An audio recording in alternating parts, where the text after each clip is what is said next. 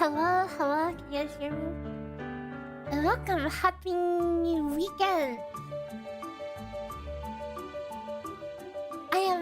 My parents have finally went back home, so I will no longer be dragged out to touch grass. So,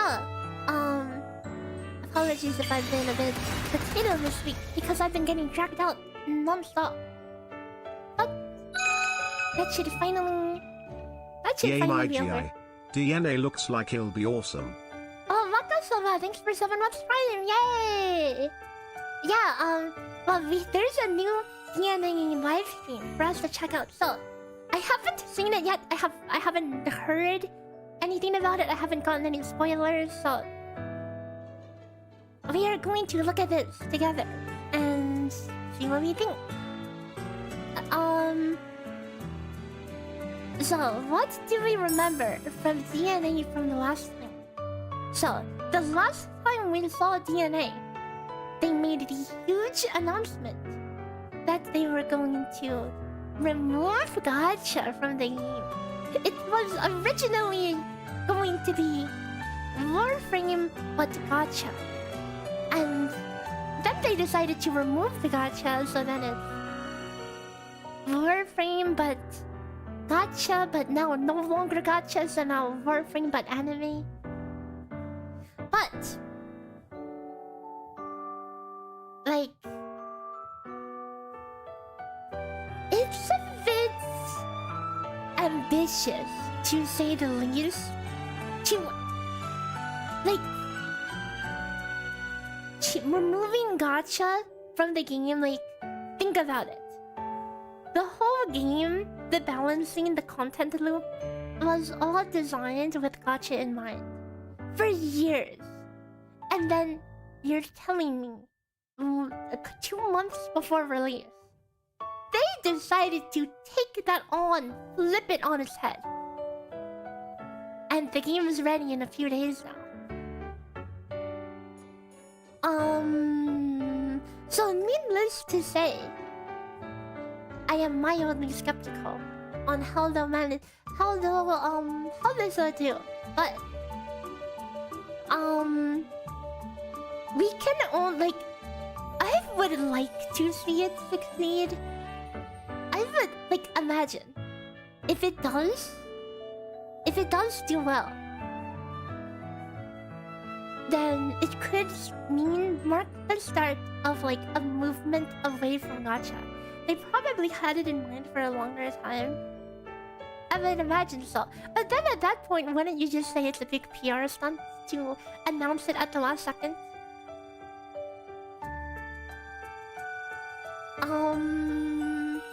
Well, I mean, with the game coming out in a few days, we will just wait and see. Apparently, the grind is going to be so bad that people will want to spend to skip it. Okay, well, anybody who's played FTP games knows that FTP games have always been the more expensive to play between free-to-play and like pay-to-play games. So just because it doesn't have gacha doesn't mean it's not gonna have monetization. I know there's going to be like a skin gacha and stuff, but you better bet there's going to be some convenience slash semi pay to win, soft pay to win. So I don't know how many of you guys actually played DNA beta, but in the DNA beta, what I remember is that even when it was a gacha, you could technically farm certain stages forever for materials. Also, good evening, Vizaviv. But instead, Outfit gotcha and direct purchase character, weapon every week. Weapon every week. Oh, wait, they still have weapon gacha? Is that how it works? Vakir, thanks for 21 months. Yay! So again, yeah, I haven't played Warframe, but hang on. Let me finish what I was saying. So, there was initially mission that you can grind with no energy limits. And the thing is, by default, if you play that mission, you have a 100% loot multiplier, base loot. But every day, you got a certain amount of these tickets. These tickets that give you 4 times loot. So 4 times, that's the daily ticket. The first few times you play it every day, you can get 4 times loot or whatever. And if you wanted to drop a little premium currency, you can get 8 times or 16 times. As opposed to the 1 times if you're farming an infinite, you know. Which, I mean, I guess makes sense, but I could totally see them still having that system around with launch without gacha. I don't know how you guys think about that. Maybe it'll make other gacha games give more FTP stuff. I would like to see a movement away from gacha games. I feel like gacha games were definitely a mistake. They were a mistake, but dude, the companies are happy. Like, Quirfles couldn't be more over the moon happy about how spending $200 for a character is now socially acceptable. Good job, Gacha. Good job, Genshin. Look what you've done. Look what you've done to gaming. The Quirfles are stuffing their pockets, though. It is the norm. It is accepted as the norm now, and it's is this going to be Genshin like as well? No. Even when DNA was a gacha, it did not follow the same system. Thank goodness, because there's like too many games that are just like copy pasting Genshin's monetization model. Like look at Chaos Zero Nightmare, which just released like this week. That game, it's from Smilegate, who also made Epic 7. Now, for those who didn't know, I was an active Epic 7 player for like 4 years. I competed in like top 1000 Epic 7 PvP using off-meta unison stuff for multiple seasons in a row. And it was a game that I wholeheartedly recommended to other people. But Smilegate managed to rip the game so bad, which makes me less inclined to give CZN a proper try, especially seeing that with CZN, they went away from their own monetization model and they adopted the Genshin style. It is pretty much the Genshin model 1-to-1. Stella Sora's monetization is also pretty bad. I mean, which gacha isn't? Which gacha isn't, man? $100, $200 for any character in any of these games is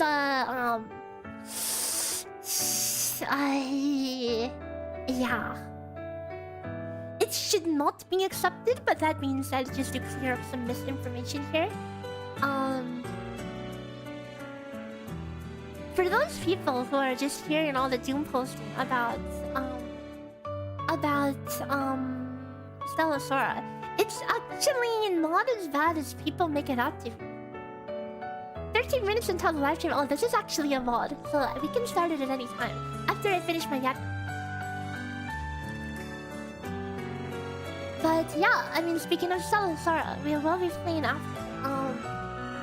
And I am planning to make a video covering Stella Sora to talk about, to just give an honest review of the game 1 week in, because 31 months of sub non-pen credit. Oh, Francie, thanks for 31 months. T2 crazy. Thank you, thank you.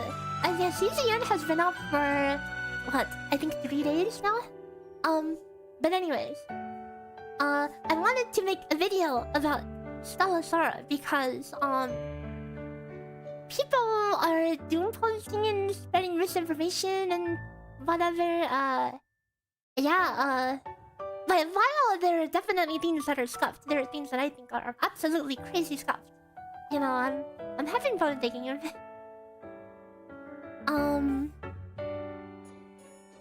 And that's the thing. When you hear anyone talk about Stella Sora, nobody is even talking about the game. They're only talking about the monetization. And my theory on how everything's falling out is because everyone's so freaking Genshin-pilled in the ring. SS is addicting. Me 2 hours plus a day sleeping in Monolith. I love feelings for 30 months, yay! That everyone is still so Genshin-pilled that they sing like people's brain cannot process any gacha system that's not like the Hoyo model. And if it has some similarities with the Hoyo model, like their monthly gives 90 currency a day, then their brains start to connect the pieces and it doesn't make sense.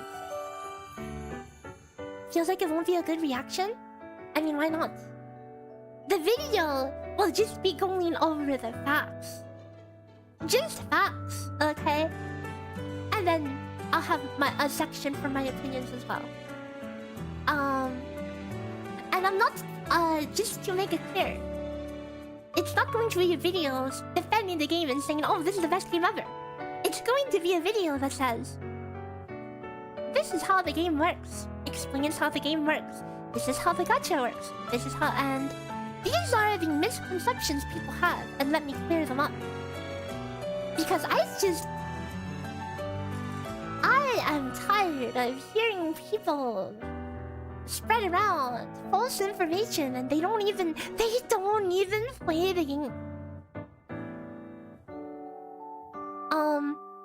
Yeah, from an FTP perspective, it's not bad. I haven't spent a dime. I have freaking C3 of the limited character. And I've gotten to do like 300 pulls. Yeah, the real concern is the FTP income. Which, again, it's a little too early to be able to know for sure because we haven't seen how the events look and how anything else is panning out. But anyways, we'll get into Stella Sora later. I have plenty to talk about on Stella Sora, but why don't we look at the DNA stuff first, yeah? Because again, yeah, there's so much we could talk about for Stella Sora and how people are moaning over the monetization. I'm moaning over how other people are moaning because other people can't put 2 and 2 together. Like, out of curiosity, I coded up a program to simulate the hundreds of thousands of trials in order to find the average polls and average cost of the current Stella Sora gambling system. It's not bad. It's actually not bad. Cheaper than Genshin will tell you that. By quite a good margin. But people are losing their crap for no reason. Am I gonna play DNA or CZN? CZN... I don't know, I just feel like I have my hands full. And there's DNA coming soon too, so I feel like I won't be able to get into CZN. And it depends, you know. I reverse engineer the gacha. That's not called reverse engineering, it's called doing math. It's just math! Just taking the probabilities and coding a simulation for it.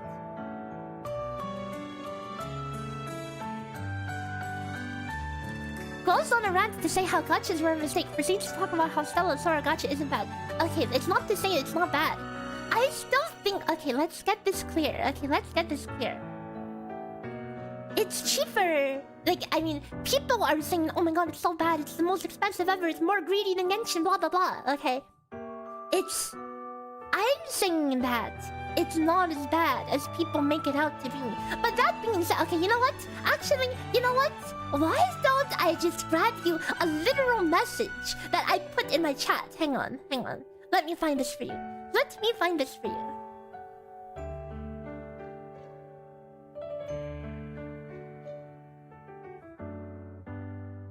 Okay, and before someone complains about Discord riots, here, let me pull this up. And here are my thoughts. Why can't I see it? Oh, there you go.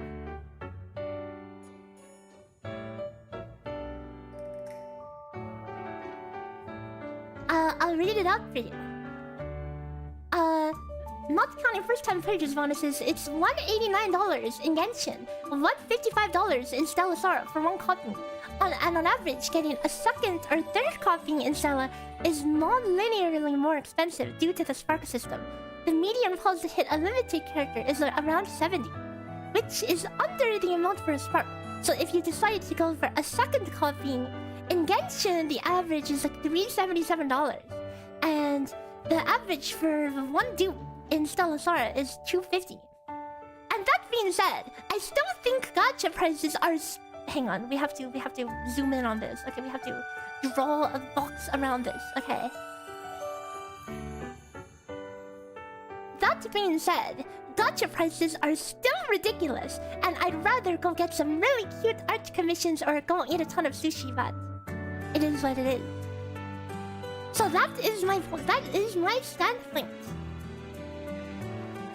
I'm just putting it out there that it's the price, like, people compare it to other gachas saying it's super greedy, but it's really not, okay? But that being said, all gacha prices overall, like around the board, dude, $100, $200?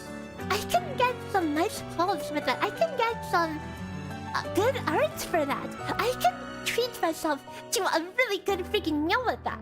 Why would I buy pixels instead? I could buy really good games with that. I can pay years of subscription for great games.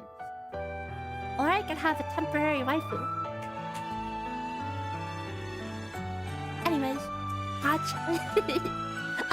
Do you like the music? What game is it from? It's from Stella Sora. They have good music. They have good music and good art. There's some suspicious things, but you know. Do we know what endgame modes, weekly, monthly content gets us FTV posts in the game? Okay, hang on, we're getting derailed. How about we get DNA first, Stella Sora after? Okay, you know what? Before we keep getting derailed, we'll dive into it later. By the way, I have all the content unlocked in that game, so I will show you guys everything. We'll look at everything after. Anyways, do a room tour. This is just like some pre-made room. Nothing too special here. Here, see, I have my little computer set up, my TV screen set up. I have my oven on, cooking something. Who knows what? Okay, I don't know. Anyways, yeah, it's so. Okay, it is about DNA. Okay, hold up. Hold your horses. Okay, let me slide on back this way near the screen. Yeah. Oh, my wing is clipped.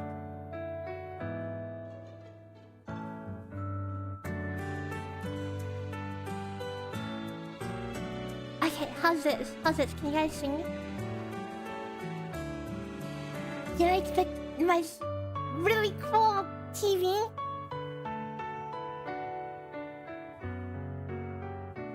Okay. Oh.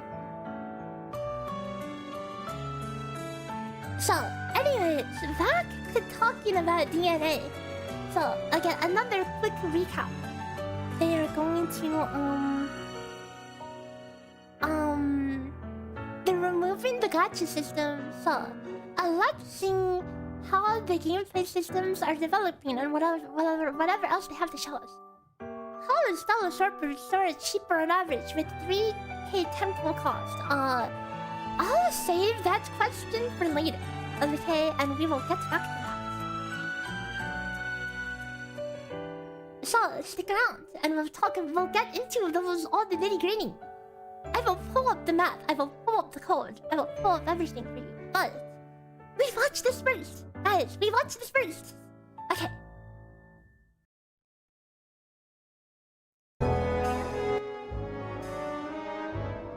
Okay, well, there's 13 minutes of nothing, so we'll skip 13 minutes of nothing first.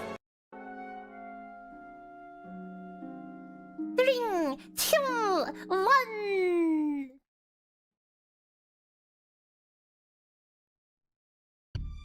什么？听说这是二重螺旋的全球发行版本。Wait, wait. 卡池。Why is it not taking up the full screen? Am I streaming on YouTube or what? 还有免费获取，有这种好事？真的假的？别担心，我这次联系了一位玩派客官，一探究竟。Hang on, guys. Am I streaming? Why is it not taking up the whole? Wait, what's wrong with the YouTube video?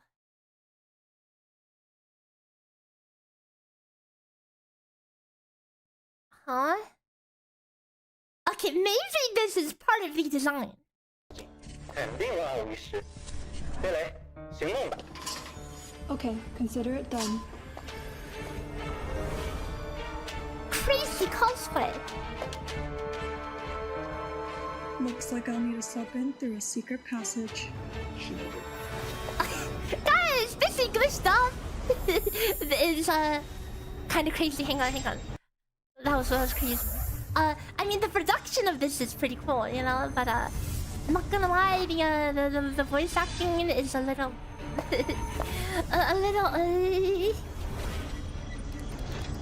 oh, 4chan voice, I'm in. I'm into the system, guys.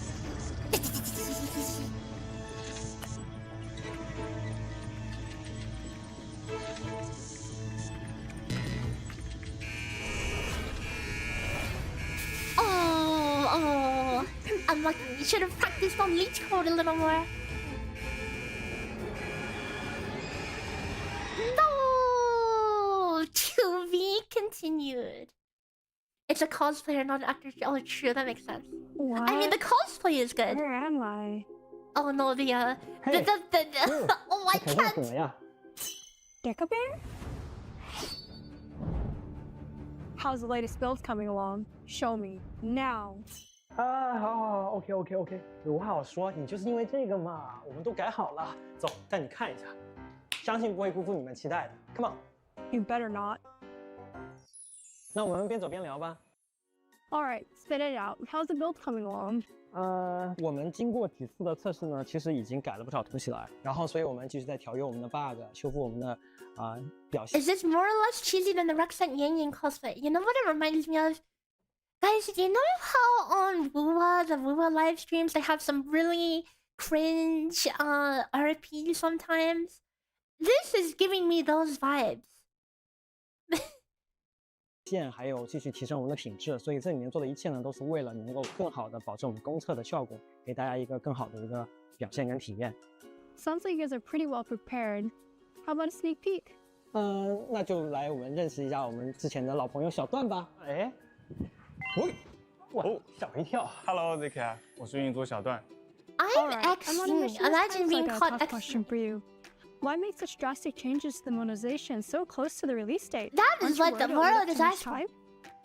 time? 商业化上，我们确实做了非常大的调整，因为我们希望二重螺旋能够给全球玩家体验一款高质量并且是长线运营的游戏。那商业化的设计呢，必然得服务于这个游戲的体验，而不是说去影响玩家体验嘛。所以我们决定删掉了角色卡池。Okay, hold on, pause.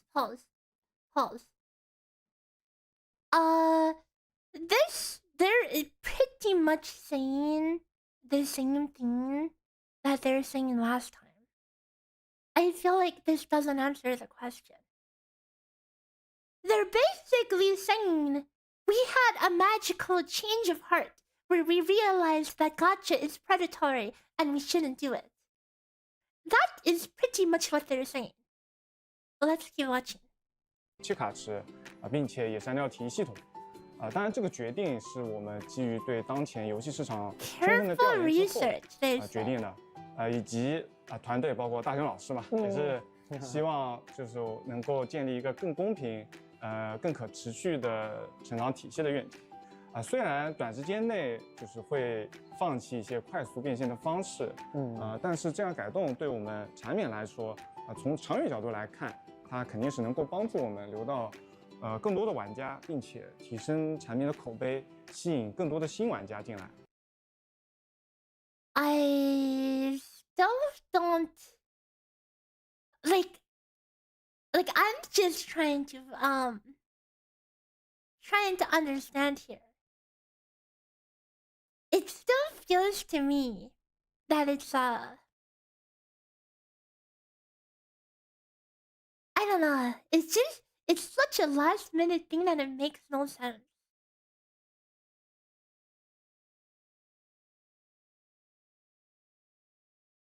They're trying to avoid answering the monetization thing.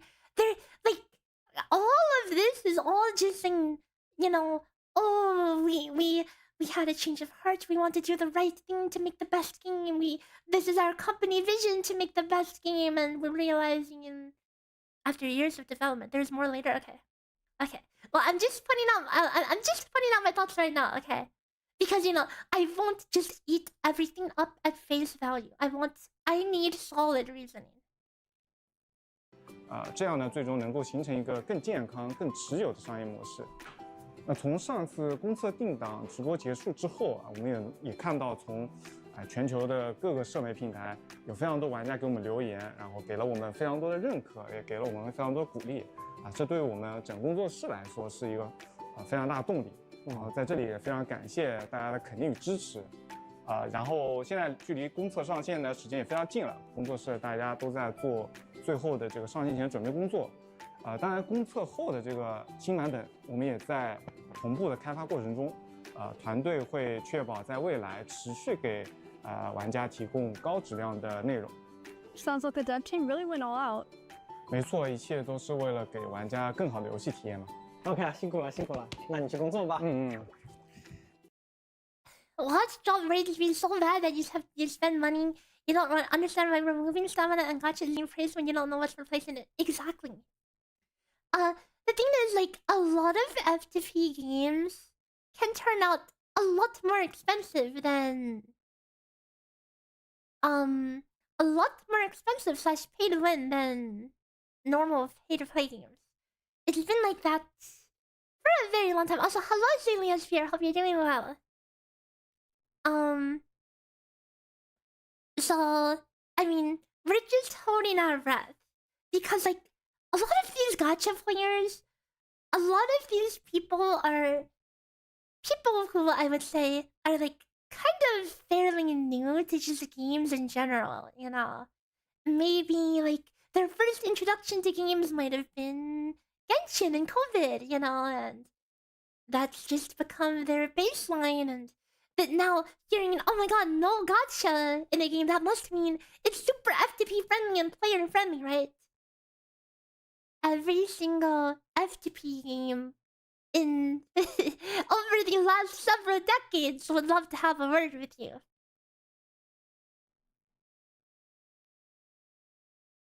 Is this the game where they got rid of gacha? Yes. And of course my stance on that is, sounds good, but I'm curious to see how the game actually turns out, because some people are saying, oh my god, they removed gacha, that means it must be the best game ever. You can have no gacha and a really pay-to-win game at the same time, So, I would prefer to see more and experience things myself. They're using the Warframe model. Yeah, I'm familiar with that. I mean, we'll just have to see how it actually turns out, right? And the grind is probably gonna filter out people. Cause again, a lot of gacha players don't really like things that are too grindy. Dailies that take more than 5 minutes and stuff. But anyone who's been gaming for a longer time is totally used to the grind. OG Maple Story players, anyone who's played any of those old KMMOs where you would grind like 10 dungeons for 1% XP. Those games. Do I like grindy games? I'm not sure if I would specifically say yes, but I do have several thousand hours in said games. I have several thousand hours in RuneScape And that's pretty grinding. Over the past number of weeks, I've spent, I don't know, an odd 50 hours farming literally one boss to try to get some loot. Still haven't got the loot I was looking for, by the way. I've played PoE 2. That could be pretty grindy as well. Althea, thanks for the follow. Welcome. OSRS rears its ancient ugly head once again. Yeah, but that's the thing. I think OSRS has a really good progression model. The value of long-term gameplay in there has proven itself time and time again to be something that people can keep coming back to. There's a reason why that game is still doing well after being alive for like 20 years or whatever. You've got 2 Runelite clients open as we speak. Dude, I considered mining sandstone while I watched the stream, but I decided I will give it my full attention, okay? The sandstone can wait. Anyways. So, how's the character design coming along? Will there be more new characters on the way? 当然啦，我们其实还在做不同的、更多新角色，还有不同 Oh, sorry, hang on. I want to pause this real fast. Something about the characters. When it was a gacha system, they had dupes for the characters, like constellations, ascensions, whatever you want to call them. And in the beta, these were already fleshed out. I mean, no idea how balanced they were or weren't, but they were there. And from what I can tell, after they're removing the gacha system, it's all getting thrown out the window, which I think is weird, you know? They could just totally implement that as a progression system in the game. It just feels kind of odd for them to completely throw out a work that's already been done, you know? Have I tried Chaos Zero Nightmare?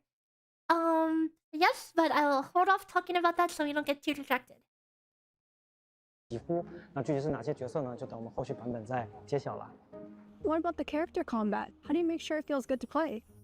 我们的战斗其实是提供了。 Oh wait, constellations are still there. Oh, they're keeping them? Oh, I see. I see. From what I remember, I thought I didn't see them in there last time, but we'll keep watching. 我们的近战远程切换的体验，还有只要有蓝就可以无限的放技能，技能没有 CD 等等。还有就是魔之街的系统呢，只要你刷到就可以。 Skills have no 那 quota. 再往后呢，像比如说我们的整个战斗系列做了一些 We've 优化的， focused on 希望给 reducing 大家传达 riot. 一个就是非常轻松没有。 I mean, that's a bold thing to say. We're reducing riot. That is definitely a statement to make.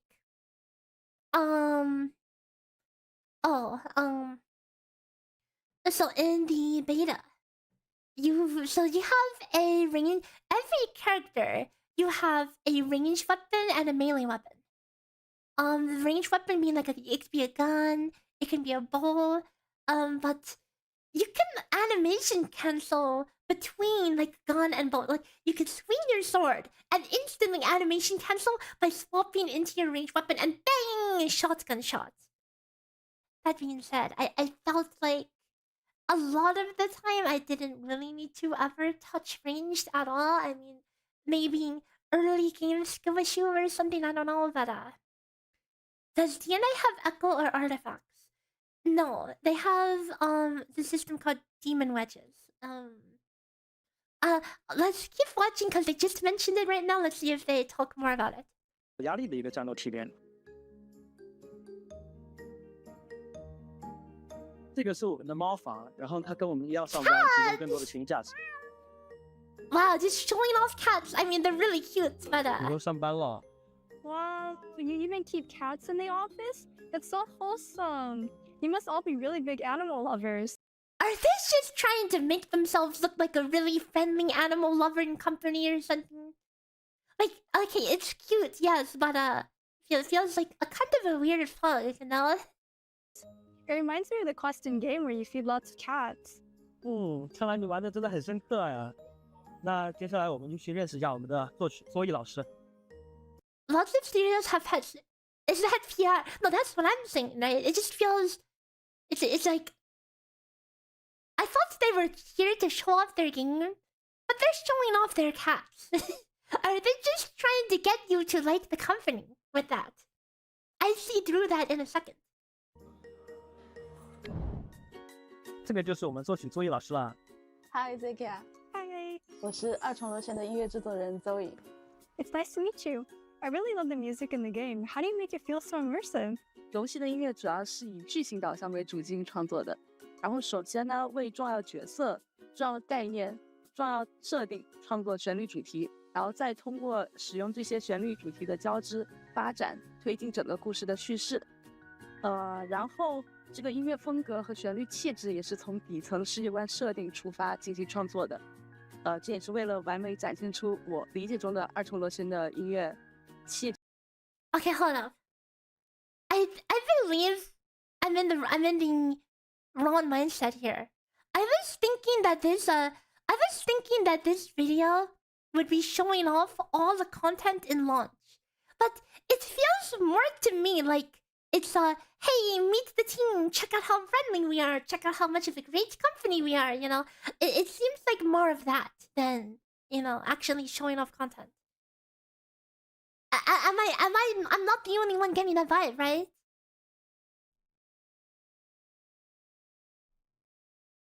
They are dev glazing. Yeah, I mean, yes, it's cool to meet the team and everything. It's just I thought this was show off the content before launch, not show off the team. Gotta wait, it's just an intro. Okay, I'm just being impatient. My bad. 例如我们的音乐 Main Theme， 我可以给你演示一下。这首旋律主题是为二重螺旋创作的第一首音乐。在创作之前，我花了差不多1个月的时间，仔细的看了底层世界观设定和剧情大纲。看完这个故事以后，我深受启发。我感觉这个故事的内核可以浓缩出 I mean, the 2个字 music's pretty good. We'll give him 所 that. 以这首主题曲就是为了卡戎的命运创作的。被残酷的命运捉弄的悲伤，以及卡戎对命运的反抗，包括我们的公测的主题曲也深刻反映了这种内核，并且邀请了欧美实力派的歌手 Amanda Chen 来演绎，马上大家就能听到了。 Wow, the music of Duet Night Abyss has always had a really unique identity. I can't wait to have the launch thing on repeat.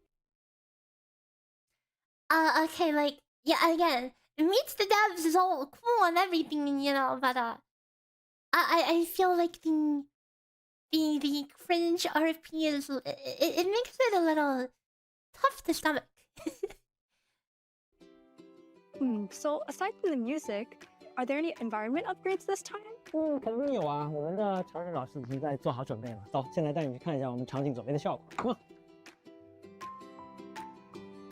OK， 这个就是我们小智老师。你好 Zaki 啊，我是美术组的小智。这次我们的确带来了新的升级，刚好就在我这边看一下我们比较熟悉的冰湖城吧。作为一座城市级别的地图，冰湖城的搭建过程其实是非常的讲究，不仅要去考虑这里面的建筑风格，然后还要去推演这里居民的生活规律，包括这里的气候环境等等。才能够让城市看起来更加的真实，更有烟火气。我们现在看到的一些材质啊、纹理，包括光影，其实都是团队经过反复打磨之后，然后才达到的成果。Yeah, I know she's a cosplayer, not an actress, but 其实我们也针对场景做了进一步的优化。现在我们从开发的画面当中就能够看到，整体的氛围。然后包括细节啊，都相比较之前的版本，更加鲜明，然后更具有沉浸感。Wow, the detail really does look much better now. 当然了，这还只是一个开始，未来我们还会有风格各异的场景。不过暂时我这边先卖一个关子，新的内容很快就会和大家去见面，然后敬请期待吧。了解了这么多，是不是对我们的产品更有信心？ Or you have more confidence in the game. Get started playing right That's what the now. subtitle said. OK， 那就用小智这台吧。那我先去忙别的，你先玩 Is 着。 this an employee recruitment video? Dude, like you hear the music? This is totally like a. It totally sounds like just a corporal video, or something, you know? Why is she talking in English when the devs are responding in Chinese? Maybe it's just localized or something in localized English version or something. 但是你要记住不要乱点，不要乱碰 ，OK？ 拜拜。Hacker voice. Guess I'm let's in. get started. This is gonna be so much fun. Hold on. Why'd they warn me not to snoop? I bet they're hiding something. I can't, guys. It's so silly. A confidential file? This is definitely what I came here for. Oh, a gift code? This must be something the producer left behind.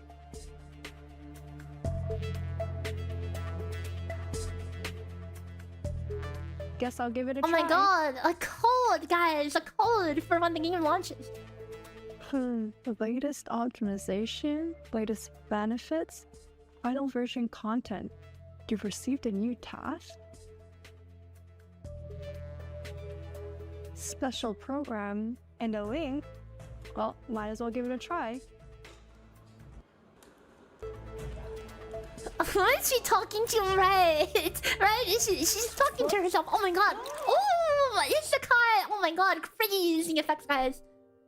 My friend from afar. Do your voice.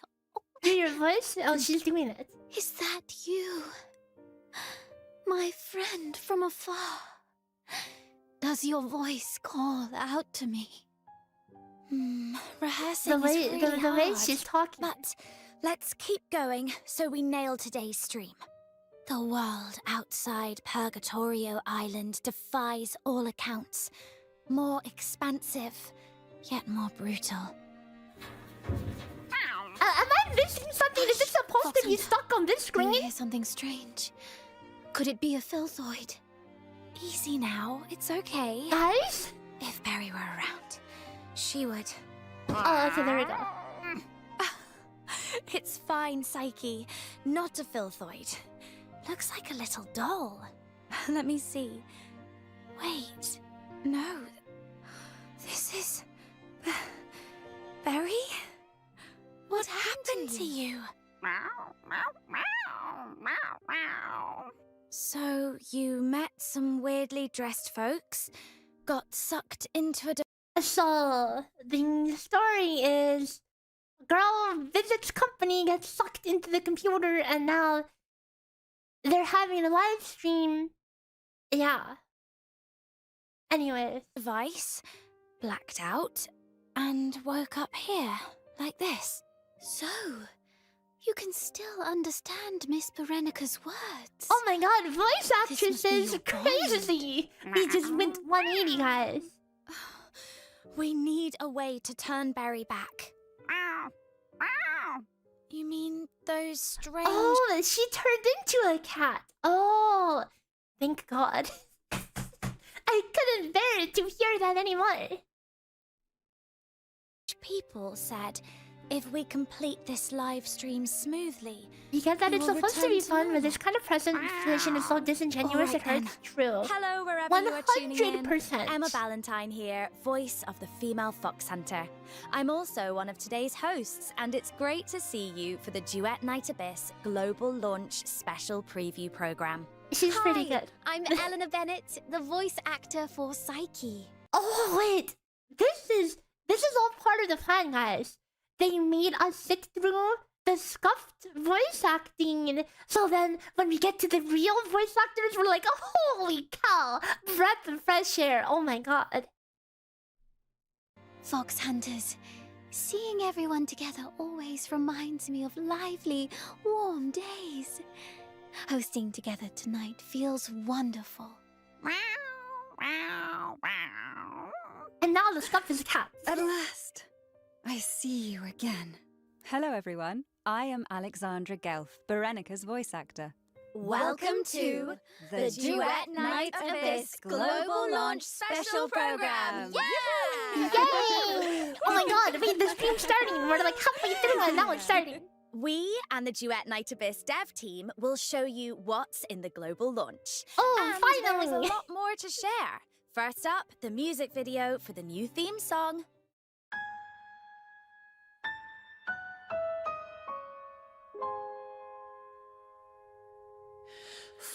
Faltering in the whiteout, what have I found and lost? The fickle night wind wipes out some pale sense, leaving others tossed. That's a big one. Faltering in that twilight, strained with the gunfire and smoke, I wonder why life is so light, and in what the glory so.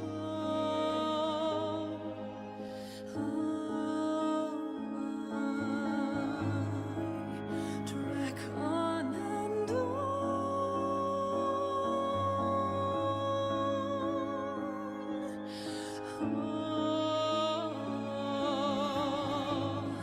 for a response from. Oh my god, that's a whole standard pole over there. The blue hourglass, that's a standard pole. And music is pretty good though.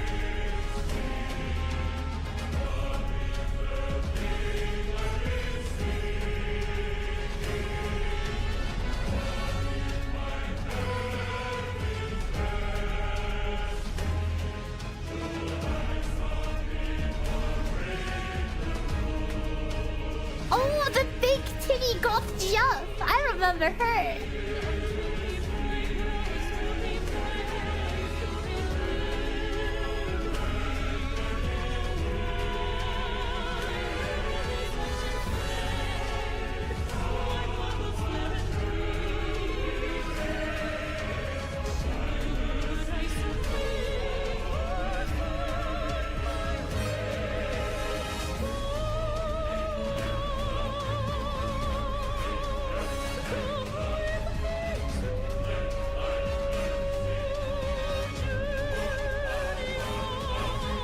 Look at all those TDs.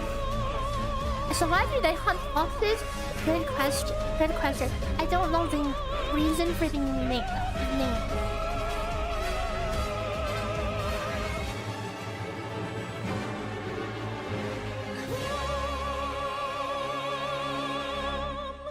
Wow.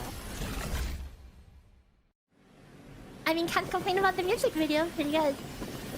Oh, look, the standard pole is buried in the sand. Oh, no, not the standard pole. Wow, that clip was a rush.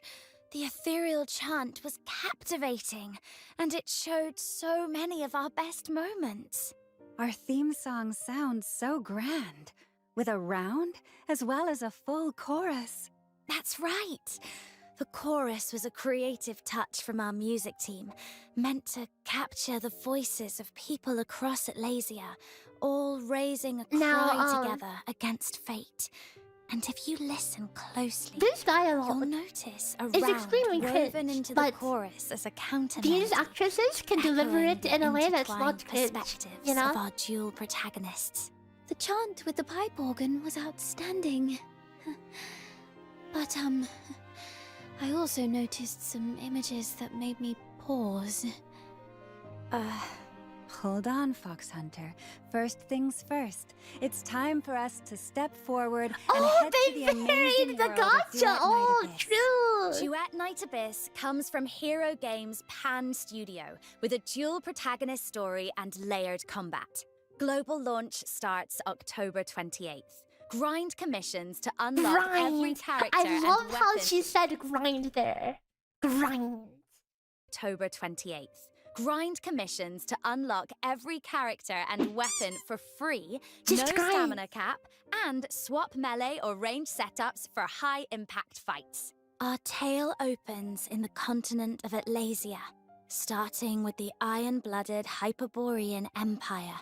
The long-persecuted Charon bear a demon force that curses them and arms them in equal measure.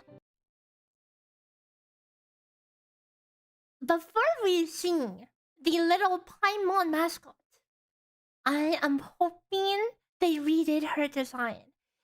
You guys remember the little dwarf who had these horns that were skin colored? I feel like they looked really weird. I feel like it didn't look good that they were skin colored. Let's see if they change them. Okay. In the prologue, the fox hunter and I lived on a small place called Purgatorio Island, growing up together and relying on each other. One day, the isle was attacked by terrifying filthoids. We headed to a ruin to escape, but ran into the Empire's 13th Legion, led by Chief Sybil Mason. Sybil Mason! They were after me. The big titty really gave us a Gostia. scare. And Sybil took you away. Oh, what is It's weird? okay. Oh, here, hang on. You want me to pull it up for you? Let me make a new tab and find it for you guys. Duet Night Abyss. What was her name, guys? What was her name? What was the Paimon character called?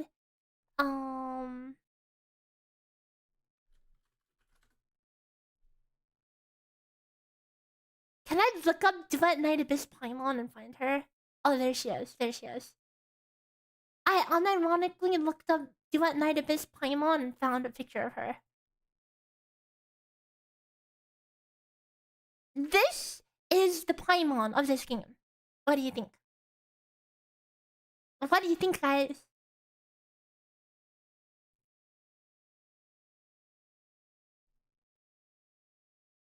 Way better? I mean, don't just say way better because you hate Paimon, dude. Do these not look weird to you? These fleshy tumors on her head? They do look weird, yeah. I don't know, man. These are so off-putting to me. I don't... Remove the flesh horns, okay? The flesh horns are weird. I don't know, man. They've just... I mean, make them like actual horns, not like flesh horns. Are the horns supposed to be the same color? Like... I don't know. It looks weird, guys. These are her eyes. No, these are her eyes. Weird, but still better than Paimon. Their only horns are... Do all demons have fleshy horns? I don't know, it just looks... I mean, like, the other... What is this race called? The Luno race, right? Not every one of that race has fleshy horns. Hang on, the Twilight Abyss Luno.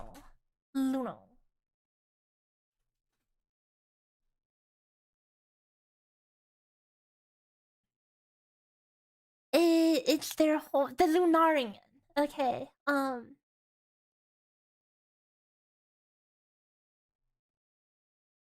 here is a picture of some other Lunarians. Okay, yeah, they don't all have horns. Only the snow has those fleshy horns. What is the real word equivalent to those horns? That's what I want to know.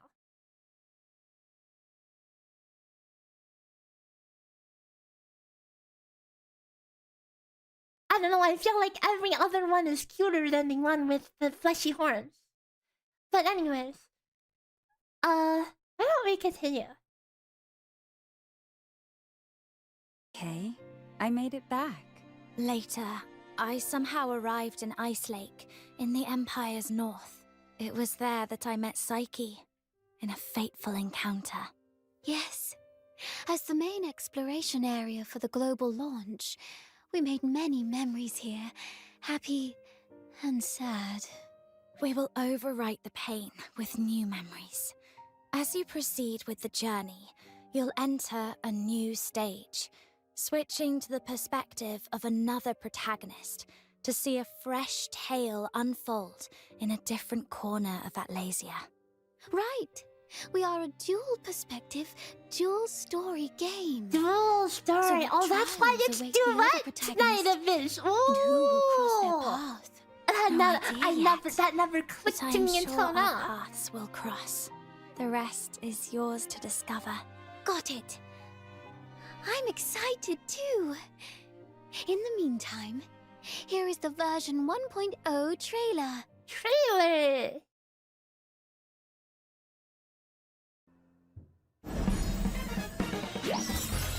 Peep, guys! Peep! Hold up, hold up. Let's watch this again slowly. Okay, these characters. So this was the character that I played in the betas. Peep. Love her. She's so cute. And then you have Rebecca. Similar-ish to Shorekeeper.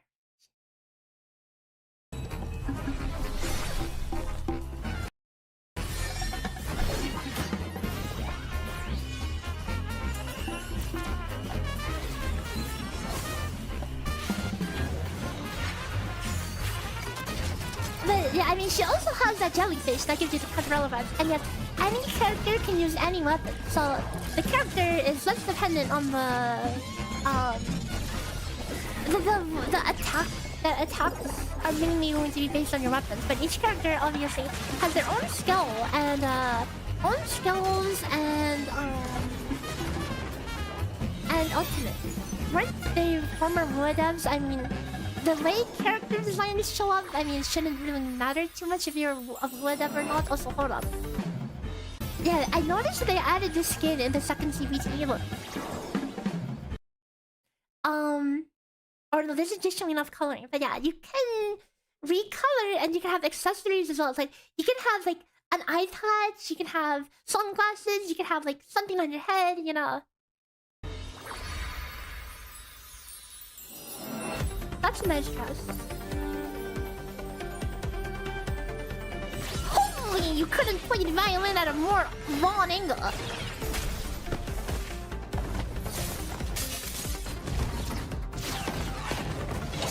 Your characters have advantages with certain weapons over others. I didn't play the betas in enough depth to really be able to tell. But I mean, obviously, you know, you want to use something that's finished. Oh, that was a 分别是 transition. 主线的剧情，那包括了夜航篇的第1章、夜航篇的第2章，然后以及薄暮篇的第1章。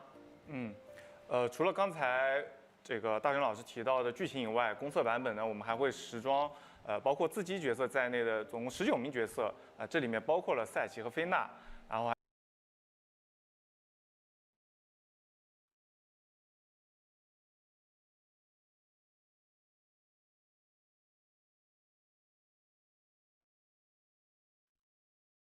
You see that last weapon, guys? You see that last weapon? The new weapons, guys! The new weapons! Nice. They've got the variety, guys. Can't wait to be a fish main! A Peep fish main! Fishing main! 还有45把近远程武器，当然这里面也包括了我们2把新武器。大家都可以通过游戏内的委托密函系统免费获取。这些角色和武器也都是可以在商店中直接购买的。地图中还有。So you can grind for the characters, or you can buy them directly. It reminds me of, sorry, League of Legends. Probably like think of it like that, you know, from back in the day where you bought the champions with IP. Like you could grind like 30 to 50 games or something to buy a new character, or you can just pay $10 to buy the character. Probably it'll be something like that, right? 非常多可爱的魔灵大家可以去收集。那之前参加测试的玩家其实对赛琪其实this used to be the limited character, by the way. 有一定的了解了。那这里其实我们还是要给各位新玩家再介绍一下赛琪。 I wonder if like her animations are going to be like 蝴蝶的双重含义 better quality than other characters, just because she was the limited. 的蝴蝶少女。那她的故事呢，也像蝴蝶一样，拥有着破茧重生的寓意。那战斗上呢，其实赛琪更适合推荐我们是长柄武器。那搭配我们 Oh, 星座 those are 的 some 叫 big aliens. 玉筒穿刺魔这 Yeah, 些 she 之后 was 呢， the 其实 first 是能改 limited 变它的一 character. 些战斗框架的。然后同时赛奇的小技能，它其实是能够触发一个幻象，然后呢再次使用这个幻象，它其实会爆炸，并且持续对周围附加移动降速的效果。然后 She 开大 makes 之 a 后呢， gun 它 you 其实就会 fall. 化身成蝴蝶，然后再那个进入飞行状态。左键按住呢 Mercy, Mercy gun mode. 设计的。然后当你在飞行状态下再次使用这个小技能之后，它其实会发射出这种 That's pretty 巡航 cool 导弹 though. 自动跟踪 Freaking 所有的 flying. 敌人。另外介绍一位我们的新角色，菲娜，菲娜她和武 pretty 器 cute. 之梦的白羽将会在11月25日加入游戏。菲娜呢是一位沉浸在童话故事的病 You 弱 really 病 hoping 弱 they 少 buff the 女。 4-star characters? would- Alright, hang on. Let's quickly talk 4-star characters. Like, so, from a gacha standpoint, the 4-star characters probably had less design time put into them and whatnot, right? But now that it's not a gacha anymore, are the 4 stars still going to be objectively weaker than the 5 stars? Are they just going to be... Because if there's just like cheap characters that are easier to get, who the heck wants to play them? Like, who the heck wants to play a quote-unquote inferior character when you could play a better one?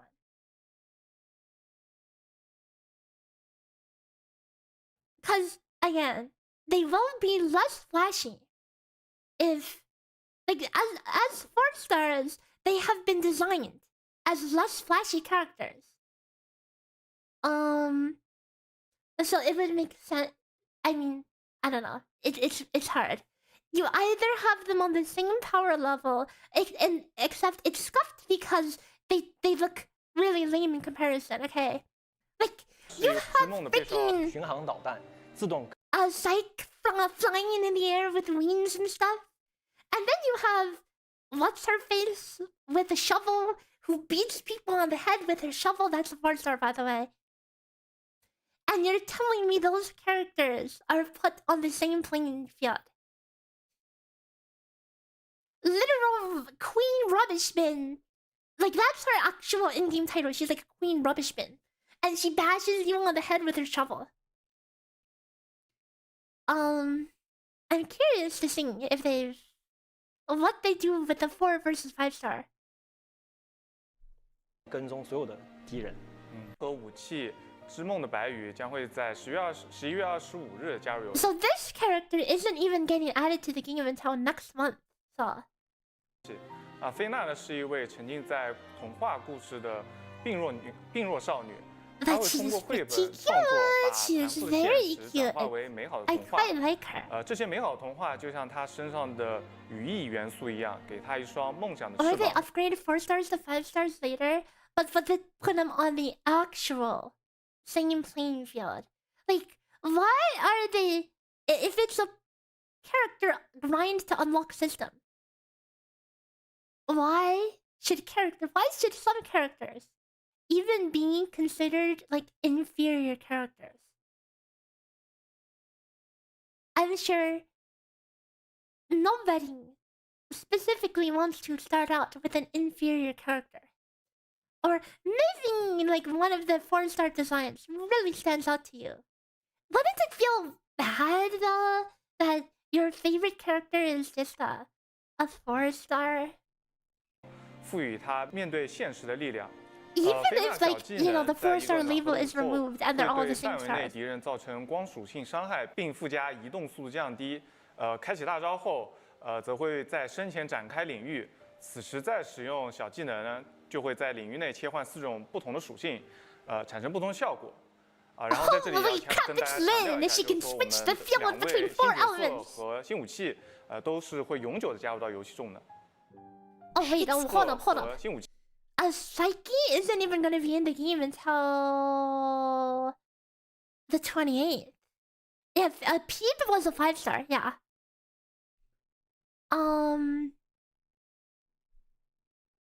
Now, the weapons are still gacha, right? God, I wonder if I really hope they don't lock behind too much of 28th. Dude, am I stupid? Yes. Dude, it's the end of October already. What? I might be stupid. My bad. Where did my time go? Where did my time go? It's the end of October already. Oops. Oh, you can grind carrot weapons? Oh, my bad. Weapons are grindable? Okay, good. 武器都是会永久的加入到游戏中的。 It seems that Fina and I will be meeting everyone soon. Just thinking about it makes me so excited. The various weapons also dazzled my eyes. So, how can we obtain powerful weapons? And how will new companions be encountered? You don't understand what kind of game this is. You keep seeing described as ARPG, which you think Diablo, but also Warframe. Like, I mean, okay, I'm not a Warframe expert, so correct me if I say something stupid. But based on the Warframe gameplay that I have seen, it's like you could almost say like Warframe has kind of similar premise to like Diablo PoE, where you run around, like the end game just boils down to running around the map, clearing out tons of monsters as fast as you can. Something like that. Is that accurate? Any Warframe players want to grill me on that one? Yeah, like you run around and kill lots of trash mobs. And you go zoom, zoom, zoom, zoom, zoom, and kill them really fast. Yeah. Pretty much. Except, Warframe is like 3D, and Diablo PoE is like top-down, static map angle. Yep, sounds like Warframe. Yep. Oh, it seems that Barry has something to say. F-R-E-E. Free!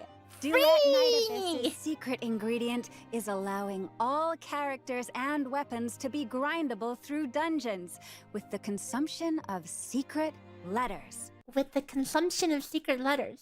Okay, tell me more.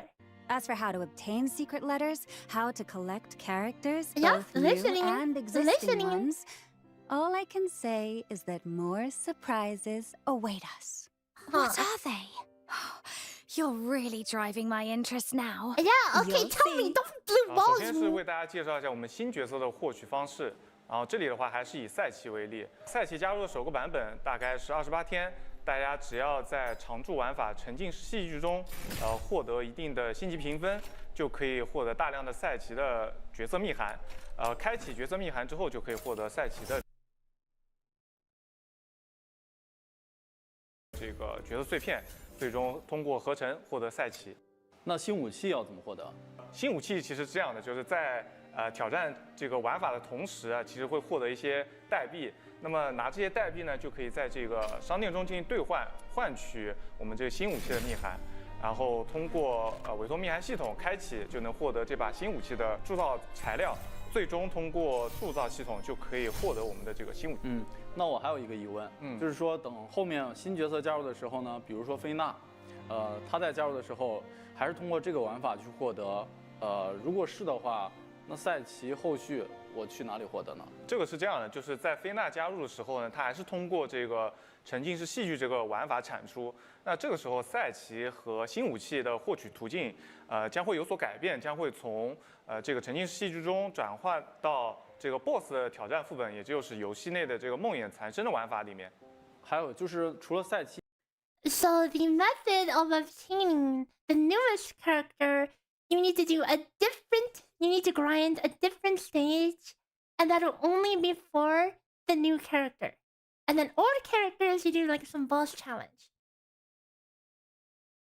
The one thing that stood out to me was they said, you play this whatever imagination theater thing.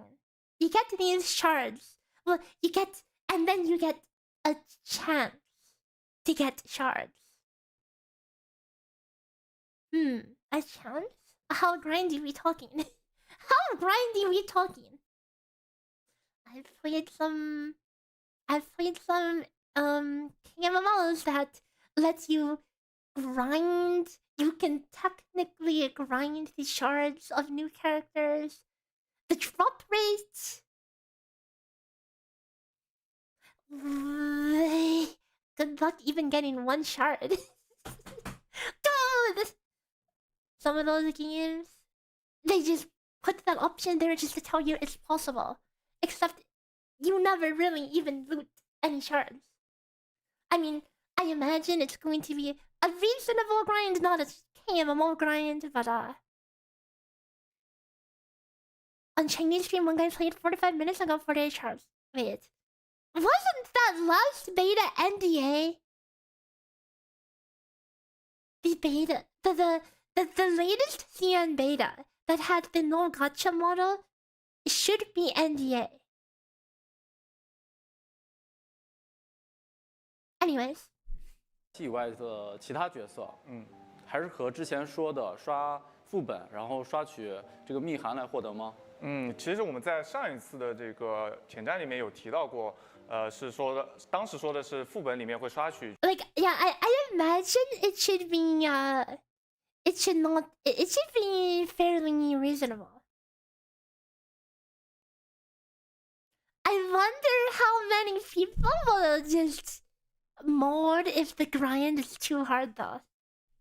角色密函嘛，但是在上次直播公布之后，然后我们也收到了玩家一些疑问，比如说这些角色是不是在同一个副本，还是在不同的副本？那如果我刷这个副本又刷不到自己想要的角色，something else I'm wondering is, like, how much progression will be viable? Cause like think about it, right? Let's say you want to play on day one and grind all day long and be up to date with your friends and everything. Let's say one person decides to grind for their character.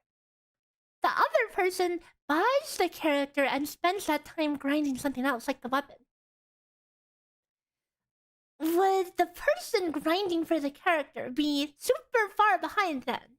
Or will they get any other valuable resources that is worth the time? Or did they only grind to save $10? 角色密函怎么办啊？这种体验都是非常坐牢的，所以说我们对于这个刷取的体验呢，也进行了一些优化。在公测版 Oh no!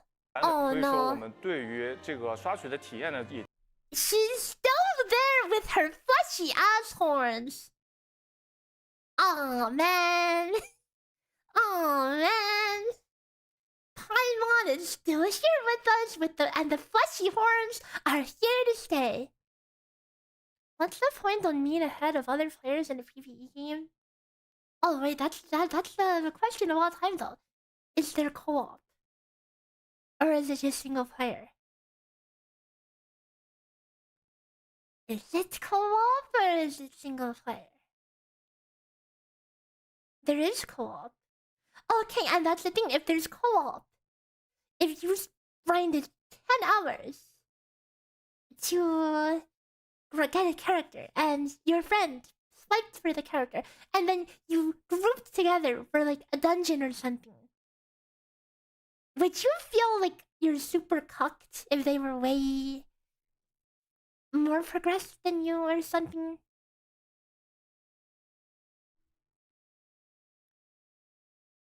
We'll see. 也进行了一些优化。在公测版本中呢，玩家挑战副本时候击杀怪物的同 I mean, it's 时，有一 just 定 to 概 get 率 the 获得 character, 委 right? 托密函 It's 线 just 索。 to get the character. 同时，我 They 们在各个 shouldn't 常驻 be 系统 able 里 to 面也 swipe 投放了 for 大 more. 量的 They shouldn't be able to swipe for more power. For what it's worth, it's fun to carry. But on the other side of the coin, it doesn't feel great to be carried.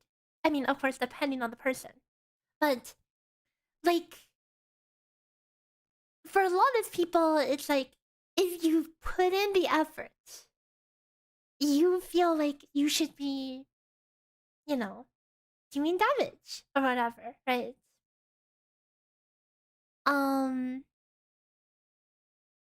It's not fun to put in a lot of effort and feel like you're underperforming, right? Like, it would feel like crap if you like grinded your butt off. But someone who, you know, hardly grinded but put in a bit of money is just as powerful, if not more powerful than you, you know. It's just kind of, it feels bad.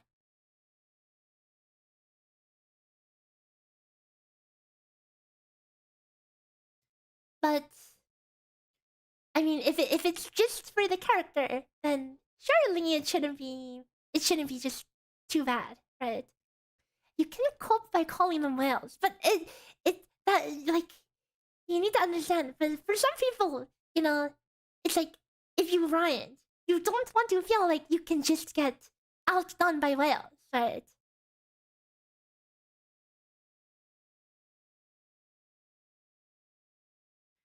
Demon wedges are going to be a lot of character power, yeah, of course. But it's like,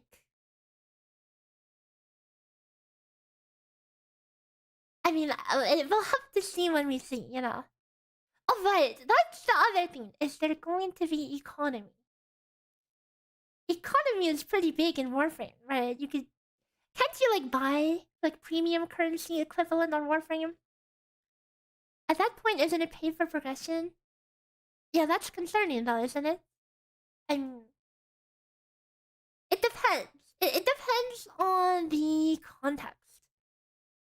Cause like in certain games, like if there's like a character that you can unlock or whatever, like yes, if you buy the character, you can probably save yourself a few hours of grinding. But in the grand scheme of things, it should kind of balance out, you know, because it's only to get you that early access to that character without having to do the grinding thing.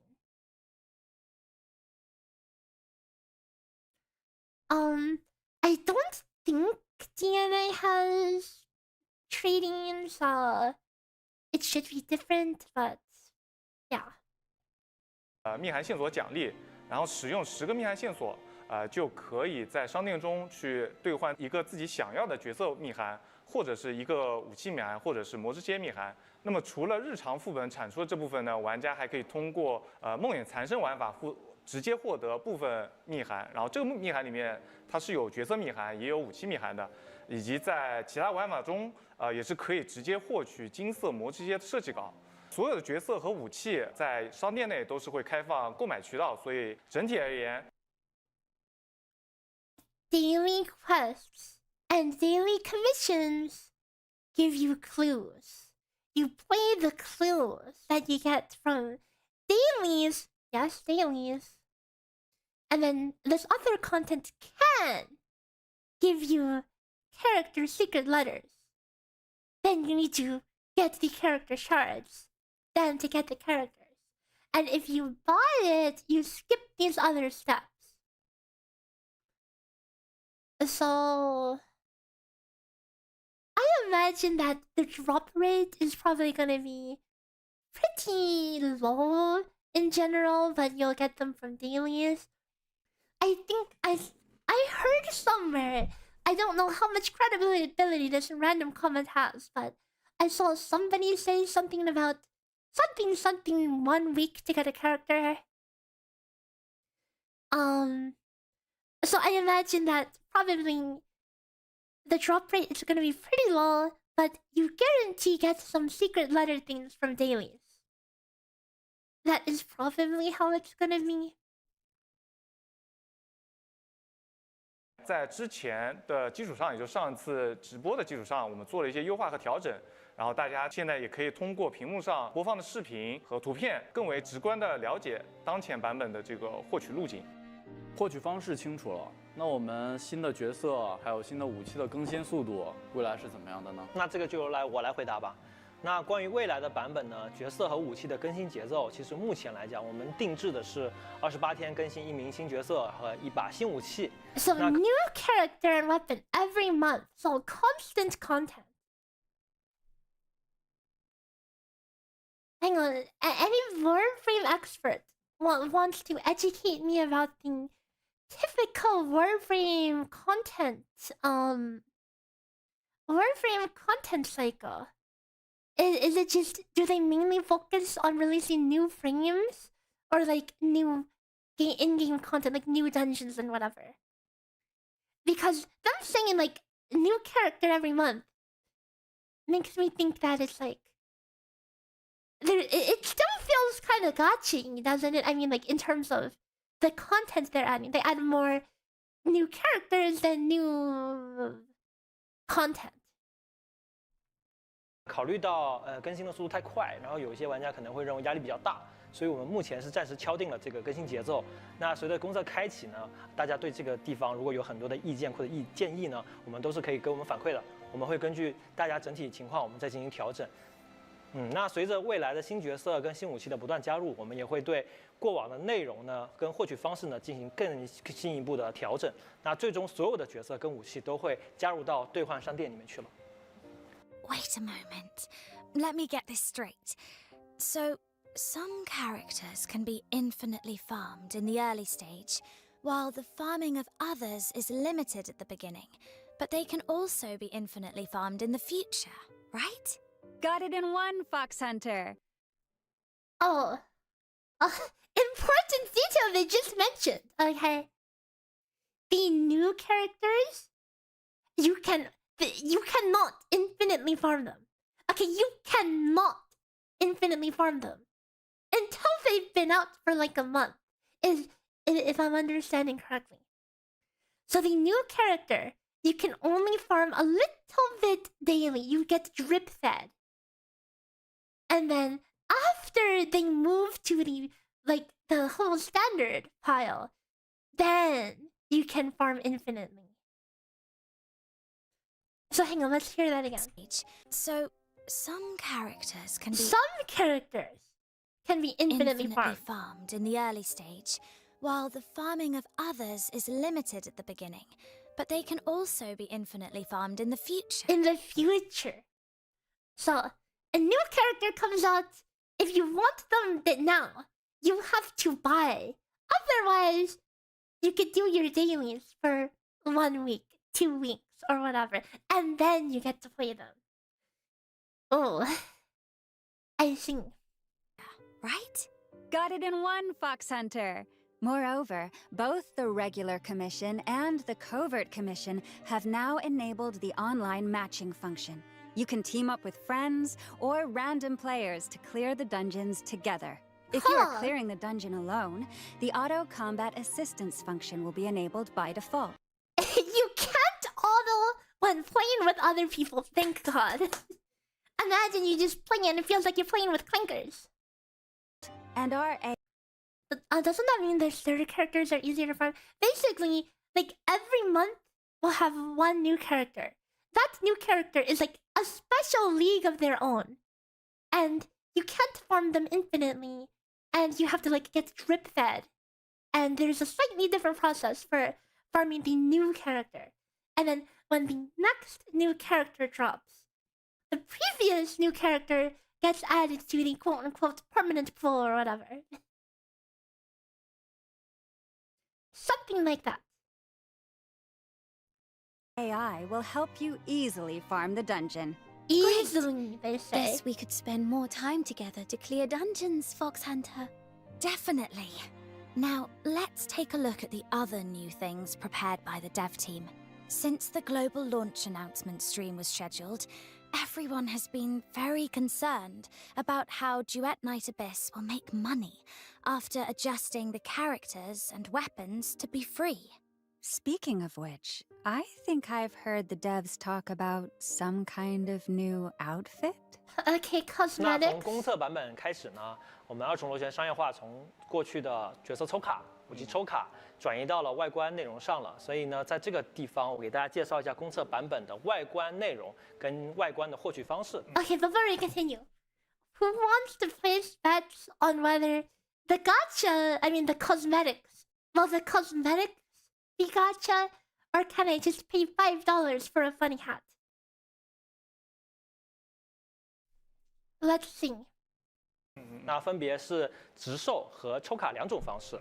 那 Okay, actually, you know what? Why don't we actually run a little funny prediction, yeah?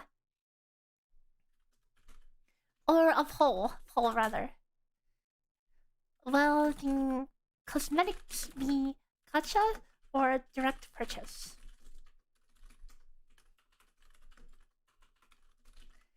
I'm just curious to see what you guys think. Okay.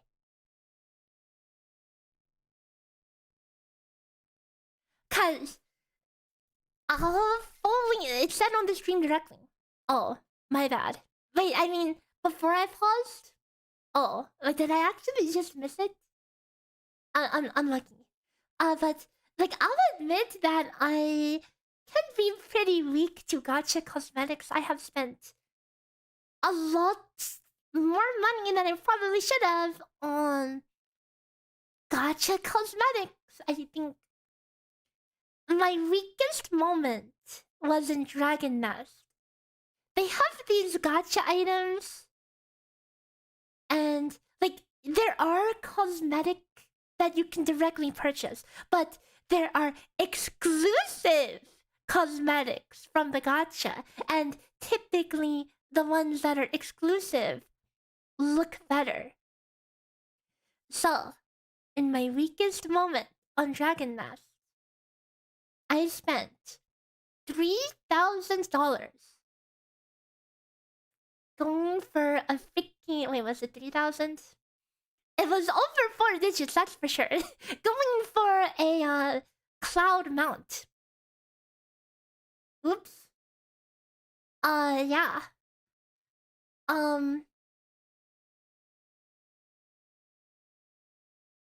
Gacha cosmetics, man. Gacha cosmetics. They're scary. Oops. Okay, my bad. Okay, my bad, dude. Since then I have learned my lesson. I've learned my lesson. Okay, those were dark times.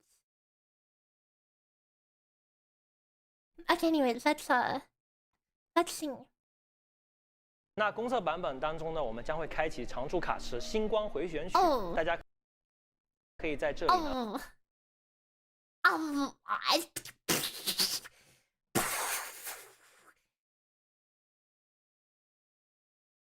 Well, rip the wallet.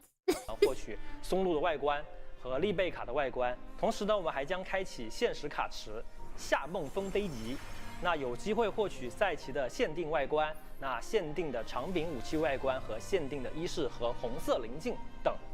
那红色棱镜呢，其实是可以在商店中获取限定的展示动作。上述的3个皮肤其实均可以在启梦入夜活动当中进行试玩体验的。那商店。 And this is why they added multiplayer.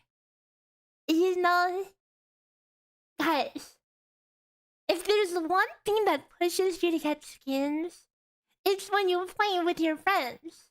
And all your friends have shiny skins and shiny weapons, and then here you are looking like a freaking NPC.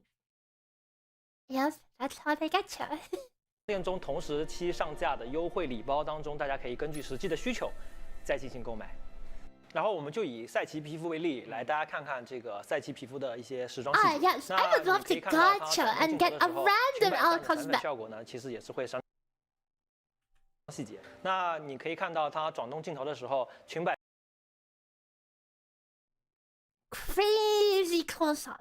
上的闪粉效果呢，其实也是会闪闪发光的。Yes, I would love to gacha for a random cosmetic and not, you know, a specific one. Thank you very much. 精心的打磨了一下，并且那个赛奇这套皮肤的战斗特效和大招特效呢，我们都做了单独的特效调整。那配合上新出的这个武器魔之蝎，整体的战斗效果其实会更加帅气。同时还有这个时装都有染色功能，那我们也可以按照自己的喜好定制自己的服装和各个部件的颜色。那包括特效部位也是可以打造出自己专属的外观的。这里我再详细说明一下，就是这个特效部位，那我们新增了9号的位置，就是可以通过改变9号的位置，大家可以随意去染出最后想要配合你想要 DIY 的颜色一个非常协调的一个整体染色特效效果。这也是之前很多玩家反馈的，是希望说 OK 了，这个特效也希望跟我想染色是一样的。那大家可以不仅仅根据自己喜欢的喜好进行去染色，也可以自由的搭配饰品 DIY 自己喜欢的形象。那 So what I'm getting is, if you don't fight for the pay-to-win skin gacha, you're gonna look like a freaking pleb. You know how in these games people say fashion is the end game? If fashion is the end game, And fashion is pay to win. That means the end game is pay to win.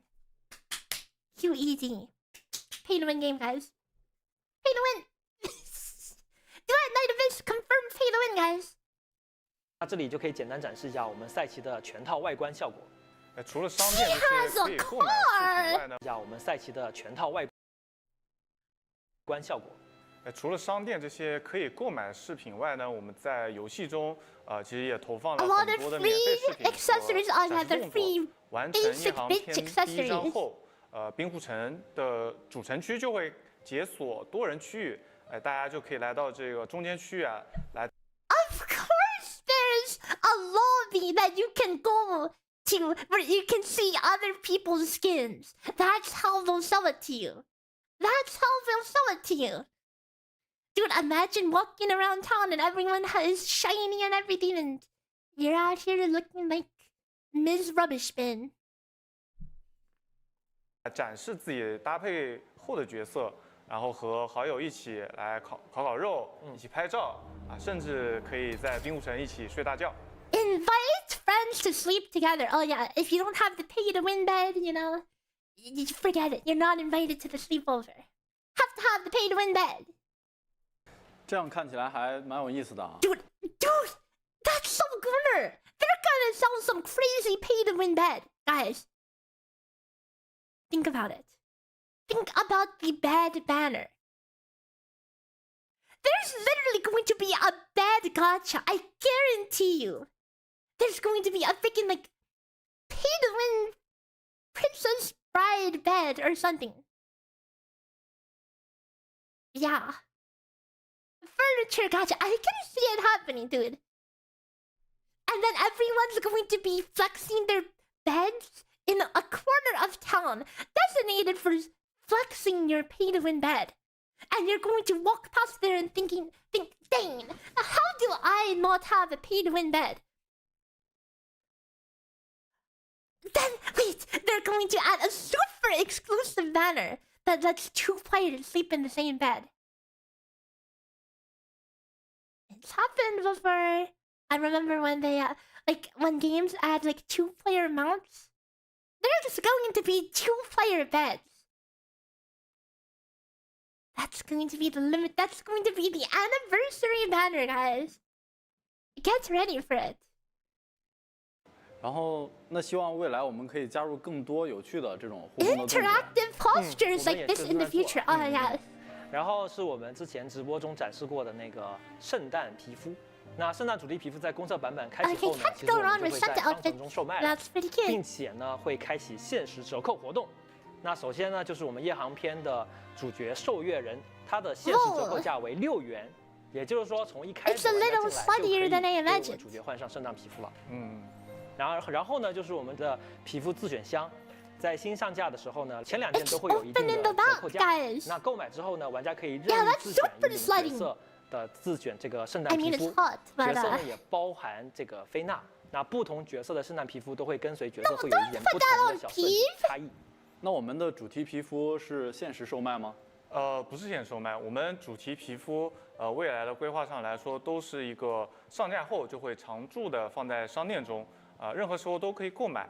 Okay, so those go in the shop. Okay. 所以大家喜欢这个新的就圣诞主题皮肤的话，就要尽快下手。未来我们也会去陆续推出更多的这个主题皮肤。So that's what the dev teams were thinking. Wow, that's such a bold and game-changing move. Game-changing. I can't wait for that dress. Really was a kicker. The bed banner, guys. The two-player bed banner. I happen to have something for you. Not only that, I was going to say, why have gacha for the cosmetics? Why not just let people buy it? You know why? Because if you have a gacha, if you have a costume in the store with a $100 price tag on it, people are a lot less likely to buy that when they realize that's how much it costs. Versus if you put it in a banner and say, haha, just gamble, hihi, you know. It's more deceptive. If you straight up put a $100 or $200 price tag on an outfit, then people wake the F up.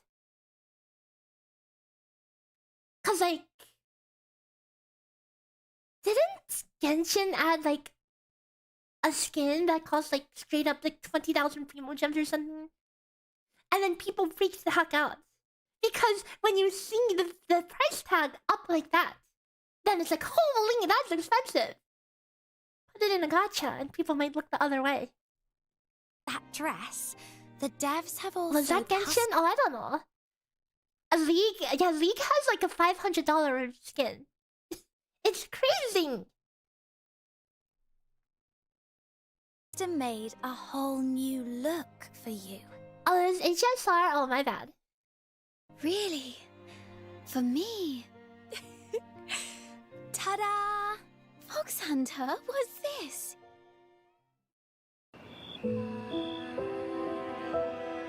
Whoa, 2D animation.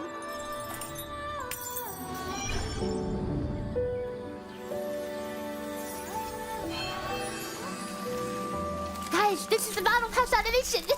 Guys, this is the Battle Pass animation.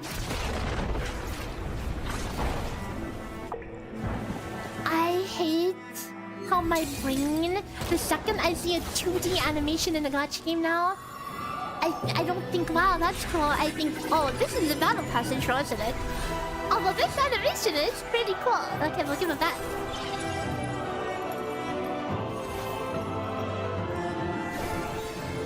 Flashbang!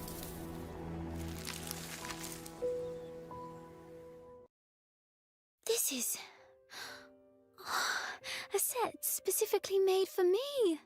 Oh, let me see. Magnificent silk, beautiful roses. Oh, they're just shilling me limited up. Looks like a ballroom night. Beautiful Fox Hunter. May I have the honor of a dance? Oh, wait. There's one more surprise for you. Oh, violet, hyacinth and bluet. Wake up, let us welcome another sunlit, merciful day. Look there, they smile so bright, and it lights up my night. How I wish I had known. Nightingale, broken wings. You can weep, you can sleep. And there's a song written for me. So each of the new characters have their own music tracks. They're pretty good. But you know what that means. After Psyche and after Fina, the next character is a dude. Dude, lovers rejoice! There is a dude within the first 3 banners. Crazy.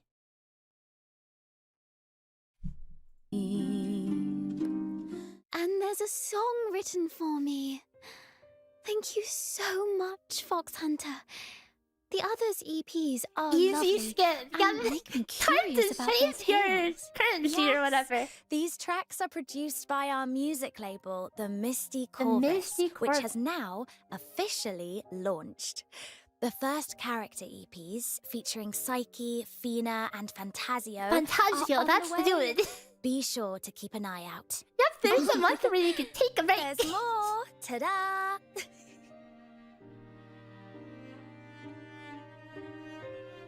目前已经达成了1500万的目标，所以说玩家们在公测上线后，可以通过邮件直接去领取贝雷尼卡，还有就是25个纯白沙漏。 25 pristine hourglasses. I imagine that's the cosmetic thing.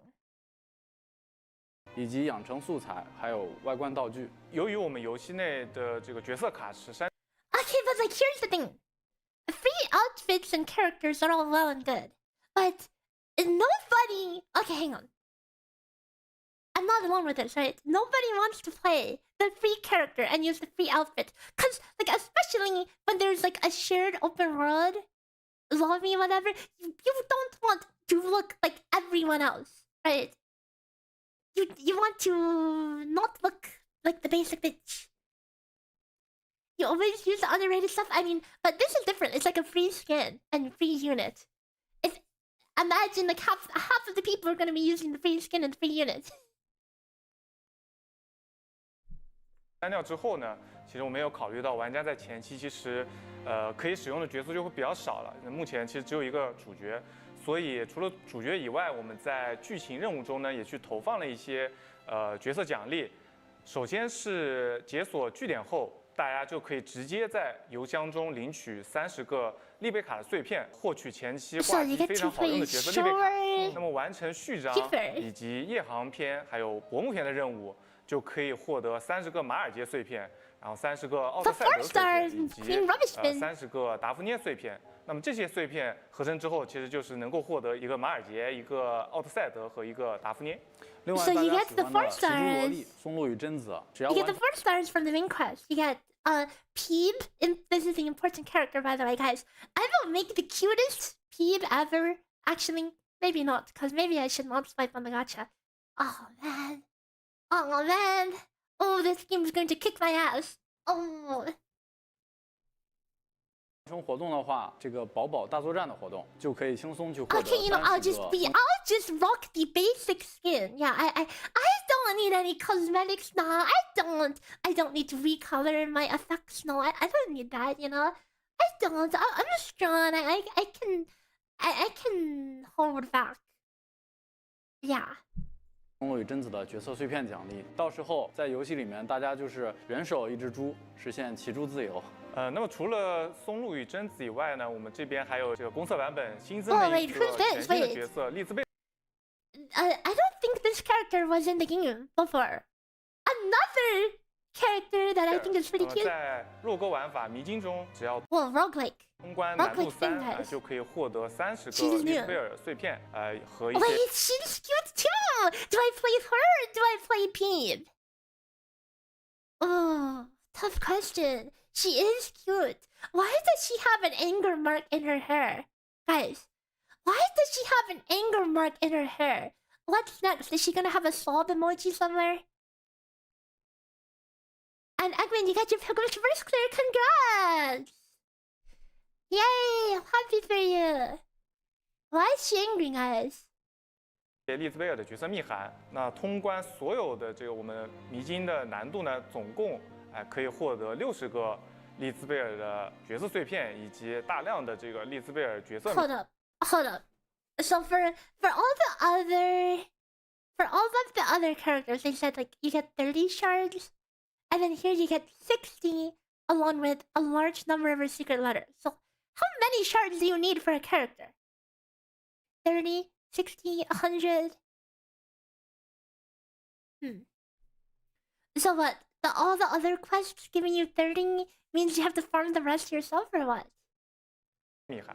那这里我们确实要重点介绍一下我们的新朋友了。那丽兹贝尔。You assume 4 stars, 35 stars, 60. So you just get this character for free.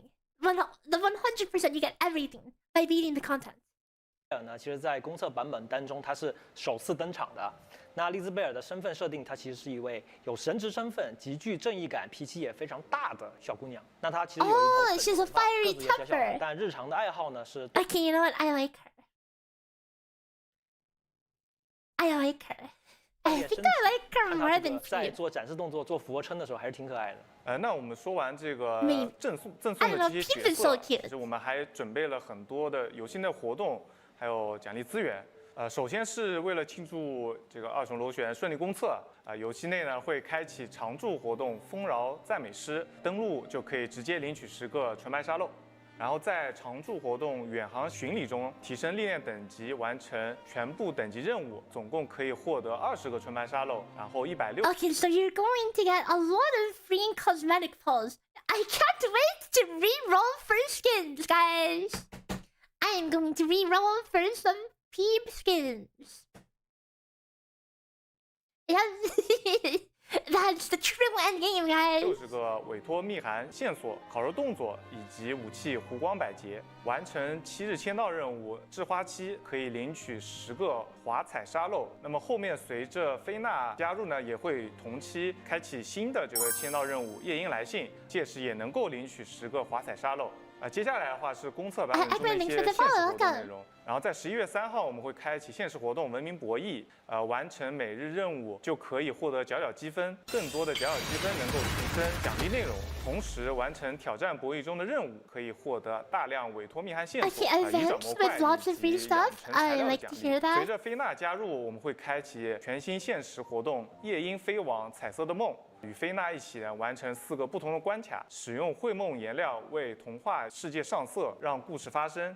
完成现实任务可以获得大量的委托密函线索以及深红凝珠。然后12月8日起，限时活动异乡来客会开放。那么我们在后续前往这个新的区域之前，会有一位神秘的新朋友需要我们的帮忙。那么完成他发布的一些各类委托任务就可以获得丰厚的奖励。那公测期间呢，我们还会开放公测下载限时有奖活动。完成任务就可以参与抽取现金和游戏周边道具奖励。不错不错，这么多活动和奖励，大家记得准时来参加哦。如果是刚打开直播的玩家呢，也不用担心。今天直播结束后呢，我们会将汇总前面提到的版本以及活动的详细内容呢，会发布在各个社媒平台，方便大家随时查看。Oh wait, so there's rainbow outer glasses and white outer glasses. So I guess there's like a permanent cosmetic gacha or something. 看，除了刚刚介绍的版本内容，还有活动，我们对场景和角色的美术表现、UI 视觉，还有交互都进行了持续的迭代。可以看到场景的光影表现，相比较之前测试的版本更加丰富细腻了。环境中增加了雪花飘落的效果，游戏画面也更加的通透明亮。此外，在公测版本中呢，我们也加入了这个钩锁和疾跑的功能。那么大大的去提升大家的跑步效果。不过画面其实越好就越吃设备。在优化这一块，大雄老师，我们目前是有什么计划吗？目前首先呢，就是公测版本，其实我们支持了英伟达的 DLSS 4的多帧生成技术。那根据实际的显卡设备，最多可以支持开启这个4倍插帧，提升游戏的运行效率，可以让这个硬件性能能得到更好的发挥。那所以呢，功能开启之后，在游戏同等画面表现下呢，运行的流畅程度将会有。The last time I played this game, my computer literally overheated during my stream. Let's hope they fix the issues. 更好的提升。 Wow, Atlasia looks completely renewed. I can't wait to start the adventure. Psyche, look.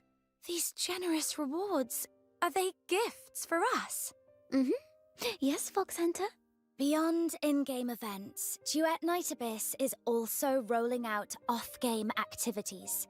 Pre-download opens at 10 AM on October 26th. 10 AM, because you can pre-download tomorrow. On our official site, the App Store, Google Play, and the Epic Game Store to download early. Besides pre-download, we will be launching a new merchandise program. A collaboration with Good Smile is in active preparation. Okay, you can buy merch under wraps for all Fox Hunters for now, but you'll see it soon. Duet Night Abyss also owes thanks to creators. For those who love and support our game, we have partnered with TikTok it's only active on mobile, right? Incentive program to thank those who keep making content for us. We really look forward to your work. Then, next... Quiet, Fox Hunter. Look.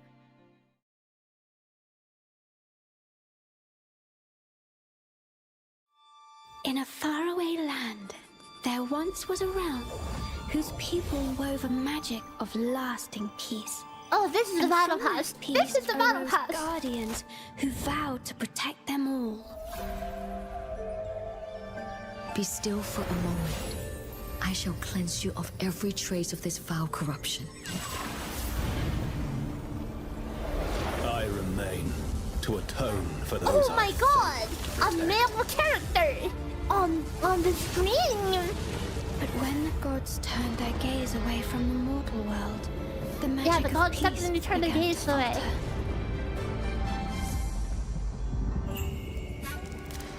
I bow to neither gods nor heaven. I Dude, trust he's only the mad sword in spreading my like hand. crazy.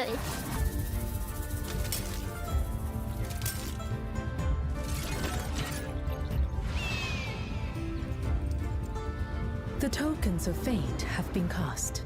The gods are fated to fall. So these are all new upcoming characters. Merely pieces up on the board.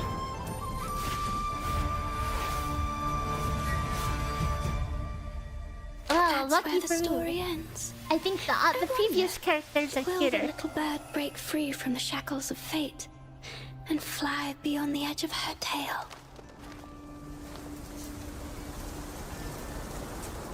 Did we just catch a teaser for version 1.1? Huashu sits on the far east of Atlasia, right? Asian expansion. Yes. Here, you will experience graphics a look style pretty good. completely different to the Hyperborean Empire. It doesn't even. This doesn't even look like the same game. The art team blends Eastern architecture with the game's fantasy. This looks like WoWa 1.0 tone to create Huashu's signature scenery. As the story advances, many new characters. I don't know, but this looks pretty good. This one looks pretty good. But I see like the grass swaying in the wind, and I have a feeling that's gonna fry my computer. Characters arrive, and their look at the flowers swaying around. That's going to freaking cook up your computer. looks and stories carry rich Eastern elements. Wow! Now I cannot wait. Yeah, it's still DNA. Duet Night Abyss servers open at 10 a.m. October 28th. 10 a.m. Wait, Beijing time. Wait, 10 a.m. That's 6 p.m. 6 p.m. the day before. Wait. 10 a.m. Beijing UTC. It releases in no, not in an hour. Wait. 28. Beijing time. Night Abyss servers open at 10 a.m. 10 p.m. EST on 27. Thank you. Okay, so in about 2 days from now. Okay, 2 days and 1 hour from now. October 28th, Beijing time on Android, iOS, Epic, and more platforms. For the global release, we will ship multiple languages at launch, supporting. I'm not a boomer. What the f? Why am I a boomer all of a sudden? 9 a.m. on the 26th. No. In Beijing. What? No. This is pre-download. The launch is 2 days later. So, in 1 hour and 2 days. In Japanese. Yeah, you're the boomer. Traditional Chinese and Korean, along with simplified Chinese and English. More languages will follow based on feedback. Alright, the stream is nearing its end. Duet Night Abyss is finally about to meet you all. Also, someone commented that they thought the English voice acting was cringe. I think it's pretty good, okay? You don't know what the rest of us sat through. Like, if you're late to the stream, you don't know what the rest of us sat through at the start. Hang on. Let me remind you. Okay, let me remind you of what we had at the start.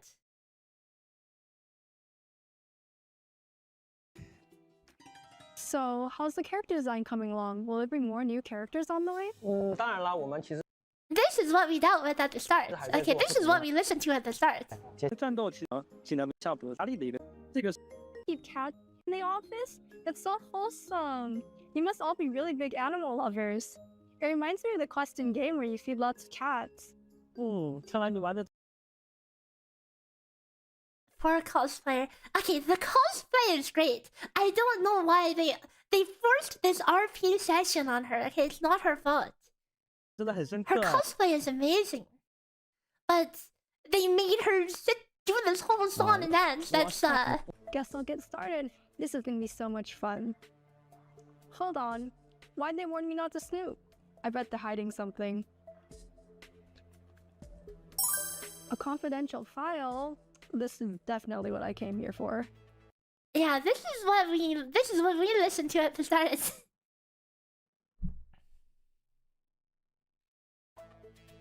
Oh, a gift code? This must be something the producer left behind. Anyways,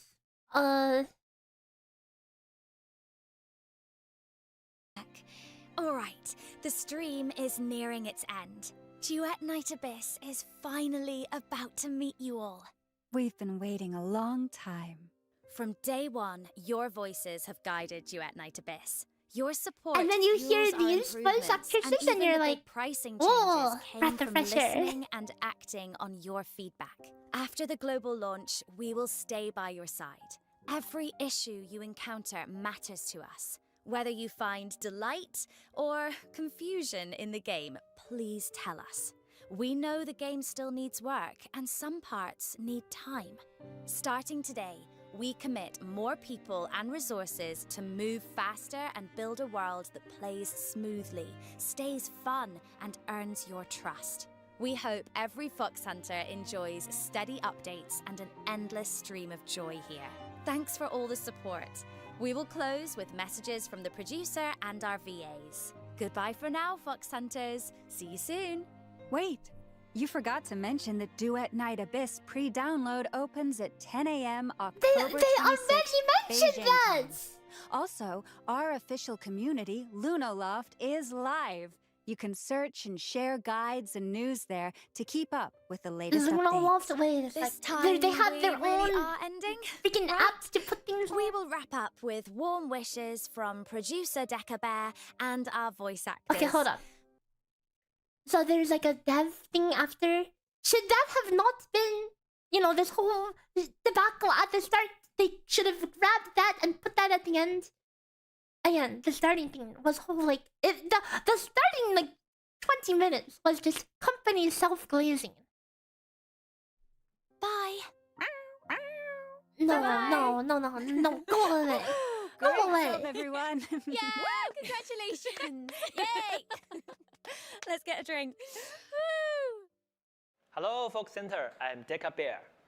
希望刚才的特别节目能够让大家对公测 1.0 版本更加充满期待。真心感谢每一位受阅人在这一路上的陪伴，和我们一起见证二重螺旋一步步变得更好。10月28日就要全球正式上线了，还没有预约的小伙伴快行动起来吧！超多内容等你来探索。 Have I pre-registered? I don't even know if I've pre-registered. Surely I have. If I played both of the betas, surely I'm already pre-registered, right?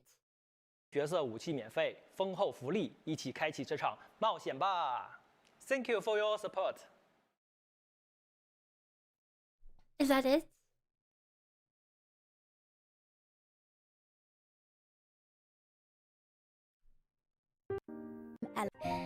Does your... Oh, there's more. Is that you? My friend from afar? Does your voice call out to me? Wait, no, there's not more. Hey These there, are just. everyone. I'm Oh, wait, Eleanor never mind. Bennett, There is the more. voice behind Psyche in Duet Night Abyss. Psyche is a sweet yet resilient girl, always yearning to explore the world beyond, even though fate seems determined to keep her grounded. But who knows? Maybe your journey will bring a glimpse of that world to her. With Duet Night Abyss launching soon, I can't wait for every fox hunter to finally meet Psyche in Ice Lake. Okay, well, we've seen all the content now. Yeah, so I think I don't know. Hard to say.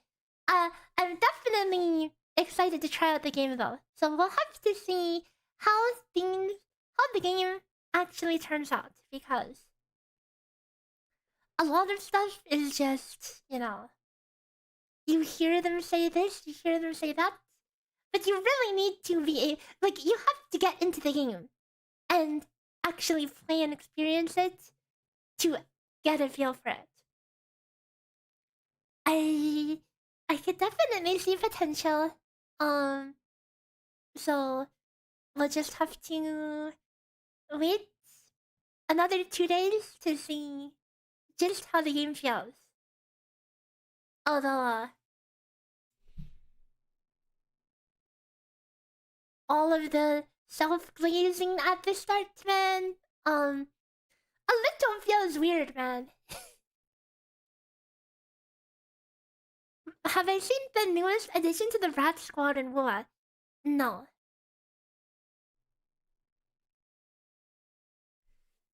You're worried about the endgame? Yeah. I mean, we'll have to see what they have. Cause like, hang on. Any Warframe expert wants to tell us how like the end game typically is? Warframe doesn't have real endgame either. That's not what I want to hear. That's not what I want to hear. Cause like in any grindy game, you want to feel like there is something big that you're grinding for. Oh, so that's why you're saying that. Oh, that's why you say that the marketplace in Warframe is huge, cause you can grind stuff to sell in the marketplace to get platinum or whatever. So then you can buy. Then you can just chase some really expensive items. Fashion frame? Well, the fashion here is pay to win, so. What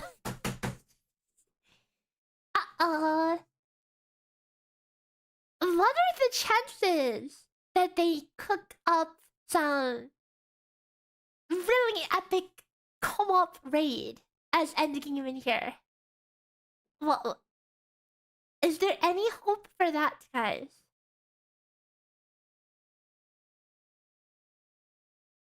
Crazy. I mean, they do have like a roguelike thing. I hope they make it hard, but I'm not expecting too much. I'm expecting it to just be like what do you call it? Elusive realm kind of deal.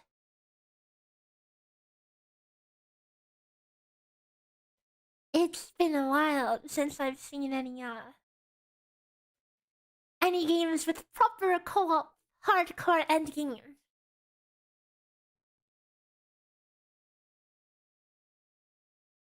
A rogue mode? No, they do have one. It's just questionable how hard it is because they said you can do it to get the not this one. You get this character by playing the roguelike mode. So I imagine it's super accessible. How do you free download?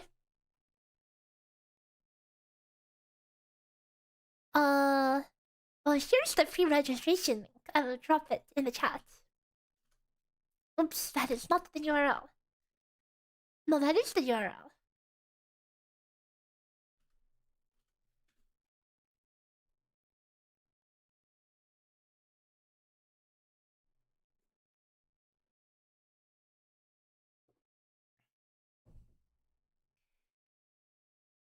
Question is whether the connection is good enough. Don't want another TLF. True. Since they're like, I don't think they had co-op in when it was a gacha in the betas. So let's hope that whoever did the networking knows their stuff, because there's a good chance it becomes omega scuffed.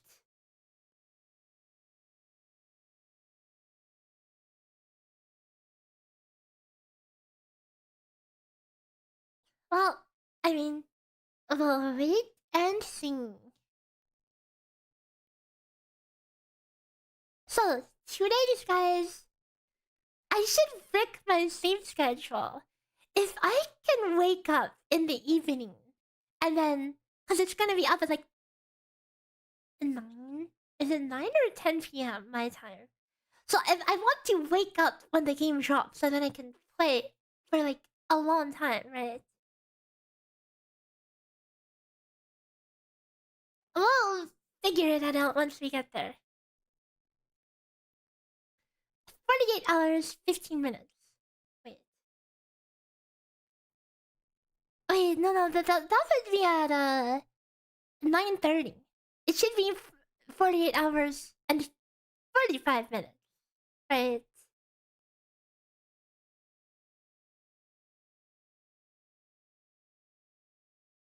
Well, yep, looking forward to it. Couldn't hurt to try. I hope I get lucky with the cosmetic gacha. Imagine, like, I pull on the cosmetic gacha and I get, like, an outfit for some other character. Or if I get a Peeb outfit, then I'll play the Peeb instead of Lisbel. If I get her outfit, then I'll play her instead of Peeb. How big is the PC client? I don't know, I haven't downloaded it yet.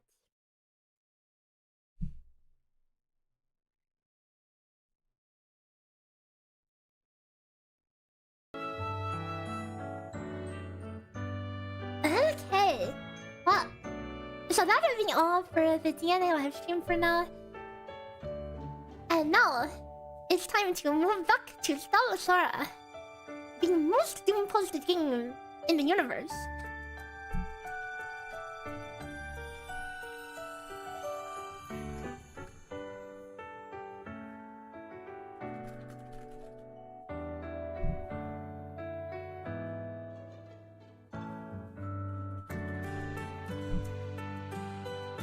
There are 59 viewers in the entire Stella Sora category on Twitch.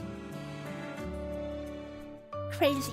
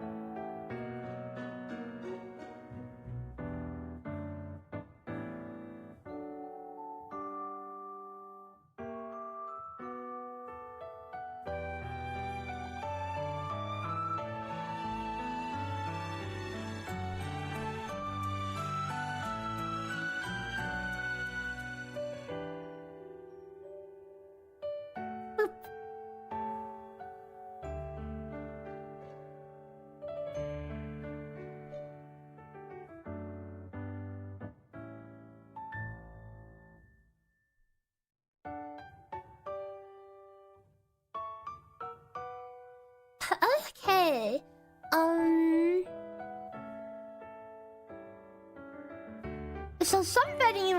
So we were talking about the monetization in this game before we got into DNA livestream. Are you supposed to level up support ultimates or just support skill? It depends on the ultimate.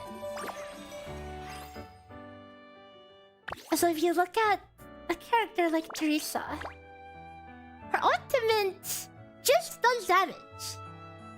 How much damage do you think is her damage in the grand scheme of things? Like 2%. So this is like a fraction of that couple percent. So leveling, like, and you don't really need to level this one up either, cause this is all just her damage scaling. You don't know if the game is gonna find an audience, but it's cute. Yeah, it is cute. I like the art style, and I like the music. Stella Sora is fun with the gacha system. Okay, people keep doom posting the gacha system. Hold up. Okay, you know what? Hang on. Yo, the student over on YouTube, are you still here?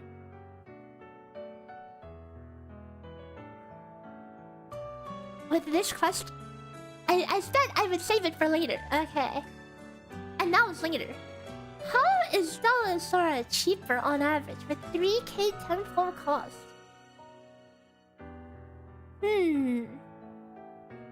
Well, why don't I have some some numbers to show you guys. Give me a second.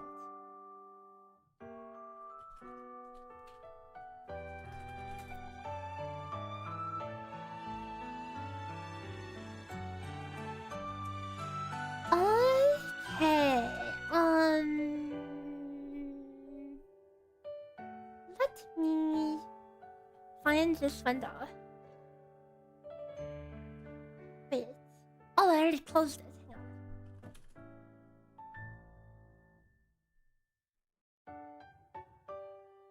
Yeah, people are blowing the gacha system out of proportion, or they don't understand how it actually works.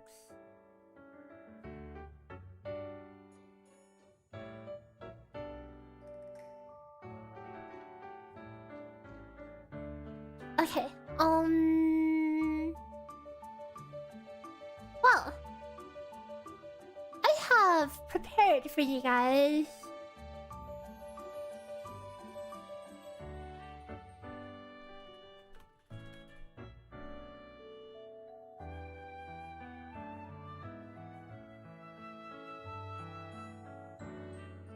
I mean, obviously it's not prepared, but I am. Oh, there we go.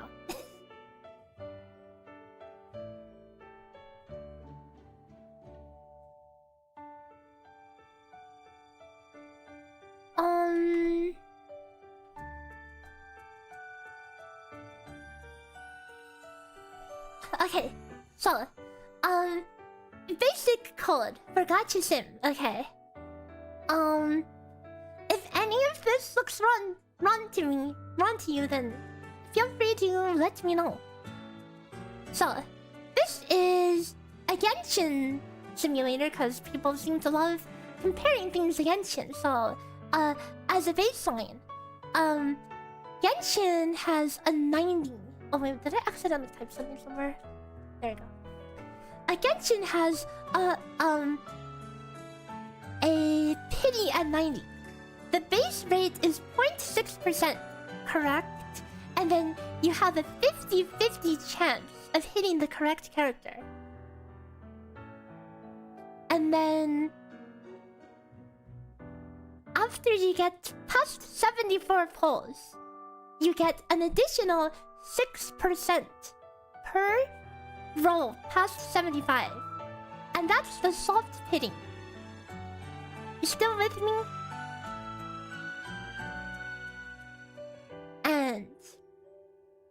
And then at the hard pitting, you reset the soft pitty thing, and if you 50-50, you get the correct character. Otherwise, you get the wrong character and reset your pity. This is the Genshin code. Here is the Stella Sora code. The hard pitting is 160, but this hard pitting is for the limited character. If you get spooked by a standard 5-star, it will not reset the 160 counter.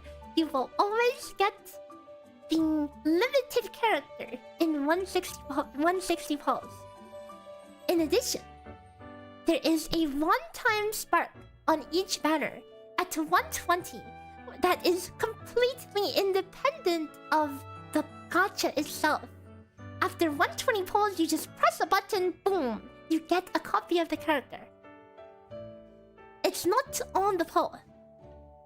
Yeah, this 160, this resets every time when you get the limited character. So this is like your standard of hitting. The spark will not reset. When you do 120 pulls, you get the character, period. Now here's the big difference on Stella Sora Gacha. So, remember.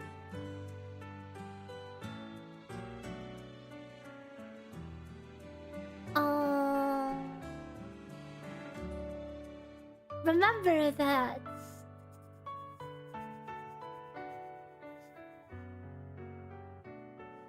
someone asked, how is Stella Sora cheaper with 3K tenfold cost?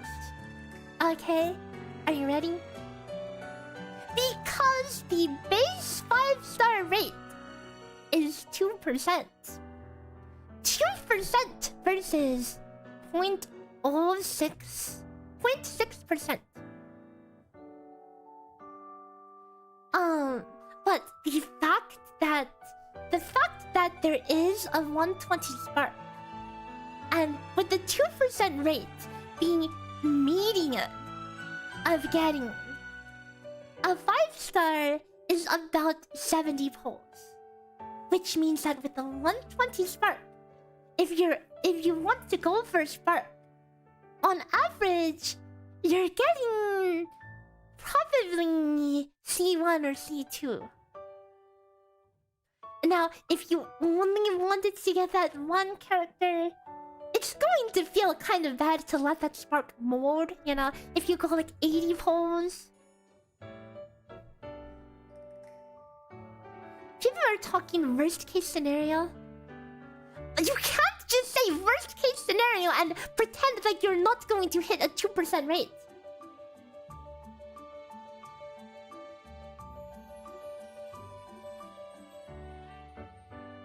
But yes, there is a guarantee of 120.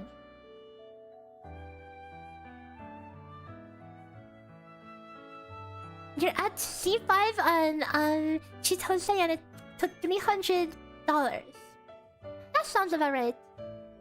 I have C3 and I spent 0. I got lucky. But anyways, so I have the code to run the simulation. Are you interested in seeing the results of 100,000 simulations on Genshin versus Stella Sora?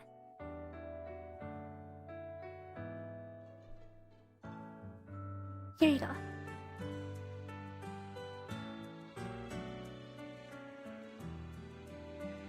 Okay, well here's the output. Does this sound about right to you guys? In Genshin, the average pulls is 94. The median is 81. Average cost of a Genshin Impact limited character is $188. Sounds about right? That's expensive, dude. You can go to a real nice restaurant for that. And then go shopping and buy yourself something nice after.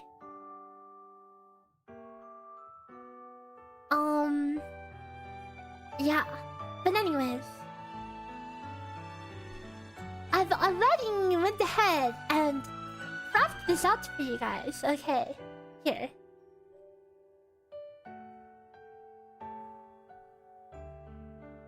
Gacha has always been a scam. Oh yeah, don't get me wrong, dude. I wouldn't spend $100. It's still expensive as hell. You can get so many better things. Would it be good to compare this to the data recorded on poll tracker sites to verify? True. What's a Genshin poll tracker site? Genshin poll statistics. Paimon.moe.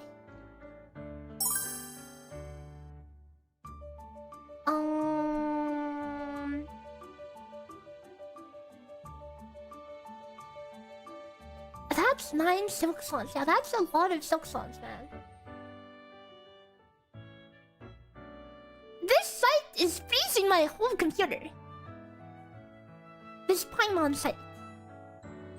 It's downloading all the freaking Bitcoin miners.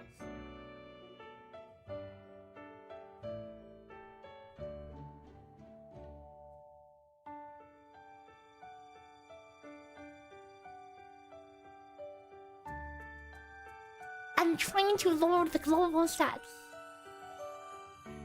Okay, according to this, the median is 76. My median is 81. Hang on, this is just for one banner.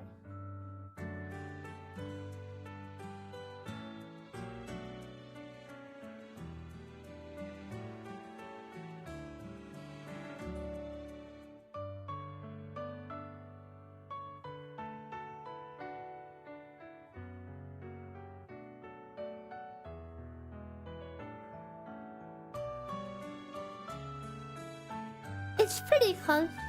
Pretty close. Hang on, let me see. I'm trying to see how to see like the dupes.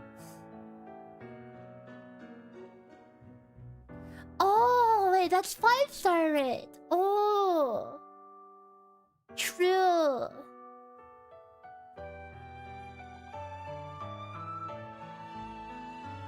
So it should be a bit higher. Because you need to pull back to back. You need to pull 2 5-stars. Some people need to pull 2 5-stars.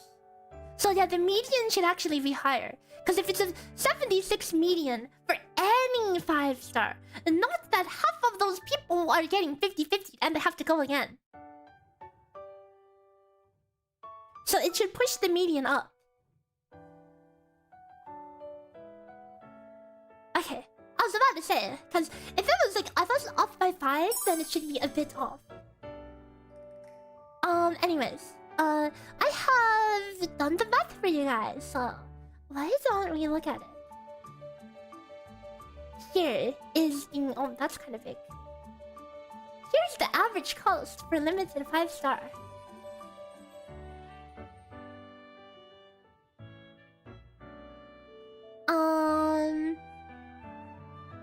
So, in Stella Sora, you can go up to 5 dupes, which means 6 characters in total. In Genshin and Genshin similar games, you can have up to 7 copies.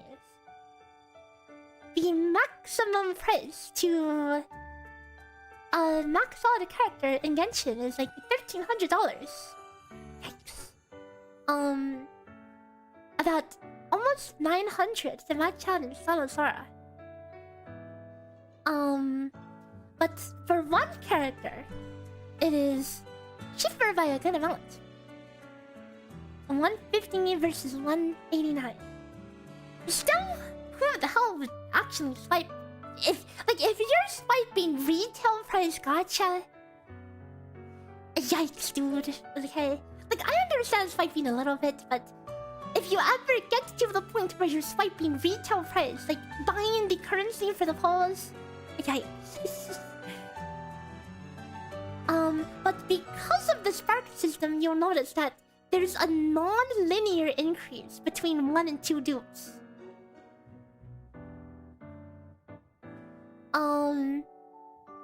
So while Genshin, you pretty much pay twice as much for 2 copies. Also, Nokman, thanks for the raid. Welcome, Raiders. Hope you guys had a fun stream over there. What are you guys up to?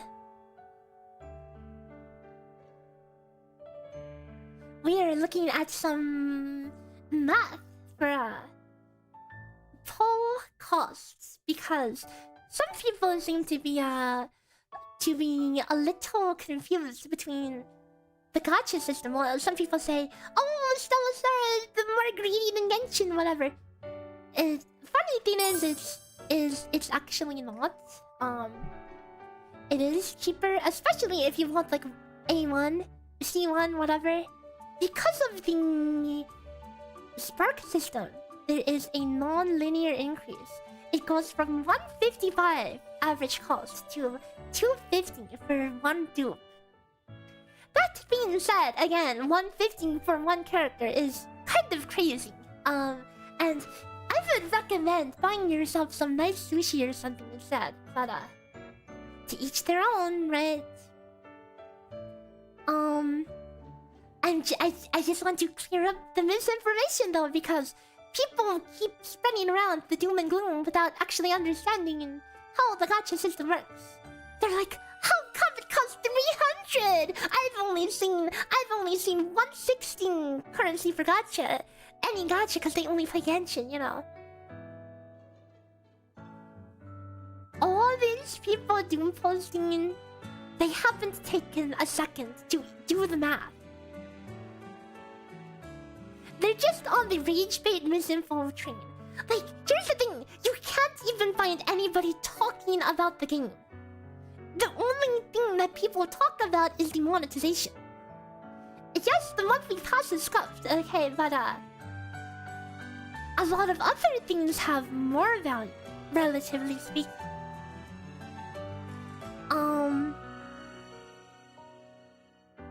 But the monthly is not the only thing in these gachas. But here's the thing: people tunnel vision. They tunnel vision. They can't see anything else. They see the monthly, and then they compare the monthly to Genshin. Yes, the monthly is only 11 polls. Like here's the napkin map. Okay, Stella Sora, monthly. 600 plus 90 times 30. That is 2700. 3300 equals 11 polls. Okay, let me make this text smaller. Genshin monthly. 300 plus 90 times 30 equals 3000 equals 3000 divided 160. 160. I'm pulling out the calculator. That is 18.75 polls. Okay. And then how about another recently released gacha, Uma monthly? 300 plus 50 times 30, 1800. That is. Is it 300? No, I think it's 5. Wait, hang on. What's the Uma value again? I don't think it's 300 base. Hold up. Let me check that out. Oh, it's 500. My bad. So it's 2000. So Uma is 13 polls. So based on this, would you say, wow, Genshin's the most generous? Oh wait, sorry, you can't see this. No, because in these you're comparing apples and oranges, right? In Genshin, the monthly is disproportionately more value than everything else. When you can buy the polls, like if you buy $100 pack, then it's relatively less. And if you would be delusional to say like, oh, Genshin better poll economy than, I don't know, like Uma or something, you know? Because it's apples and oranges. There's really a lot of different a lot of different sources of gems.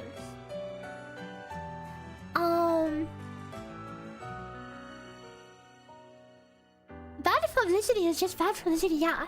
People are just... They're just doom posting, and the people doom posting, I guarantee you, none of them even play the game. And none of them even play the game. And none of them probably even know how the gacha system works. But, you know, there's plenty of scuff in this game. Like, I won't deny that there's scuff. You know, I'm not like hardcore defending the game. I'm just pointing out the information. Like, for example, this is a problem. Right? You're like, oh, it's a skin. No, it's not a skin. In fact, the 3D model is still the same.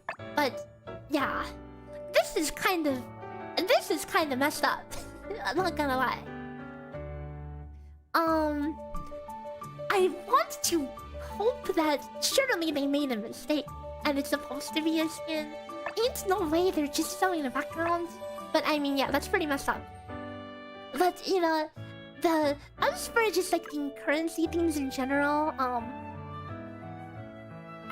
the current, like the monetization in general is not that bad. Like, people are crying and saying, oh, you need to cut the currency and have to make it to 150. Actually, they don't say 150, they say 160. They say 160 because they only know the freaking Hoyo model. They're so Hoyo brain that they just think 160 is the number. Isn't that funny? The 160 is guarantee you. Oh, I mean, 160 is how many polls it takes to get the limited character. And once you pull the limited character, that 160 resets. And the 160 carries over between banners.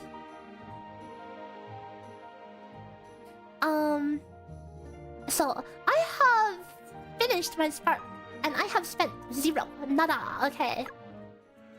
I have no battle pass. I have no monthly. Okay, I have not touched any of the packs in here. None. 0.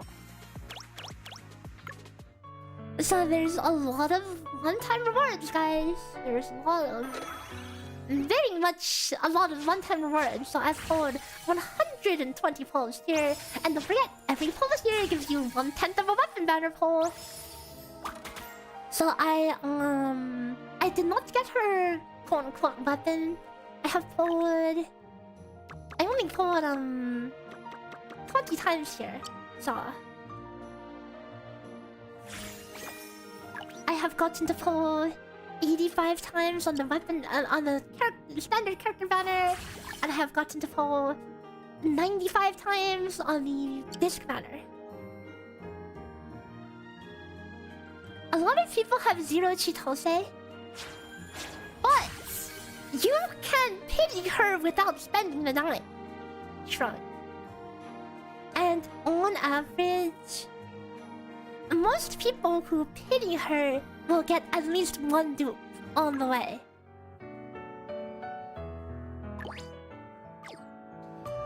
I didn't even re-roll.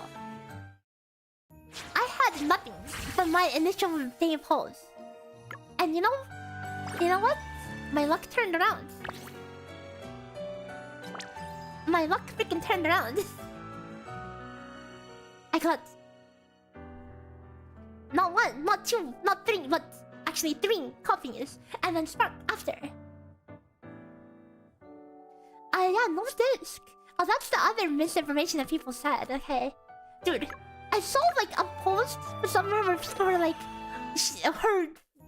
people said her disc gives her 2 skills that only work for her. Bro, what? Well, 1, the disc skills, I mean, they're called skills, but these are just like little statistic passives.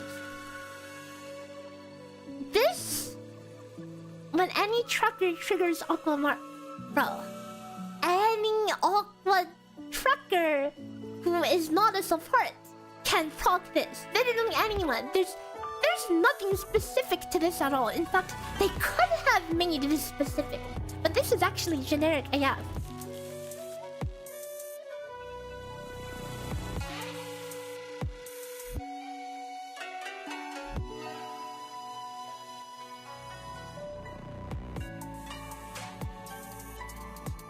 Yeah, no, this works fine for the Fichia as well.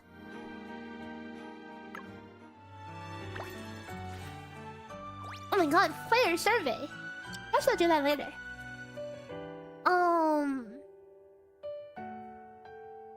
But yeah, so it's like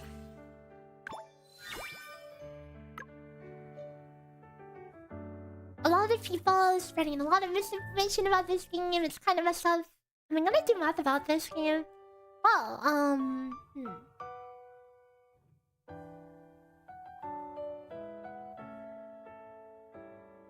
I may or may not have already started scribbling down some numbers in a spreadsheet. Let's see. Support slot discs do, the main stats do affect your build. I don't have much. Okay, this is all I have here. I'll show you what I have so far.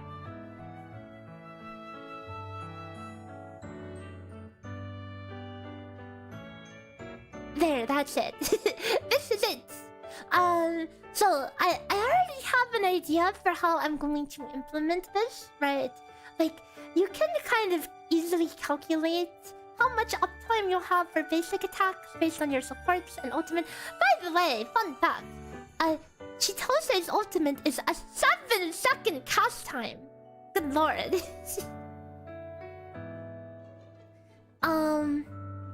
Yeah. The more you know. Is this a JRPG HSR like? No. It's not turn-based. It's like, the whole cast, like, until you can move again. So here, for anyone unfamiliar with what this game looks like, here, let's go open it up and look at my extremely scuffed team. Okay.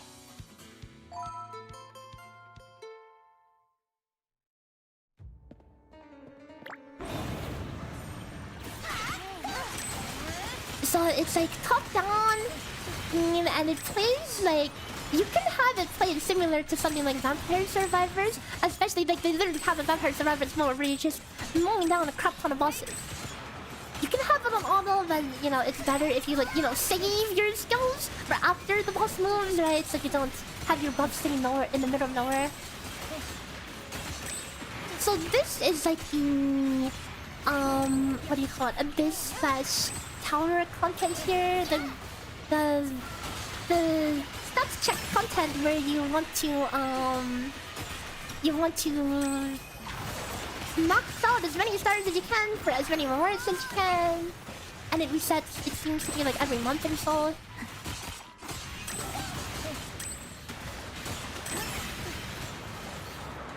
It's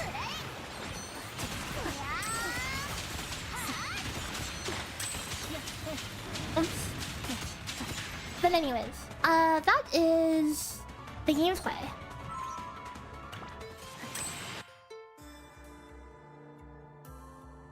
Everyone's saying use Nazuna over Iris. I don't have her though. I've considered using her for I mean grabbing her with my selector. But yeah. Also, important, don't take everything at face value. Want me to show you why? There's at least one case that I've seen within the like I spent literally a couple minutes trying to double check how buffs work. And in that 1 minute I spent, I found out something scuffed. Here, look at this. Look at this.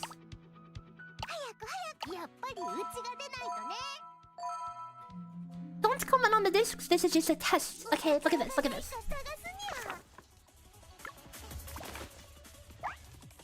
So, Anne, right?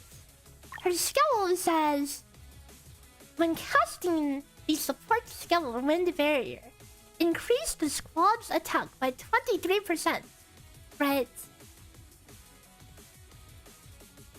Look at this. Look at her attack. 2,100 attack. 7,999. Okay. Take a note of this number. 7,999. Are you ready?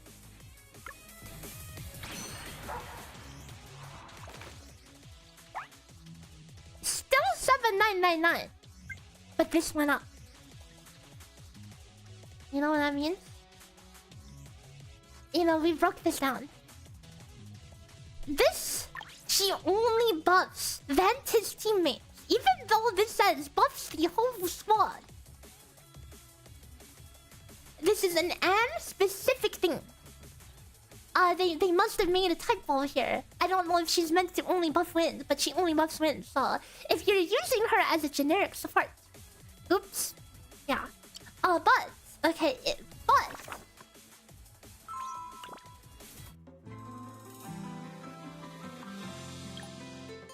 Transitioner, yeah, that's a pretty big transitioner though. I used her as a generic support on like day 1, and then I mean like 90% of the rest of her kit is like Ventus specific, so it's like other supports are better. Like for example, Tilia. She has a lot more generic buffs. So again, look at this.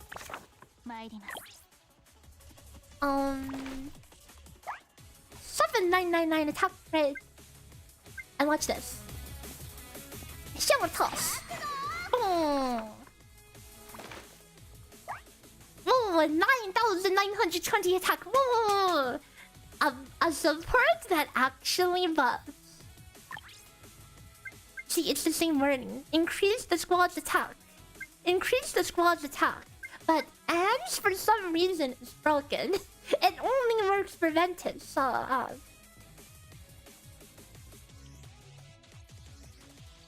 yeah. This stuff should be tested and should not be taken at face value.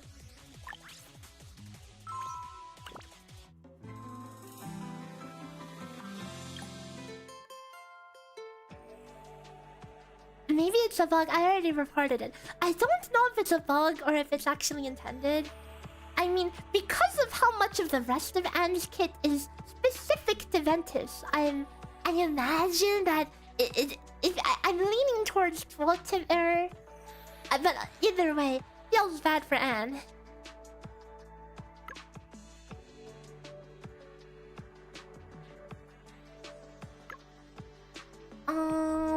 So I've been thinking about setting up like a DPS calculation thingy. It could have pretty good use to min-max like hard build, you know. Like I was just thinking of like Chitose for example. It's like, how much do you want to like stack skill damage before you should, you know, like consider doing a hybrid build, some auto attack, some skill, whatever, you know.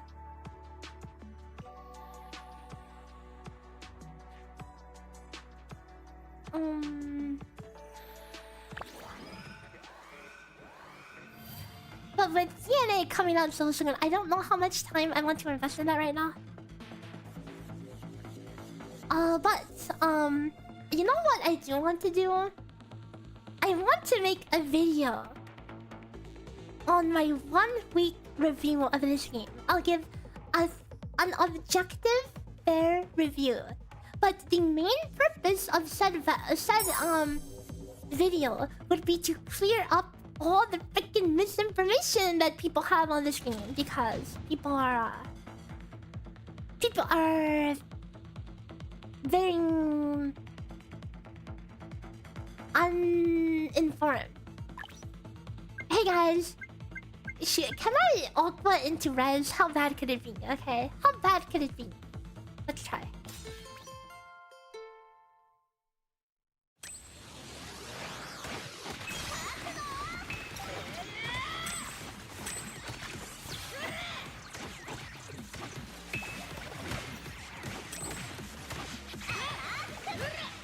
It's awful. I mean, I'll try it out. Okay. Dude, these big juicy numbers on the skill mode. She freaking dashes for 500,000 damage. That's insane.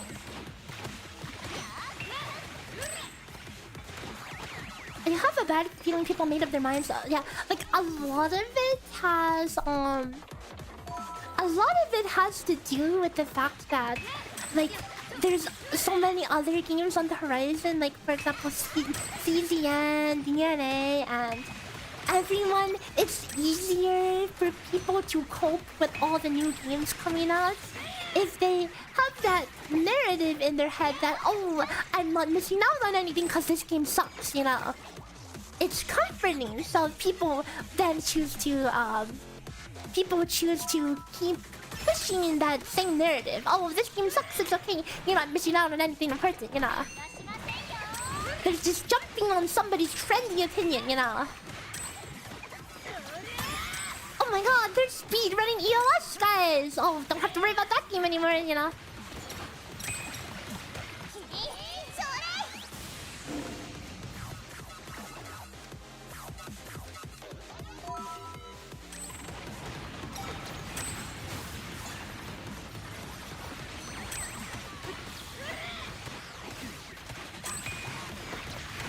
Yep. It is what it is. And it's just crazy to me that none of the people complaining about anything have anything to say about the game itself. And now, mind you, I had plenty of things to complain about at the start of the game. Okay, in fact, I have a script for my D1 impression of the game. Actually, you know what? Why don't I show you guys my day 1 impression script? I was thinking about making a video about my day 1 impression of the game. And, you know, like every time I play a new game, I'm always like skeptical of things. And you will see a lot of that skepticism in my day 1 impression. You know, it's like, so far I don't like this, I don't like that, you know.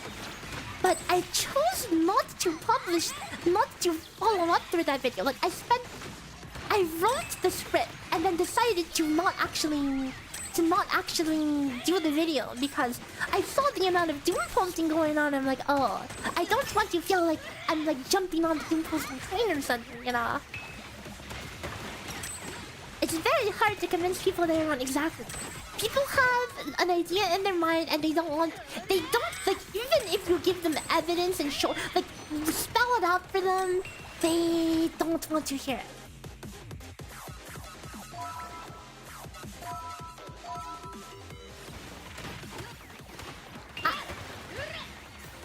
Game, hello! Guys, my game pros.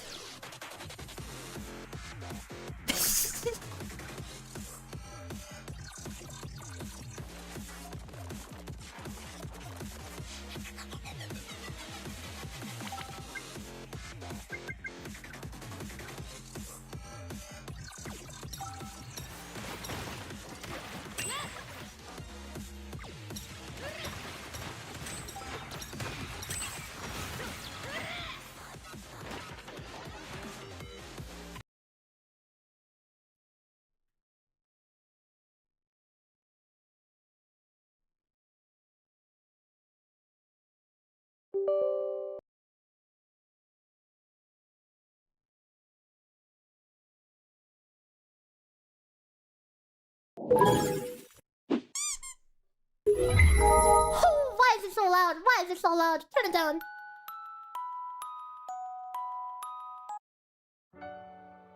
Oh, it's fixed.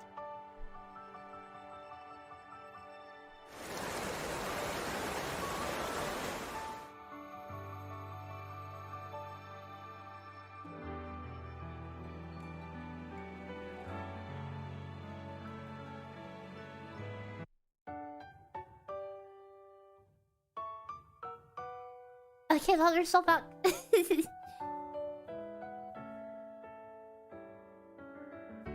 Yeah, the negativity is annoying, man.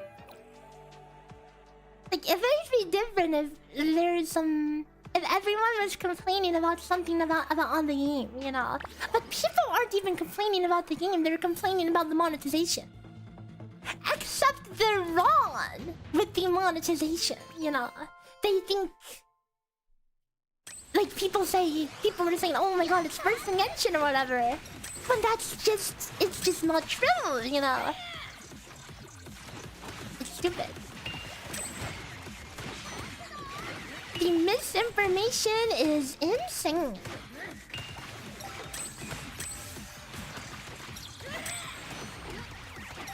Dude, my cards, I felt like were actually pretty good that run as well.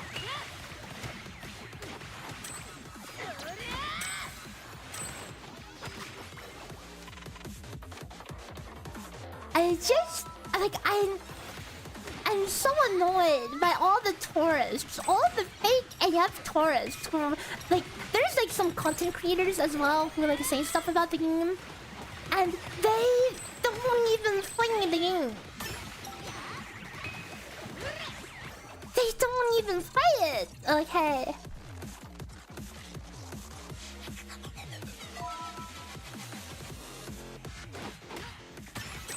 Would I not? Yeah, no, Anne versus Irish is even better for autocorrect. No, so the purpose of doing that, you know, is to figure out stuff like that.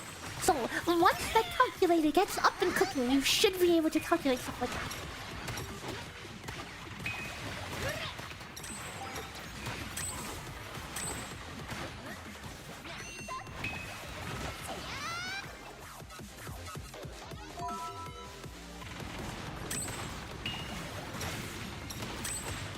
Like, there's definitely some people out there, there's definitely some influencers out there who are influencing people's opinions despite never really playing the game themselves.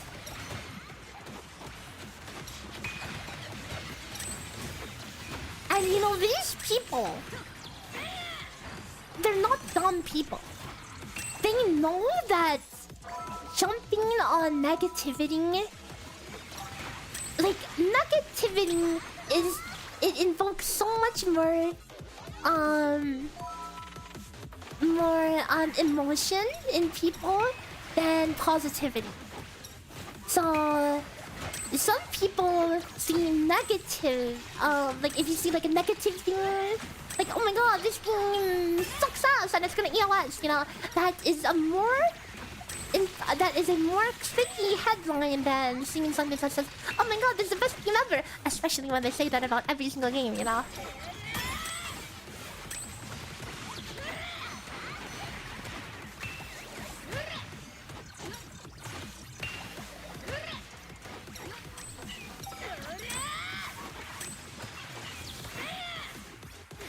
So anyways, again, I do have my own Game 1 impressions script. I will read that off to you guys after this.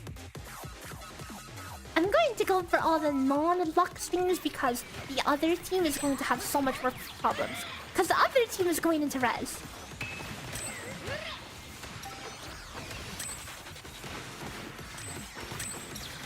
Like, you know what else I wanted to not... Like, a day 1 impression, like, it's fine to have a day 1 impression, you know? It's fine to have a day 1 impression, but... It's so easy for people to see one impression and let that define every... how they think about something.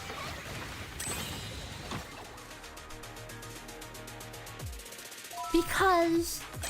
frankly, we live in a time and age where thinking for yourself is not exactly something that the average person does. So people just want to listen to what someone else has to say, you know. So whether that's a valid or invalid opinion, and then I just figured that, dude, look at these lightning arcs look freaking crazy. But so yeah, like I was going to make a day 1 impression because like if you take it for what it's worth, a day 1 impression, then it's fair. But I figured a lot of people wouldn't take it for what it is, a day 1 impression, and in one day you can't exactly come up with the most in-depth look at a game, you know. So I decided to keep playing to see how I like it, and like even starting from the second day, I started having a lot more fun than I did on the first day.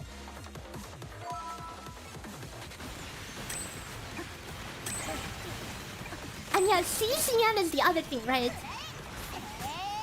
Because CZN was coming out right after, and CZN, like frankly, Smilegate has money, and they sponsored a lot of streamers. So it is convenient for people to have a good excuse for why they're instantly jumping ship on the other game they were hyping up, you know.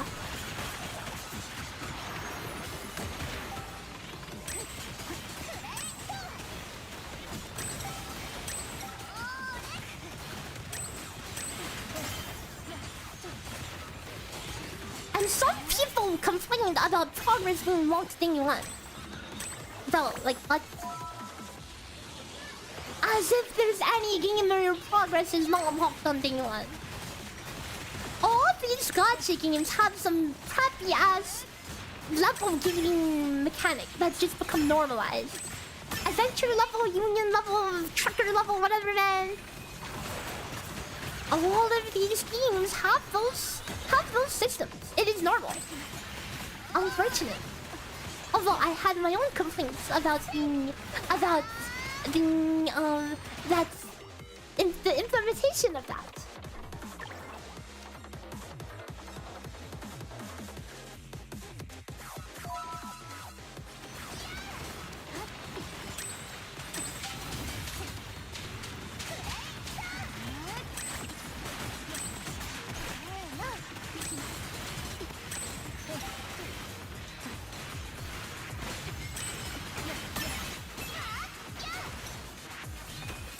Like, one of my biggest complaints on Day 1 was that when I played when I play a game like Vampire Survivors or something, Hollow Cure, whatever, you know, I want to, like, you know, play the game, inevitably die, right? And then be like, oh, I want to get stronger, I want to get better, I want to make a better build so next time I don't freaking die, right? I'll also be real right now, I can't tell where the hell the boss is. Oh, this one. Uh-oh. Uh-oh! Uh-oh! I was was just losing. I was losing myself and farming mobs, dude. I'm actually gonna time out.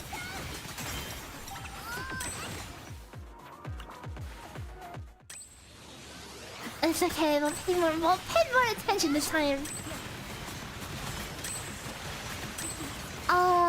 Okay, so here is my problem with CZN. Okay. Okay, but one, since I'm already enjoying, so like this is like the opposite of the problem the other people are having. Okay, I'm already having fun on this game. I don't want to add more to it, please. Okay, but one reason, you know, CZN wasn't even on my radar until the day it released, and you know why? Because Smilegate, man, dude, Smilegate.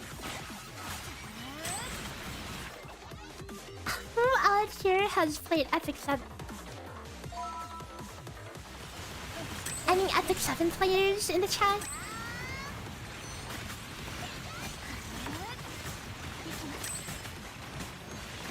It's a good card builder, but like if you wanted to play a card, you can just play, you know, Slay the Spire.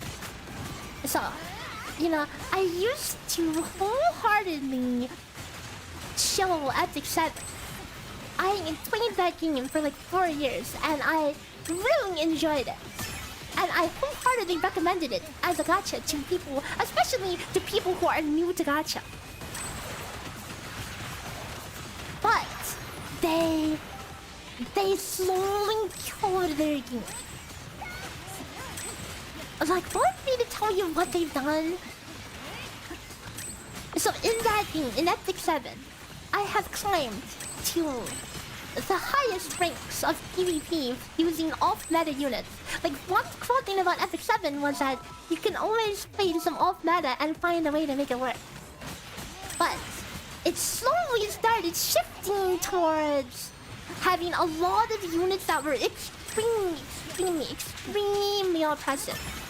And they were so overpowered that they could literally 1v4 the enemy team if you didn't have the specific counter. And what is the specific counter, you might ask? After they release a super broken unit, they release a counter unit. Specifically, they have a kit so specific to only counter that one unit. Sometimes they made a unit to counter one of those OP units, and it's funny, it's like that. Sometimes that unit doesn't even do a good job at countering that one unit they're supposed to counter. And they're not even good for anything else. They're only good to counter that one unit. But we're doing damage this time. Hello? Why am I not skilling?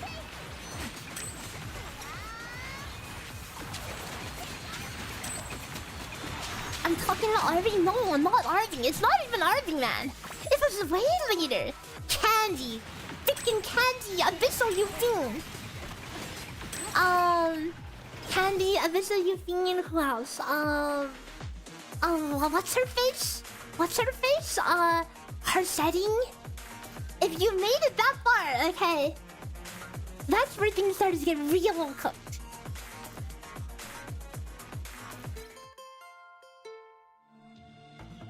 These characters were so oppressive, and they made PvP so on point. Like, these were characters where it's like okay, let's take Candy for example. She has 70% crit resist, meaning that if you hit her and you have 100% crit, which every DPS has 100% crit, then you have a 70% chance to just not crit her. Sounds great, right? But there are some characters that have guaranteed crits. Just a few characters. But they weren't considered counters to her because she's pretty tanky. She has a lot of supports as well. And if she counterattacks, when she counterattacks, she has a chance to proc an AoE counterattack on top of the counterattack. The AoE counterattack will heal her as well. And if she attacks 4 times, she unlocks her super skill, her I win button. That does a bajillion damage to everyone on your team. gives her a big attack buff, and oh, it also stuns your team. So as if you weren't already dead. Yeah, it stuns your team as well. So yeah, if there would be some times where she just non-stop counters and just hits her I-win button in like 2 turns. They're out of meta for 2 years. That's because they've added so much worse stuff, dude. It's so much worse now.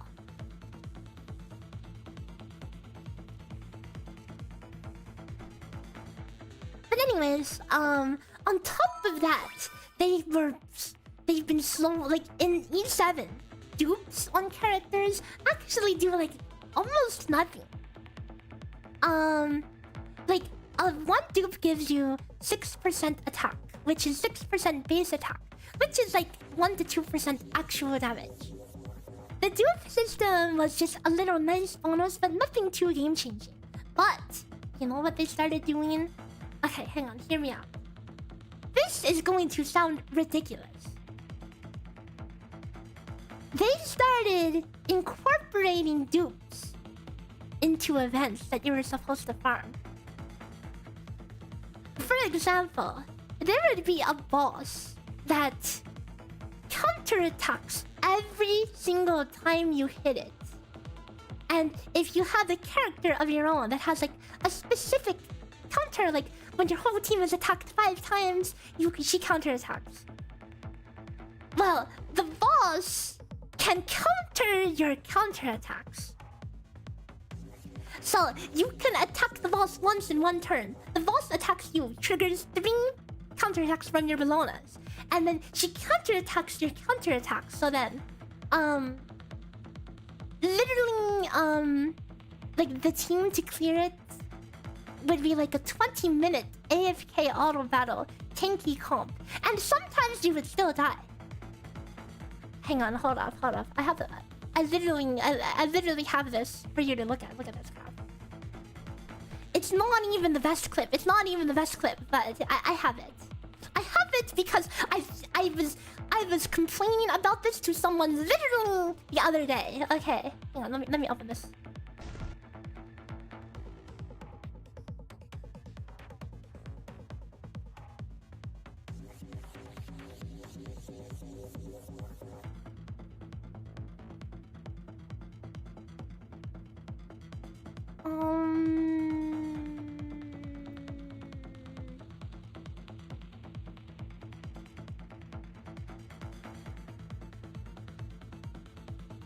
Where is it? Where the heck is this? What?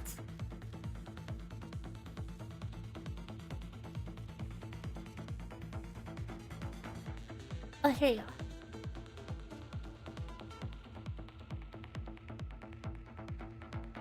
This is what it would look like to farm this event. You hit the boss. Boss counters with this AoE attack that like removes your button crap. And then I counter with my, you hit my team too many times and I counter you. And then she counters, oh okay, she didn't counter there, but she can counter your counter. And then she does this thing, which can kill your people, and it actually killed my Lermia here. Hit her. She does her AoE again. You counter. And then she counters again. And yeah, that is this like this ridiculous. And you're wondering how this fits into anything. Okay. Every dupe of the limited unit that you have reduces the counter chance. I'm serious. That's actually what they did. They added PS like that. Oh, this boss will have a chance to counter. Like, you know why they didn't counter? Because I literally have the limited unit that they want. They were shilling. This is the limited unit. I literally have her, but I didn't have enough dupes, so she would have like a 70% counter chance. If you have 5 dupes, the counter chance goes down. Insane. Actually insane. Like they started doing crap like that instead of, you know what they could have done? They could have sold more skins. Dude, their skins were actually pretty good. But they went down this route of trying to just add these super predatory pieces of crap instead, so it made me lose faith in them. Anyways, let's get back to the game. So if you're wondering why I'm a little iffy about CZN, that's why.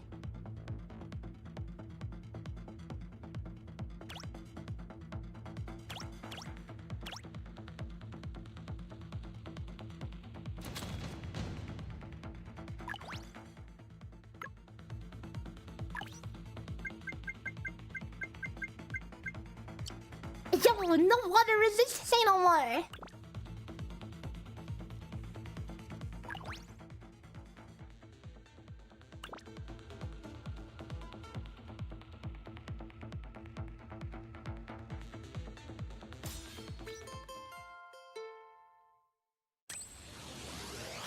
And like, you know, I do imagine they'll probably do a better job with CZN. And I might be down to try it, I just don't have the bandwidth, you know.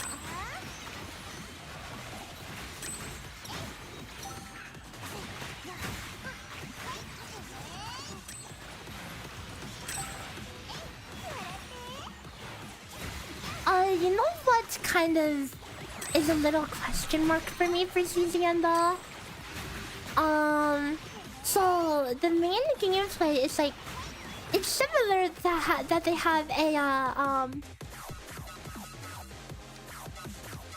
have a build save system. You do a run of something, and then based on what happens during that run, you save that record, and that is your build that you use for other content, right?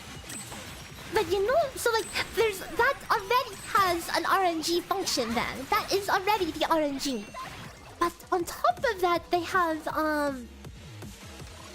freaking, like, Genshin artifact system in there as well. Like, do you really need to double down on that? I mean, okay, well then again, technically, Stella Sora, you have like an RNG gear system as well. But yeah, still. It's just, I feel like there's already so many things that you can progress on in that game that I feel like they didn't need to add another layer. Because I feel like they really went the full mile with just taking the one-to-one Genshin formula.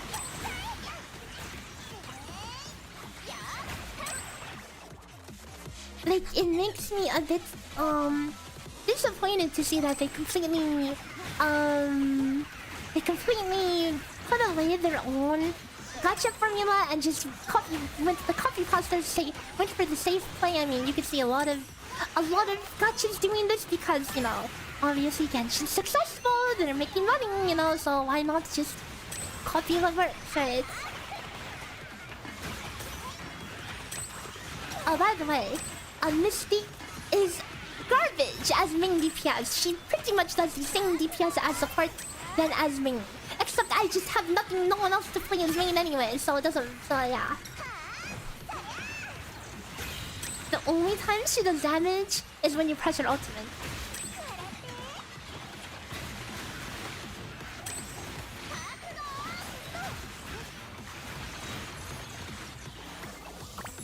Making it convenient for ex-Genshin players, true!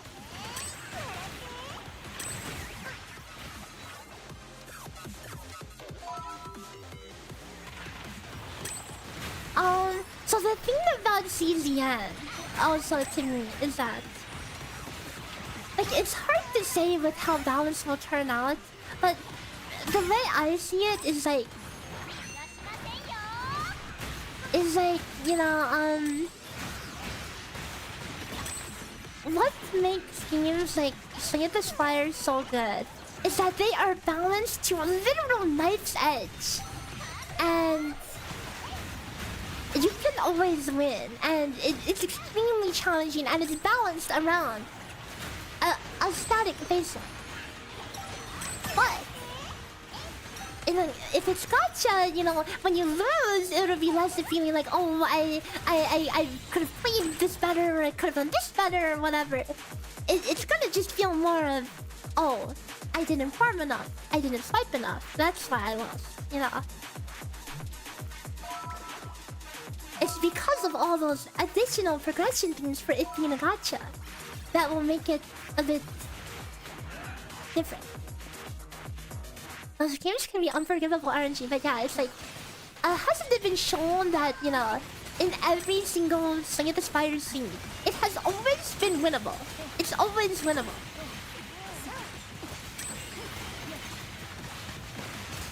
And although the average win rate is totally like 20% because, you know, it's not an easy game.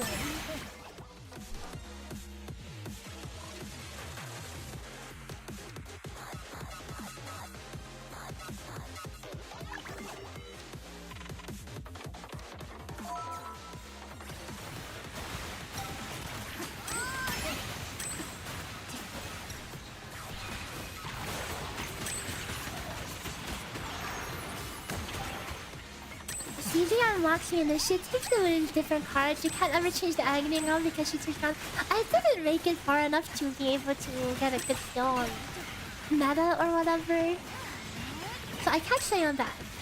I mean, I'm sure the game is a lot of fun to play early, you know. I just don't have time.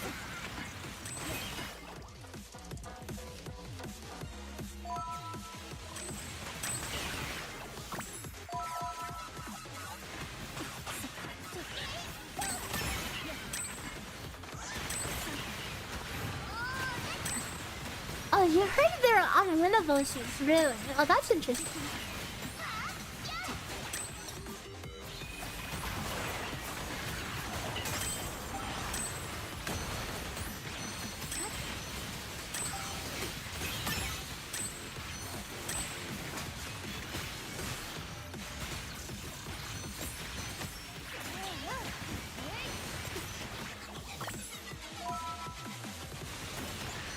But I mean, a gacha's a gacha, right?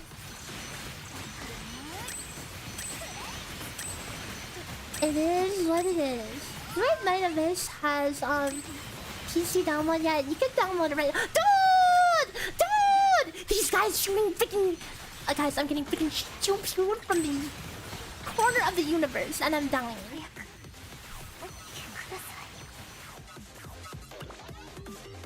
Wow. At least I don't have to restart both stages.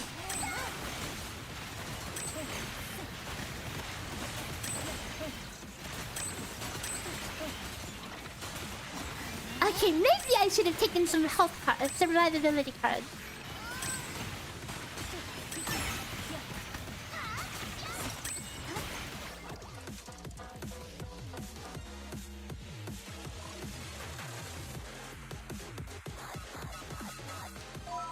Stay full health card.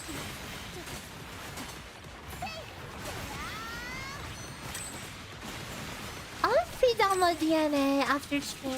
Like, there's no reason to download now, right? You can just download later. It's not like you can play right now.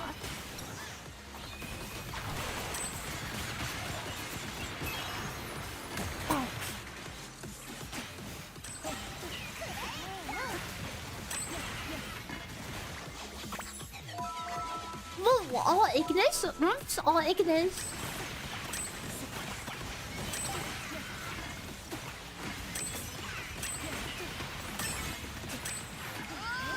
Look, this card is overpowered. No, I'm not taking any damage.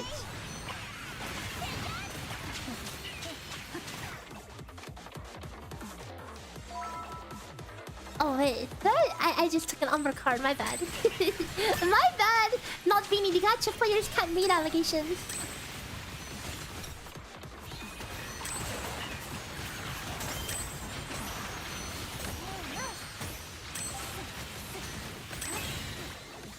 Okay, these ranged attackers on the side, I need to freaking focus them down.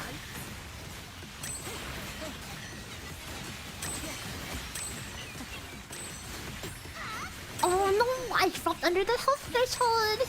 My health is going down fast, dude. These things freaking suck ass, dude. These things freaking suck ass. These little freaking scorpion dudes, they're messing me the hell up.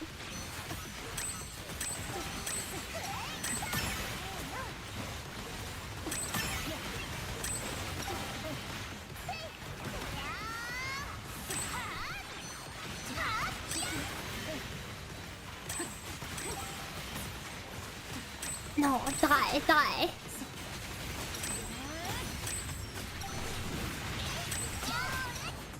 I frame.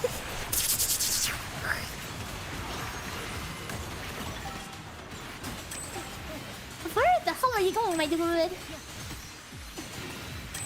No, die. Oh, I'm dying. I'm dying. Get back here, you stupid cringe! Uh-oh. Die. Please die.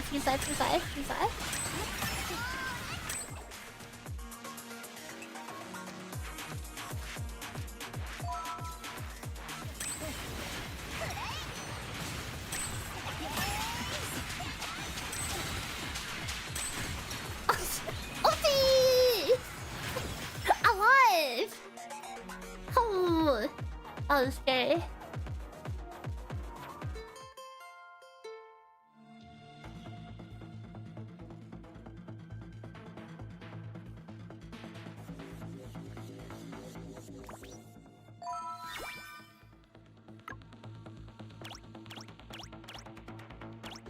Oh, hello? Oh, scuffed UI.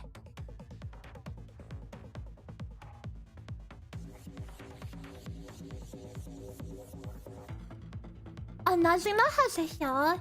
I should just bite the bullet and get her, huh?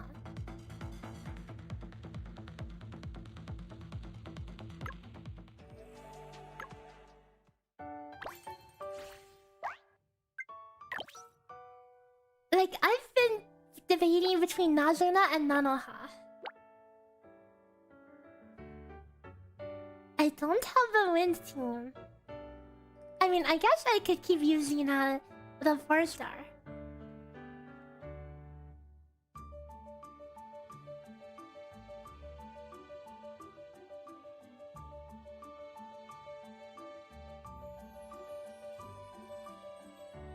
I don't even have an Earth team, so I would just take her for the future.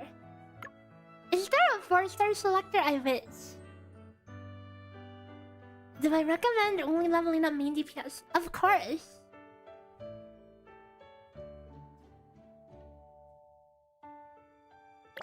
The only teams I have built are Water, Light, and Dark. I have like a scuffed wind team with Noya main DPS. Haven't leveled her up to 70 yet. And then yeah.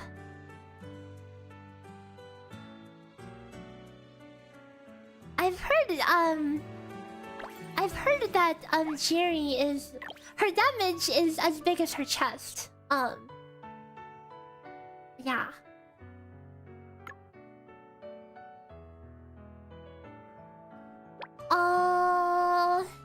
Like if I get Nanoha, I can play what? I can play Nanoha and from what I remember, this character doesn't exactly have any. Like this character is like, these two are like the same. Coronas and how do I pronounce her name? Kanais.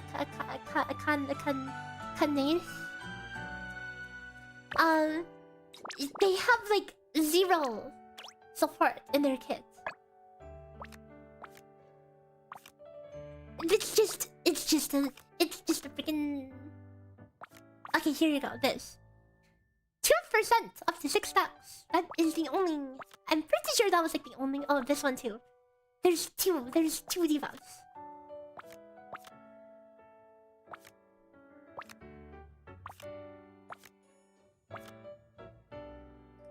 Yeah. I mean, you get the mark, I guess. You get the mark.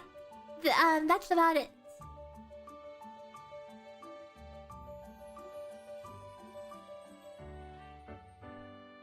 So you're just bringing her along for the mark. But you know what that means? That means you have to slam your head in Ascension and hope that none of the cards go to her. because her cards are giga useless. But I mean, like, what else do you do? I guess you just have to cope with her.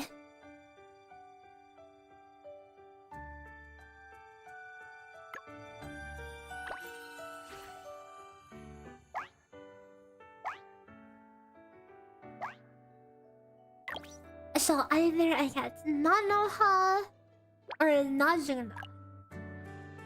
For Nazuna, since she's a sub-card, I can use her. Like, since I don't have any real Earth characters, I can just do an imposter. Imposter Earth team, where I do Nazuna main and then Mystique Cosetti, and then it's actually an Umbra team.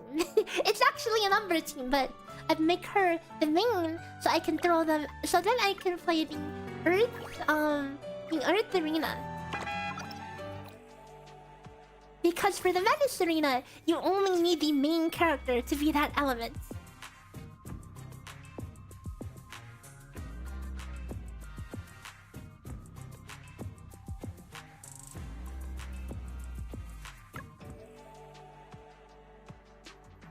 She doesn't do good main damage. I mean, it's just to have an Earth team, okay? It's a Mystique team in disguise.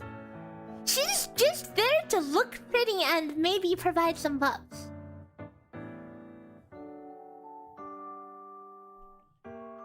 It's either that or I play Ridge main with I mean, she also won't do much. But oh god dang, look at those guys. She's powerful, holy. Why didn't I do the Umbra Arena? Good question. I probably missed it on the last rotation and I just haven't touched it yet.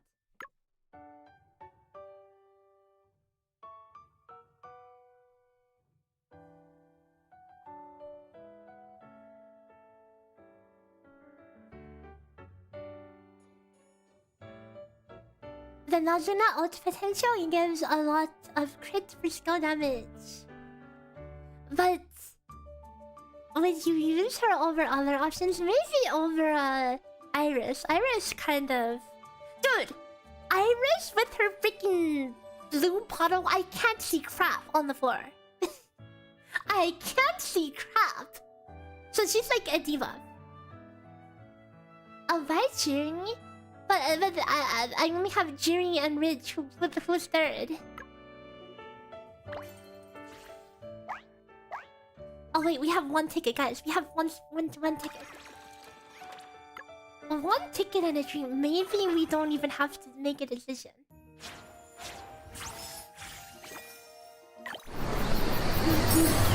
Why is it so loud? Why is it so loud?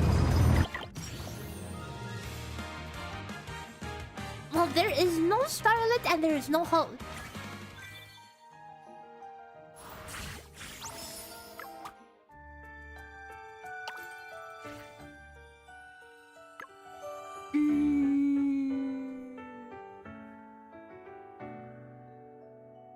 I mean, you get a good amount of buffs from Iris as well. But she definitely is the first person to go.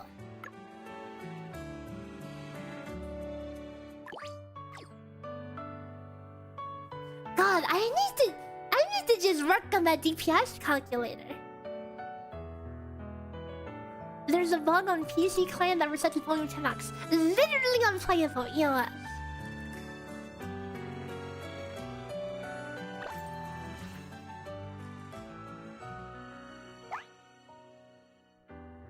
Like, I don't know, I've been leaning towards grabbing the support. Nazuna is great, guys. Nazuna or Nanoha or be responsible and wait until I get something else that can help me solidify the decision.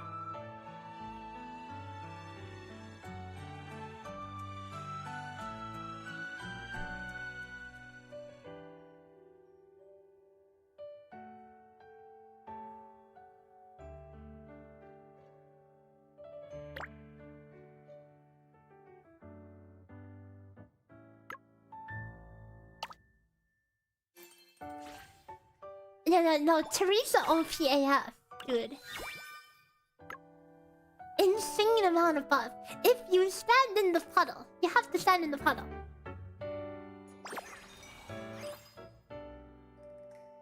And she also has damage taken debuff.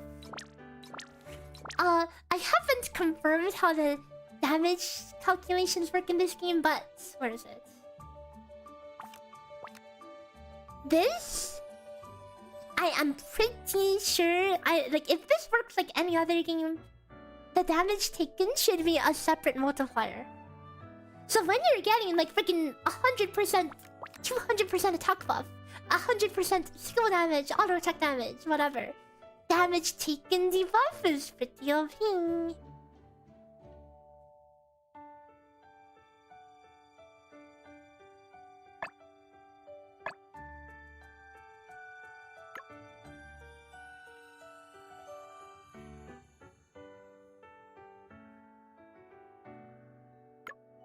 Oh, the other reason why I was so there's one more reason I was leaning towards Nanoha, and that's because I have a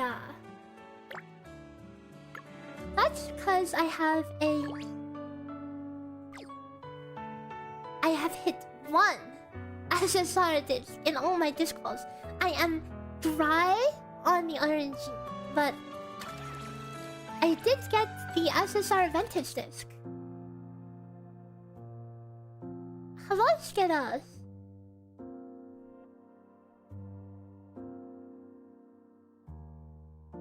I forgot you can rotate these.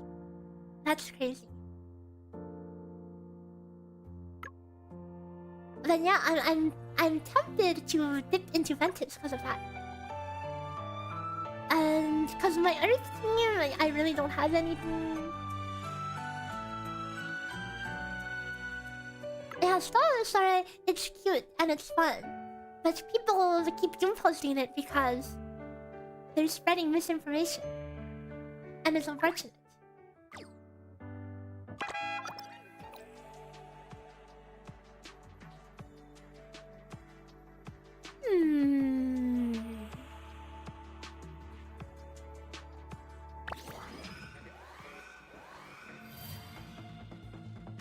I should finish these off. Can I cope?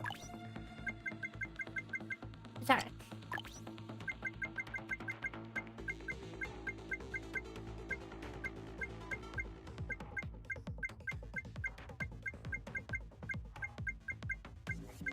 Light.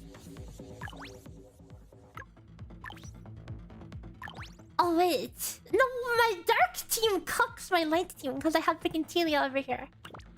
Okay, I guess we're playing into res again. That should be fine.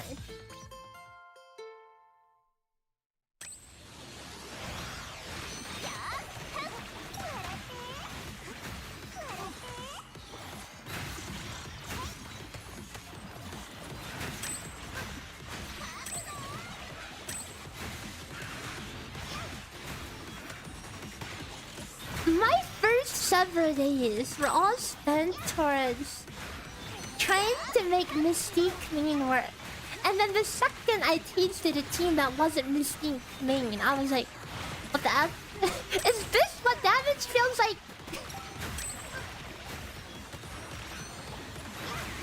On day 1, I didn't know how bad Mystique main was.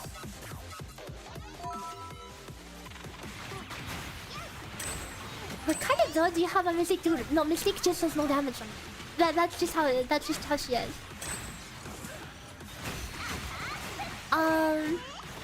Like, unironically, even if you're playing like Mystique main, cards for cassetting are literally more value than cards for Mystique herself. Yeah, she's better as a part. But I just like her to see her on main because I like her animation.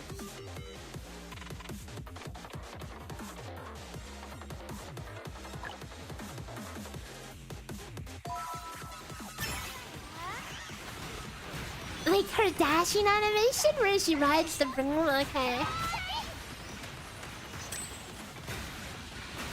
Then you tried Chitose, yeah.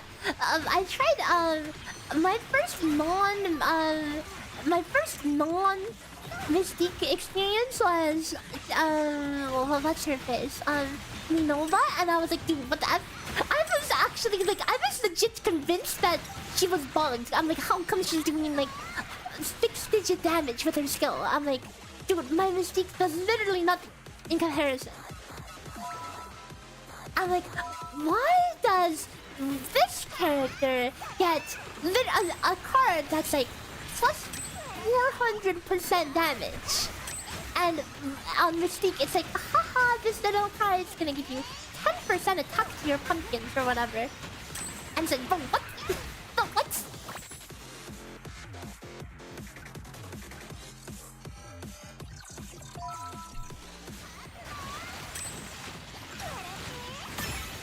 I don't know why, man. It just feels like Mystique's things are kind of backwards.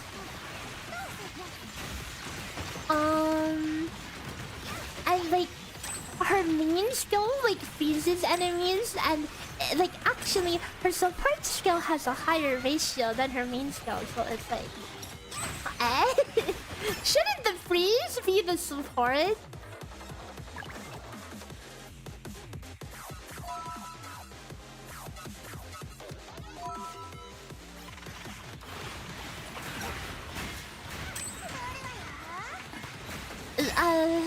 Cause support skill OPY runner, I mean, it eventually like the reason is more just so you get Mystique out of me, just cause Mystique is that much better on support. Which feels kinda bad. I would love to play her on Ming, but the minion build feels like ass. Exploding minion build makes you do like a peanut of damage every time you click your skill, but it's certainly better than watching the minions try to do anything.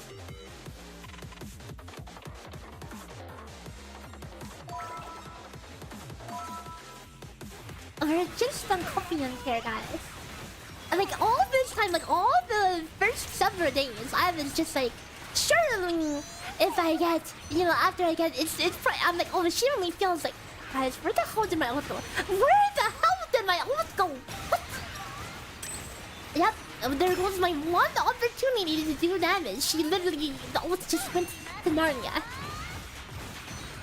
But look at this damage. Look at this lack of damage, guys. Look at it. I'm literally just waiting here for my ult to come off the cooldown. But like on the early days, I was like, okay, surely after I get my SSR selector card for Mystique, surely then she's going to start doing damage, right? And then play a Lux team on auto battle with 3 blue cards and they do 10 times more damage. And it's like, bro, what? Bro, what? Look at this damage, guys. Look at this damage. I'm actually... She whipped her ult! Like the ult just... I think it went off stage. What a crappy ult, man. It literally spawns the dude in a random direction from the boss, and it just spawned in the middle of nowhere. You do literally no damage without the ult. That was amazing.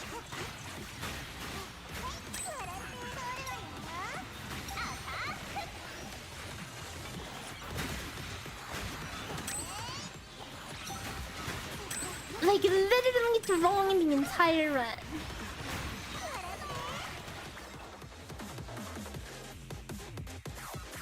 Oh, caramel! Oh, salsa!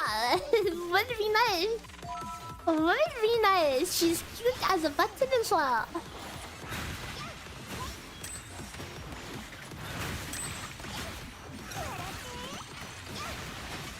And this is where I would put my caramel if I had her.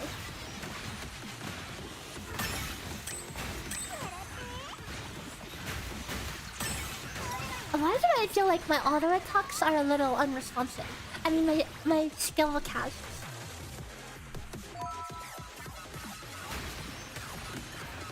you don't have Mystique, unfortunately you're not missing much. I don't know why her damage feels like bigger out.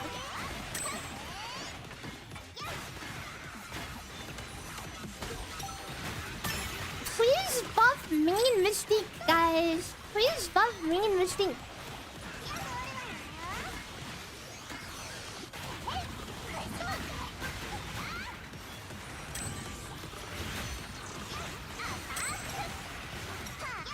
My one damage button.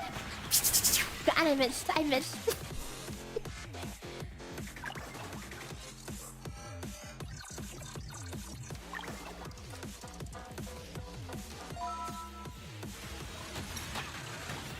Well, see you guys in 7 years once I get my ultimate again.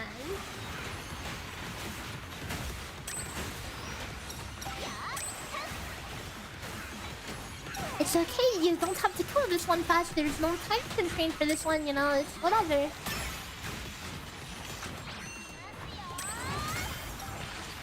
Can you please change the direction? The proper direction.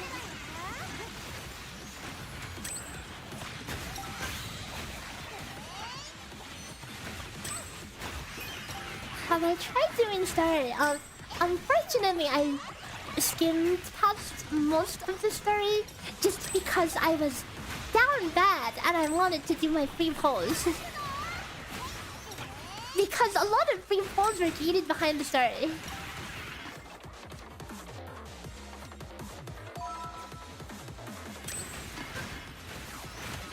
Oh, Corona's main would work. Only one problem. I don't like Coronas.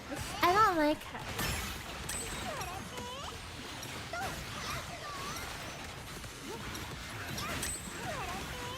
That is all.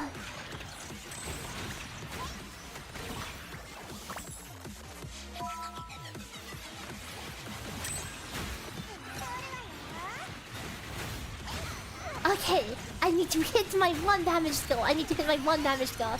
Here we go. Here we go. Here we go. I'm targeted. I'm locked on. Okay.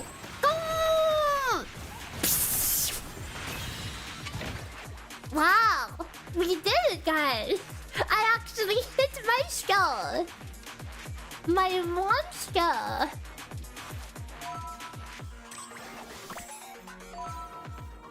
The only time Mystique does damage.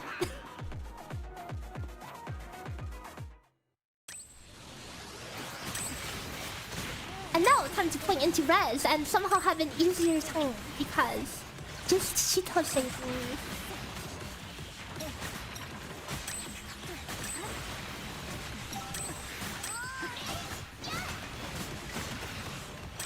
Thank you, Iris. I didn't want to see the exploding bombs on the ground anyway.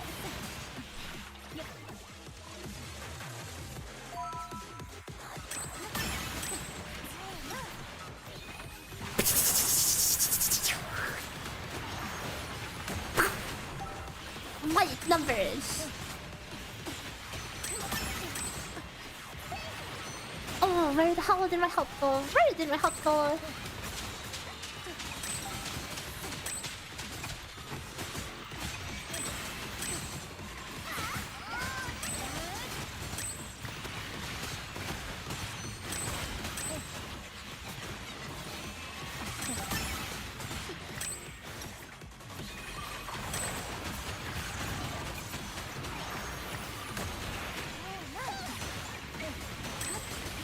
I'm done, guys. I am done.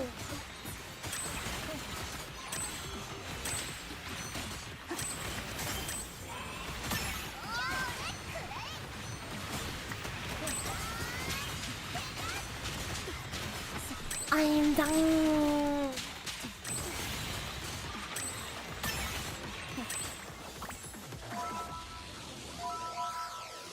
Oh my god, terror damage! No!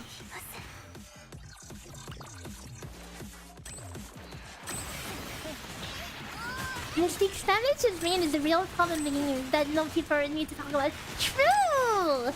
Stop the monetization don't posting, dude. Mystique justice for Mystique. Okay. Mystique is flat and flat is justice. Justice for Mystique. Why is her damage as main so ass?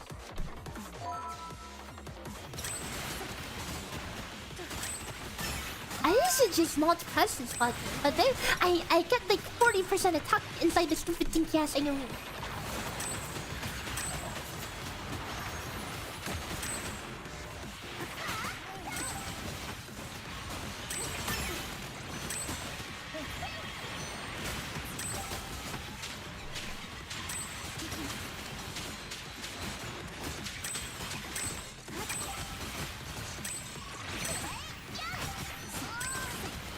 And it pulls together.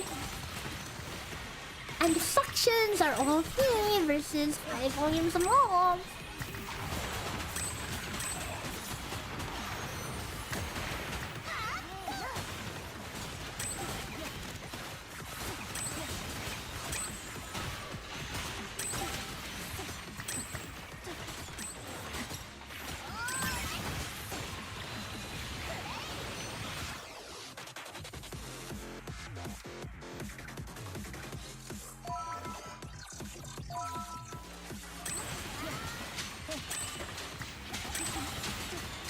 Try the game, don't you know you can have a conclusive opinion of the game at level 2 XD.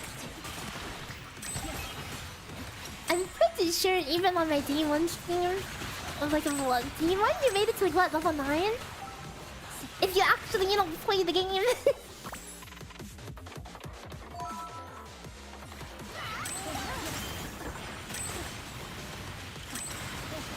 I'm about to draw a pair of... Actually, never mind. Take back what I was about to say. I got the skill reset thing and I was about to roll something inappropriate.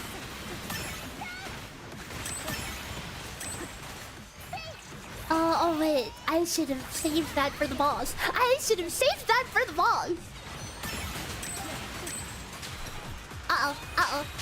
We don't talk about it. It's okay. The ultimate doesn't do damage anyways, okay? The ultimate doesn't do damage anyway. Uh-oh.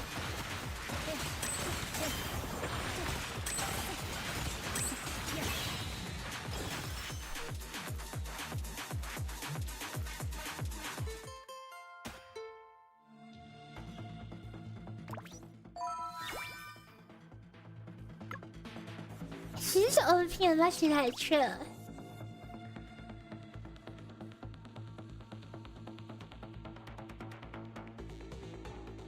You see so much misinformation about the game, some so obviously fake that the people spreading it didn't even play it, yeah. The people spreading crap, dude, of course they didn't play the game. Why would they play the game? Dude, does Rucker save skill levels? I don't think so, because it doesn't save your trucker level. So I don't imagine it saves your skills as well. Oh, hang on. I was meaning to share with you guys my day 1 impression. Are you curious to what I almost made a video of on day 1? Here, let me pull it up.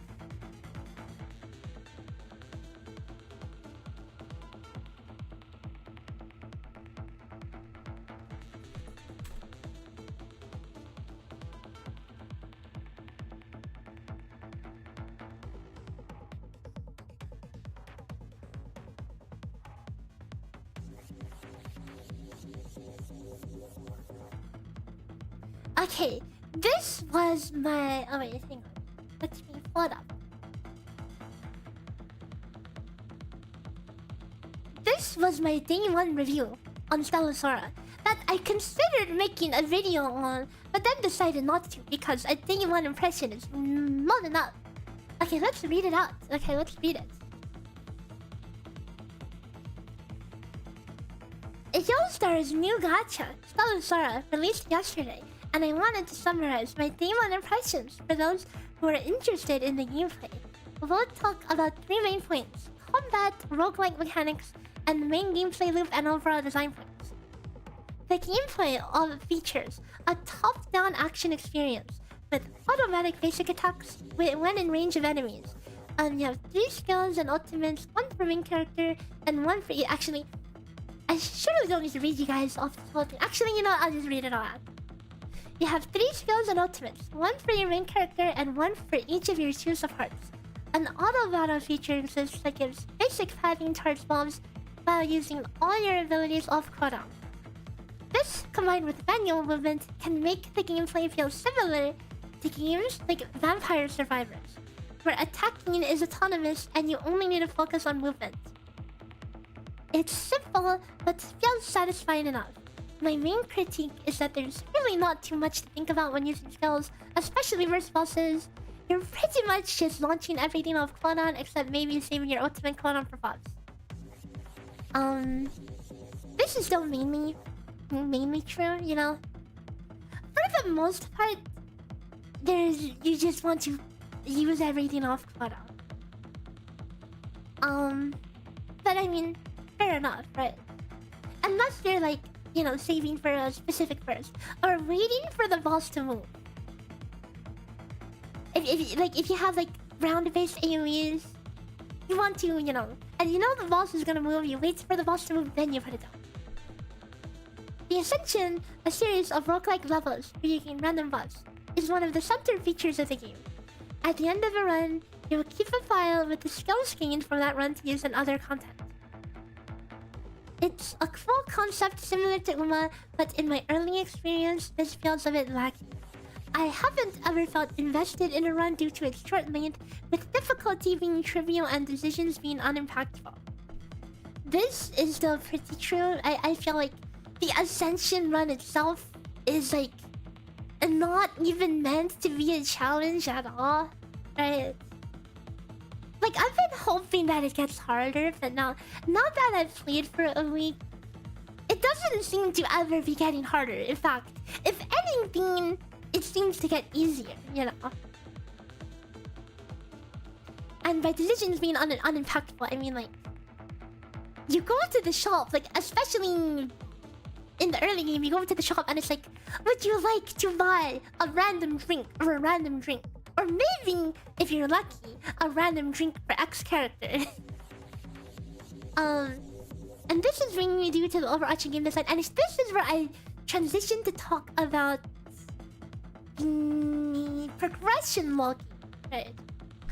The fact that all stages are divided into several difficulty tiers, all of which are gated by player level. Which also gates character strength.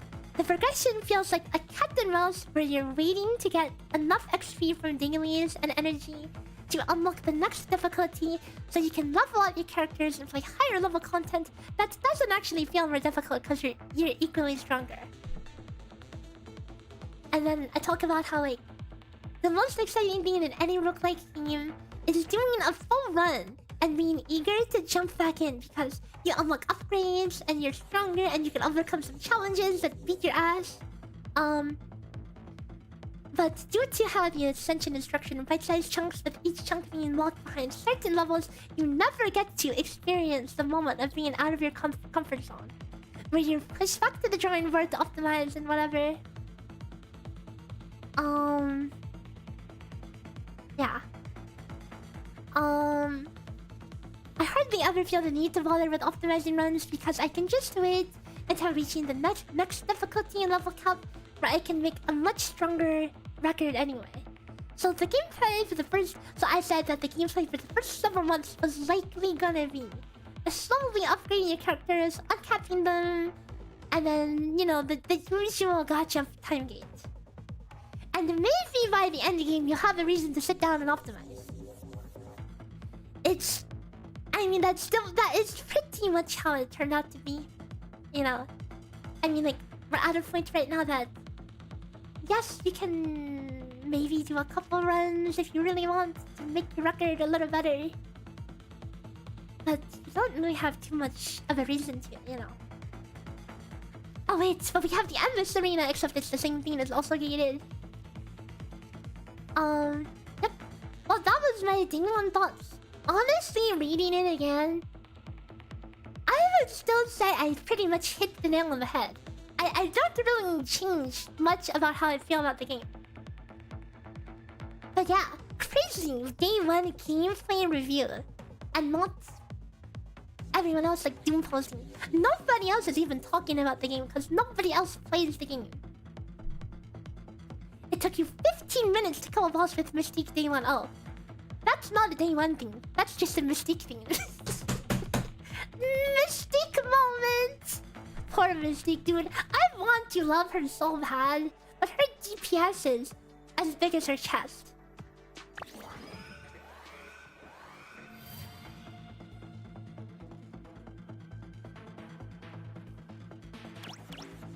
I didn't post it because I didn't like with all the negativity going around. I didn't want my video to get mixed with all the negativity stuff. Even though, like, in hindsight, I do think I gave a very fair review on the gameplay of the game. Because imagine anybody who was interested in the game and wants to look up gameplay. There's nobody that's probably even talking about gameplay because everyone's doom posting.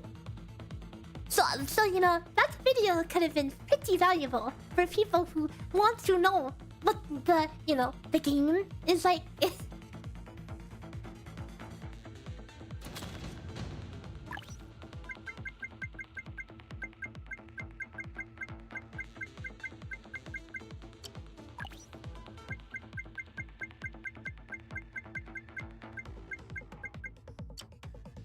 Water.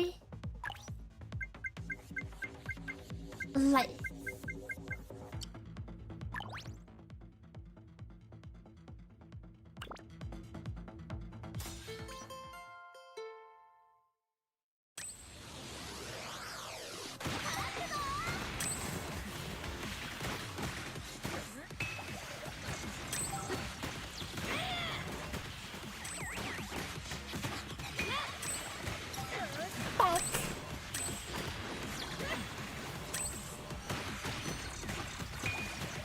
I hate how this AoE looks like an enemy AoE. This, like, you know, skill from my other support.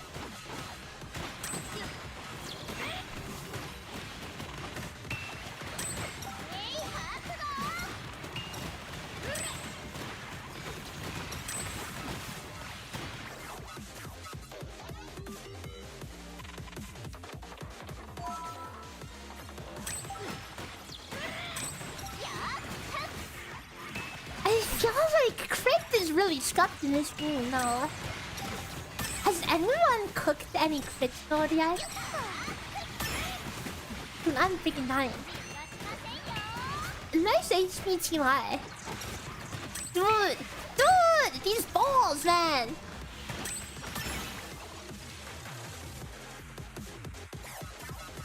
Yo, instantly recover HP.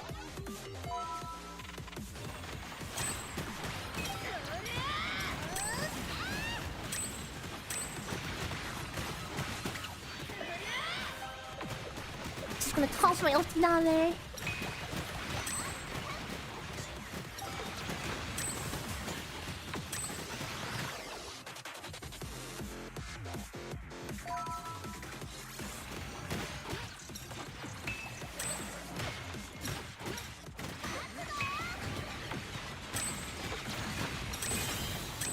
I feel like maybe at some point we get to the point where crit really starts to stuff. Cause like that's the thing with crit, you know.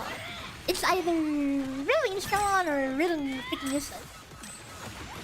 It is a separate multiplier, so when all things are said and done, it's probably has some value.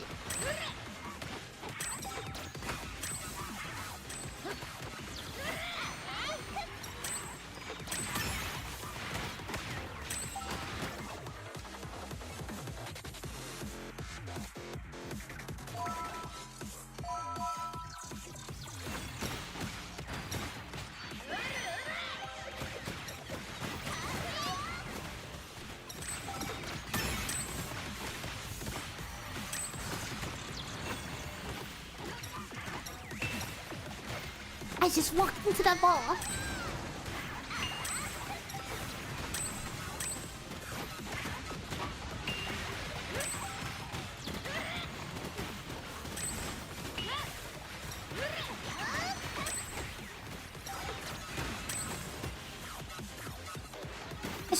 so far, guys. Look at this freaking stun aura. You will not pass.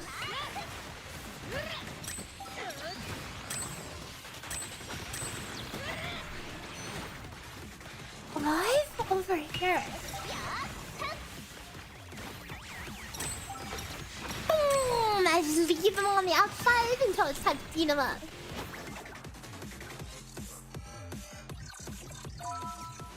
Undersea, I guess. Overlord incoming. Where are you going, sir? Oh, I missed. Good. Get back here, you freeze. Knocked out of the park.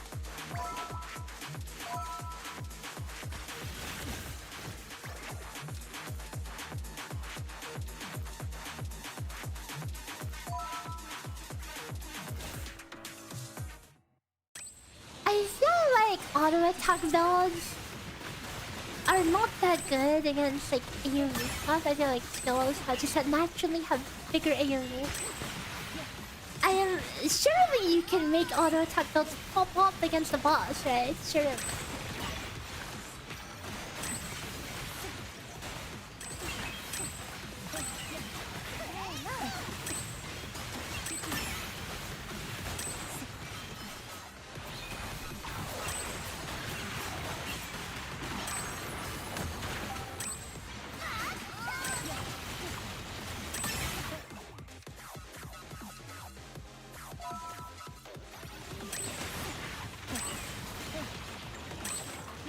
Yeah, I mean, Chitose's auto attacks are pretty good. Like, but you can like still focus on skill damage and get a good amount of auto attack value as well.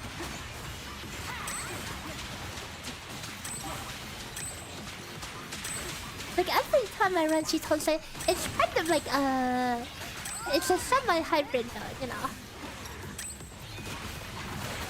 Because you can get disgusting amounts of auto attack damage for like a one card investment.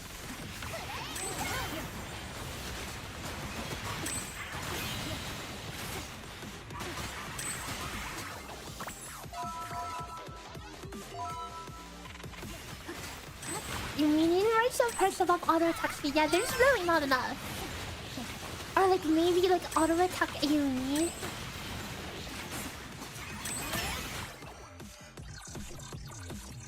Or like even this like effect that you get in here, right?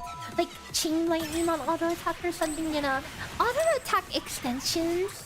But that would still like, you know, reward just being in range to spam auto attacks, you know.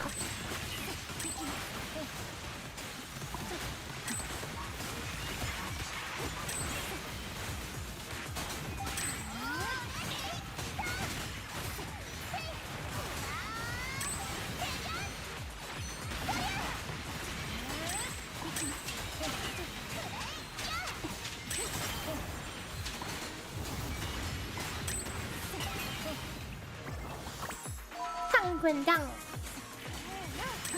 I hate this stupid thing that just runs off to Africa every single time. Look at these auto attacks inside here.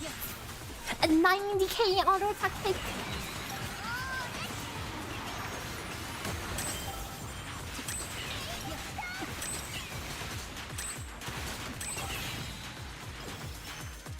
It's good.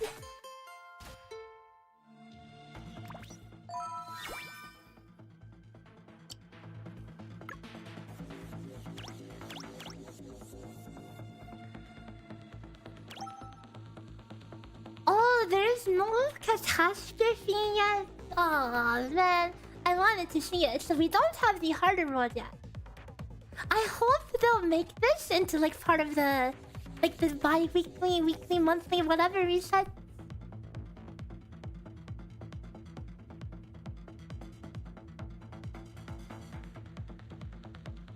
It should be in the rotation, surely.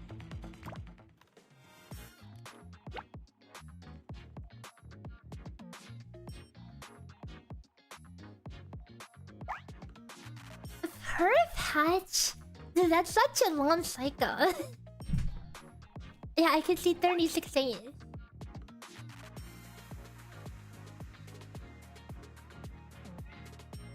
Yeah, more build variety, but definitely, yeah. Good. Like, being like, kind of like a duck builder. Yeah, it feels like there's not really too much variety for what you actually want to get, you know.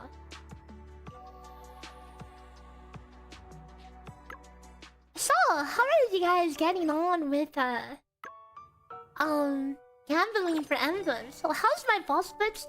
Dude, don't look at my boss splits. Like, my record isn't even fit. Okay, I need to actually run a proper ascension. I imagine it's longer than usual, right? Like, I was thinking, like, look at this.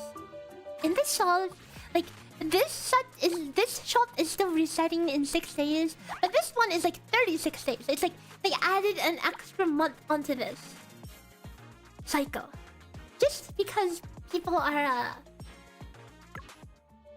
I guess they need time to start, you know. And then same with this also. How in the world did Intern Kun starts in 34 days instead of ends in 34 days? They did this on the banner as well.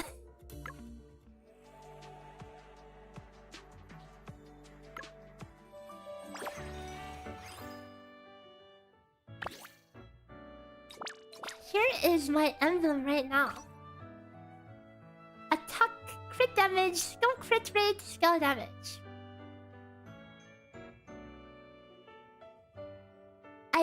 I spent like 10 locks on this. Nothing better.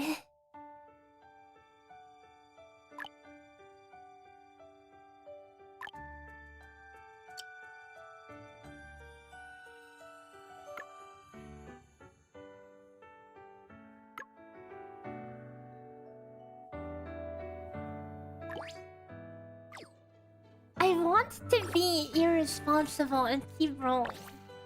But I know I should, you know, level my crap first.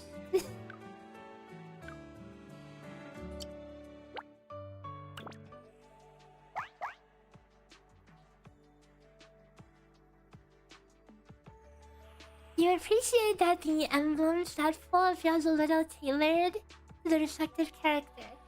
Oh, I didn't even think about that. I mean, is it though? I have like freaking... I've hit minion damage.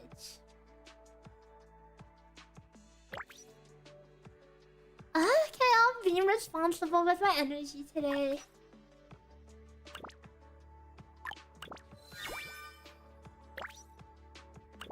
There.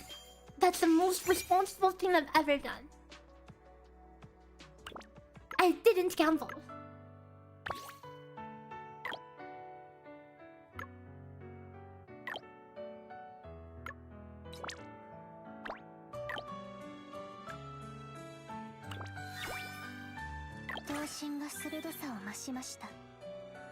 Oh no, weekly material gate. I shouldn't have farmed the random weekly materials. Oh, I guess since I'm weekly material gated, I suppose my next energy must go to emblems. Or I could like, you know. Dude, this is still level 5. I should probably give my other team some attention, huh? This is level 4! Okay, I mean... Oops. No wonder why her damage is ass. I mean, it wouldn't help much anyway, okay. My bad. My bad, dude. I pulled Chitose and I felt the power, okay? I felt the power.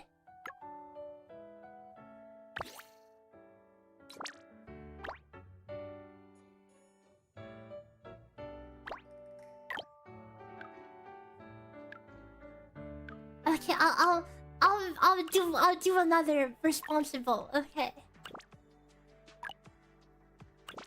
Look how responsible this is. There. Crazy responsible.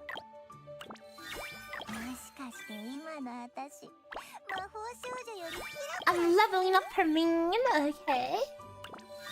And I'm already out of boxes.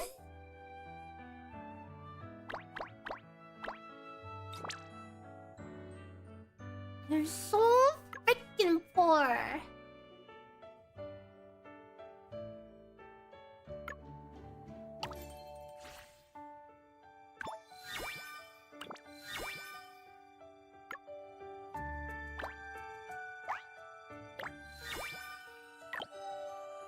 I need to add more people. I should just accept everyone. And I should start removing all these people who don't even play. Yeah, of course she has the most affection, okay. 11. Chitose is 7. Everyone else like 3.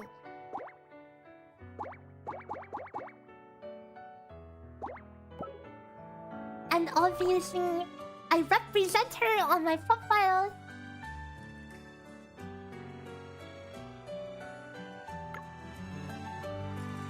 And now I'm gonna clear 0.5 seconds faster, true.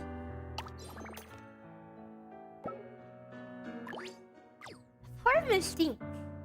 I mean, it doesn't help that my it doesn't help that my Umbra discs look like this. Oh, if not for the selector on this one, I would have it would be even worse, man. Okay, oops, my bad. Dude, my water team, guys, my water team until very recently had this freaking Quagsire looking ass dude, okay? But then I bought the Vampire Survivors disc here. Like, I have been getting hard cocked in the disc gacha. I've done like 100 polls, and they've all been like 9R 1SR. Look at this crap. 9R 1SR. 1SR, nothing. 1SR, nothing. Oh, 2SR. 1 4-star, nothing. 1 4-star, 1 4-star, nothing. 1 4-star, nothing. 1 4-star, 1 4-star, nothing. Oh, and 5-star crazy Ventus disc. Oops. Yeah, I did. I went to the whole hitting on Chitose.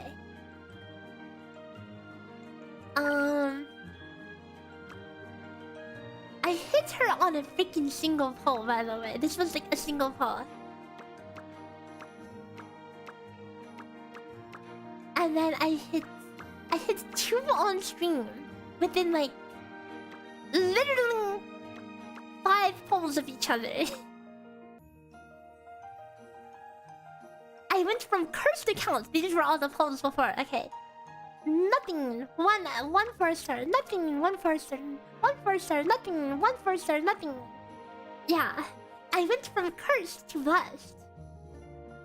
She reminds me of Abigail. I mean, I can see it. I can kinda see that. Abigail from Stardew. All you need is Gamer Client Trilla. I can't mention Abigail from Stardew without reminding you guys about this art. This art.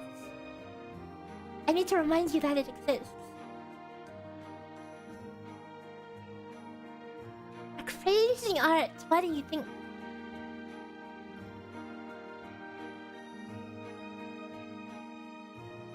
Good art. See, you can spend your gacha money getting art instead of gacha.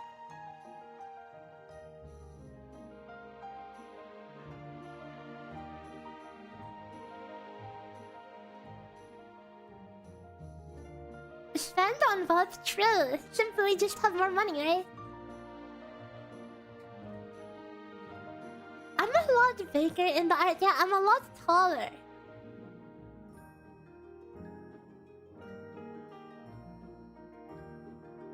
Yeah.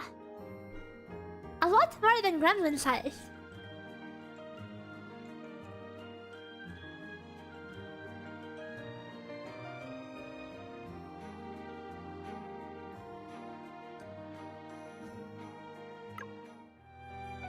Wailing on self-ship art. Hell yeah. The best things to wail on.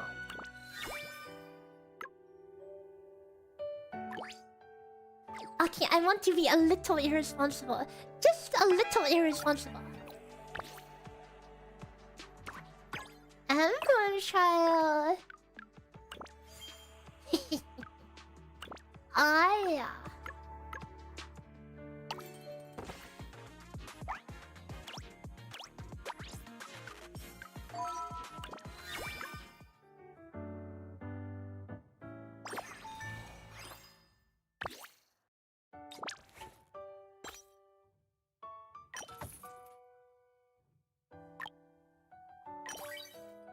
What the F is this crap? What happened to tailored stats? Minion crit rate, derivative crit rate, defense.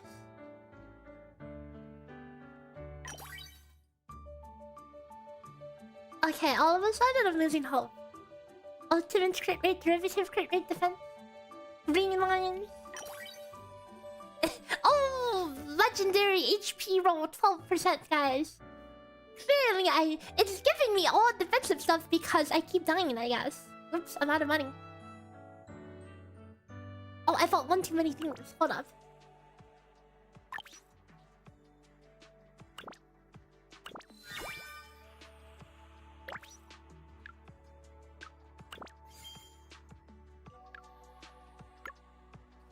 Derivative? You know, in the Vampire Survivors mode, when you get like the power up that like makes lightning bolts when you hit, or like fire waves or something. The additional on-hit damage, that is derivative. Oh. It unlocks your thing. Don't forget to relock your thing. Yo, 15 auto attack damage though. Meh. I don't want to look for that though. Dude, I feel empty inside. I just wasted currency. I just wasted energy.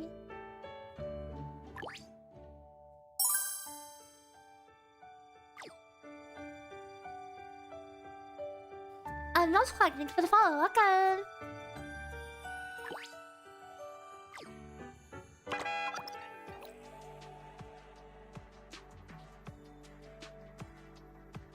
What?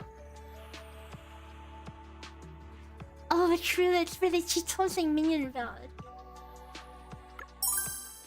You know, I have this crazy minion emblem. It has double minion, the 20% minion damage, and the 80% mark damage. I don't think the coiling serpents actually do the phantoms count as derivative?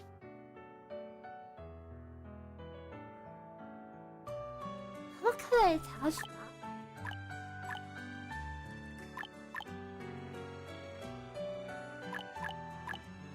That would be really hard to test, but it should not.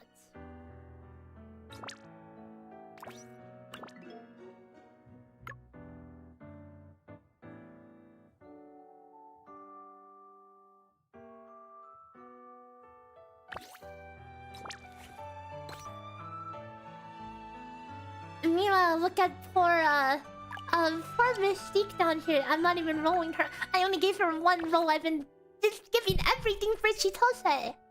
She's been stealing the spotlight. Limited character moment. Okay, my bad, dude. I happened to pull 3 dupes of her and she feels kinda strong, okay?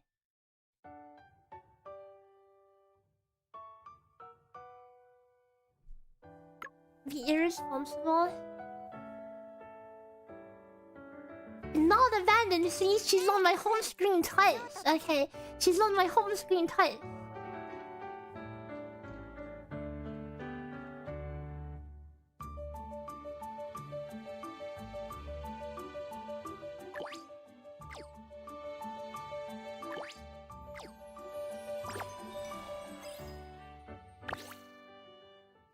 I mean, she's also pretty cute.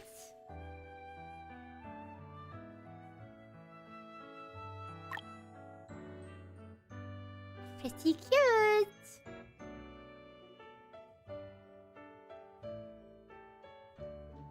Oh wait, I didn't know you could drag her around.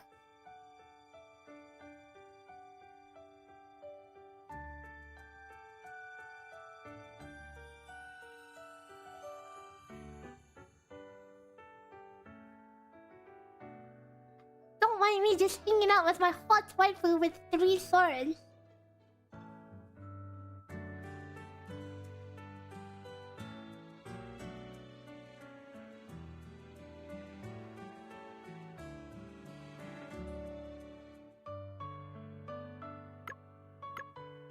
How do I change the art on the tracker screen?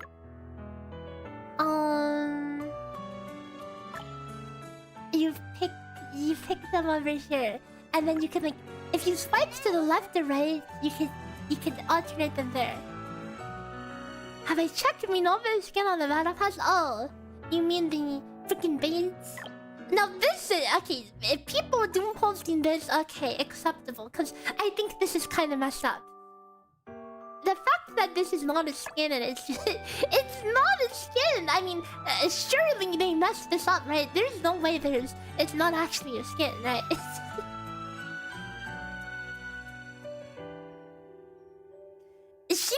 Like if I had this as a skin, I would instantly start investing more into her. Cause this skin is pretty cute. Water check. Oh, I should drink some water.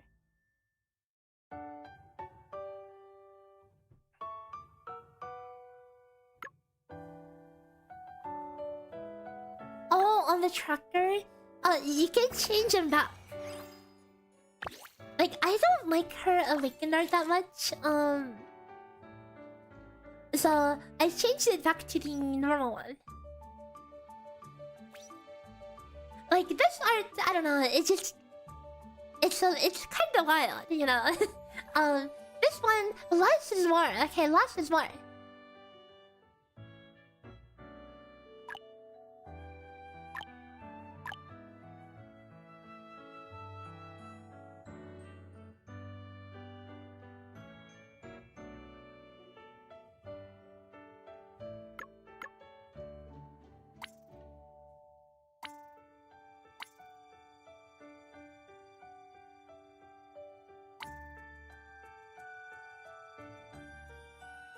Mystique with the camera caught in 4K.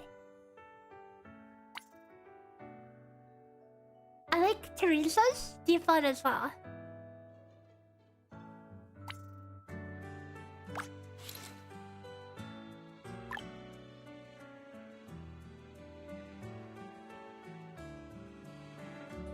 She's snapping pictures of me.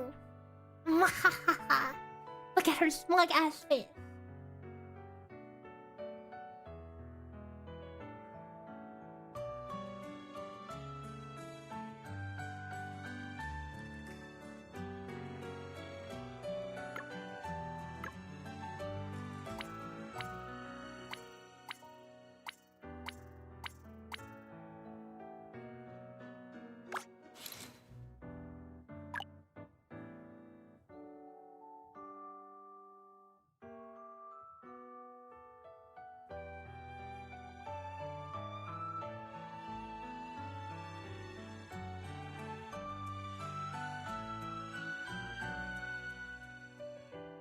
Crazy tie. I'm looking at her tie. It's really crazy.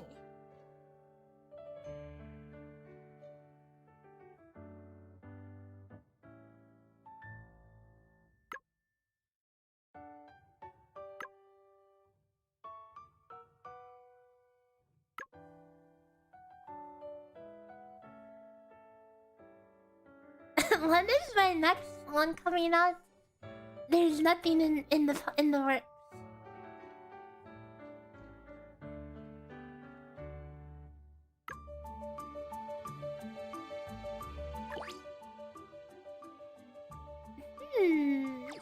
Well, I think we made some decent progression today. I think we will wrap things up for sure. I've been working on a short video to talk about my week 1 experience on this game.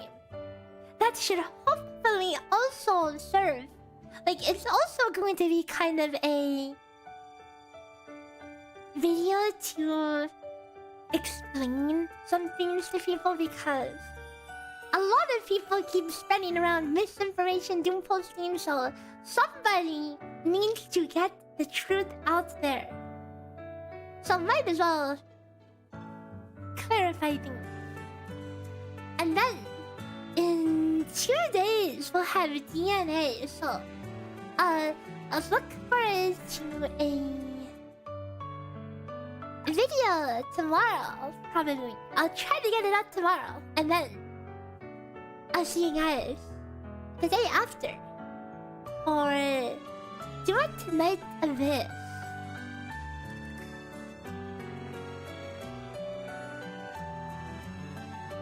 Does the truth matter if those too late? I mean, might as well, right? I'm having fun with this game, and I just think it's unfortunate that the only thing people know about this game is like, if you mention Stella Sora, and then like a lot of people are like, oh wait, oh that game, I heard that game was, you know, last scene, oh I heard that game was super greedy or whatever, because they haven't heard the right things about the game, and it just sucks that that's how the game is seen, you know. Probably the video might not even get any traction. It's already, Stella Sora's already, the word is already on the street, and everyone's just getting ready for the next exciting thing. But you know, better late than never. I want to have hope that Yostar can do some damage control and help the game get back on its feet, because it's a cute game and it deserves better. TBH. Anyways, let's find somewhere to send you guys off to.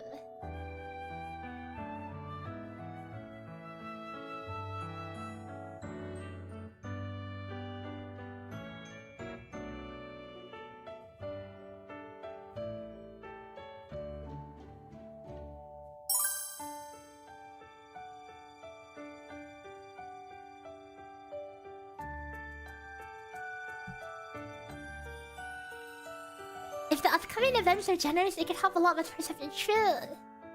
Because in a lot of like Spark system gotchas, what I feel like is they don't usually have too much forms of income, gem income that are easy to see in the base game, but then the events spit out a ton. So it's hard to say like this early, you know. All I know is I haven't spent the time. I've gotten to hotel pitting. I've gotten to drop hundreds of polls on the standard banners from all the one-time themes, and I've been having fun. The characters are cute, the music is good, and I want to see more.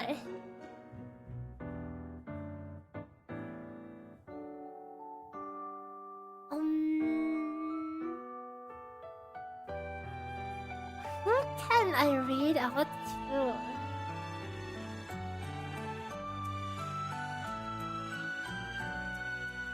A damage control selector? If they do that, then I guess I should get just double Earth, you know?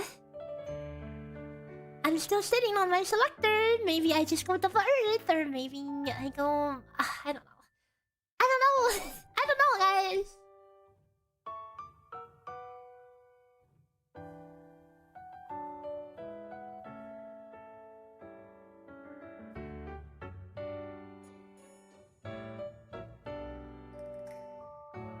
Okay, we'll raid out to Hihi, who's playing Blue Protocol. Oh, true! Give us a 4-star selector, man. We need 4-star selector. Okay. I need my caramel. She's so dang cute, and I need her now. There's also a date in banner for October 28 and November 8. Yikes. That's I feel like, you know, they should probably reconsider on that one, because it wouldn't be the best look based on what's out on the street, you know. Anyways, if you have my emotes, you can copy paste this message, and I'll see you tomorrow with a Stella Sora review video, and then the day after for Duet Night Abyss. Exciting things to come. I'll see you next time. Bye bye. Thanks for hanging out with me, and take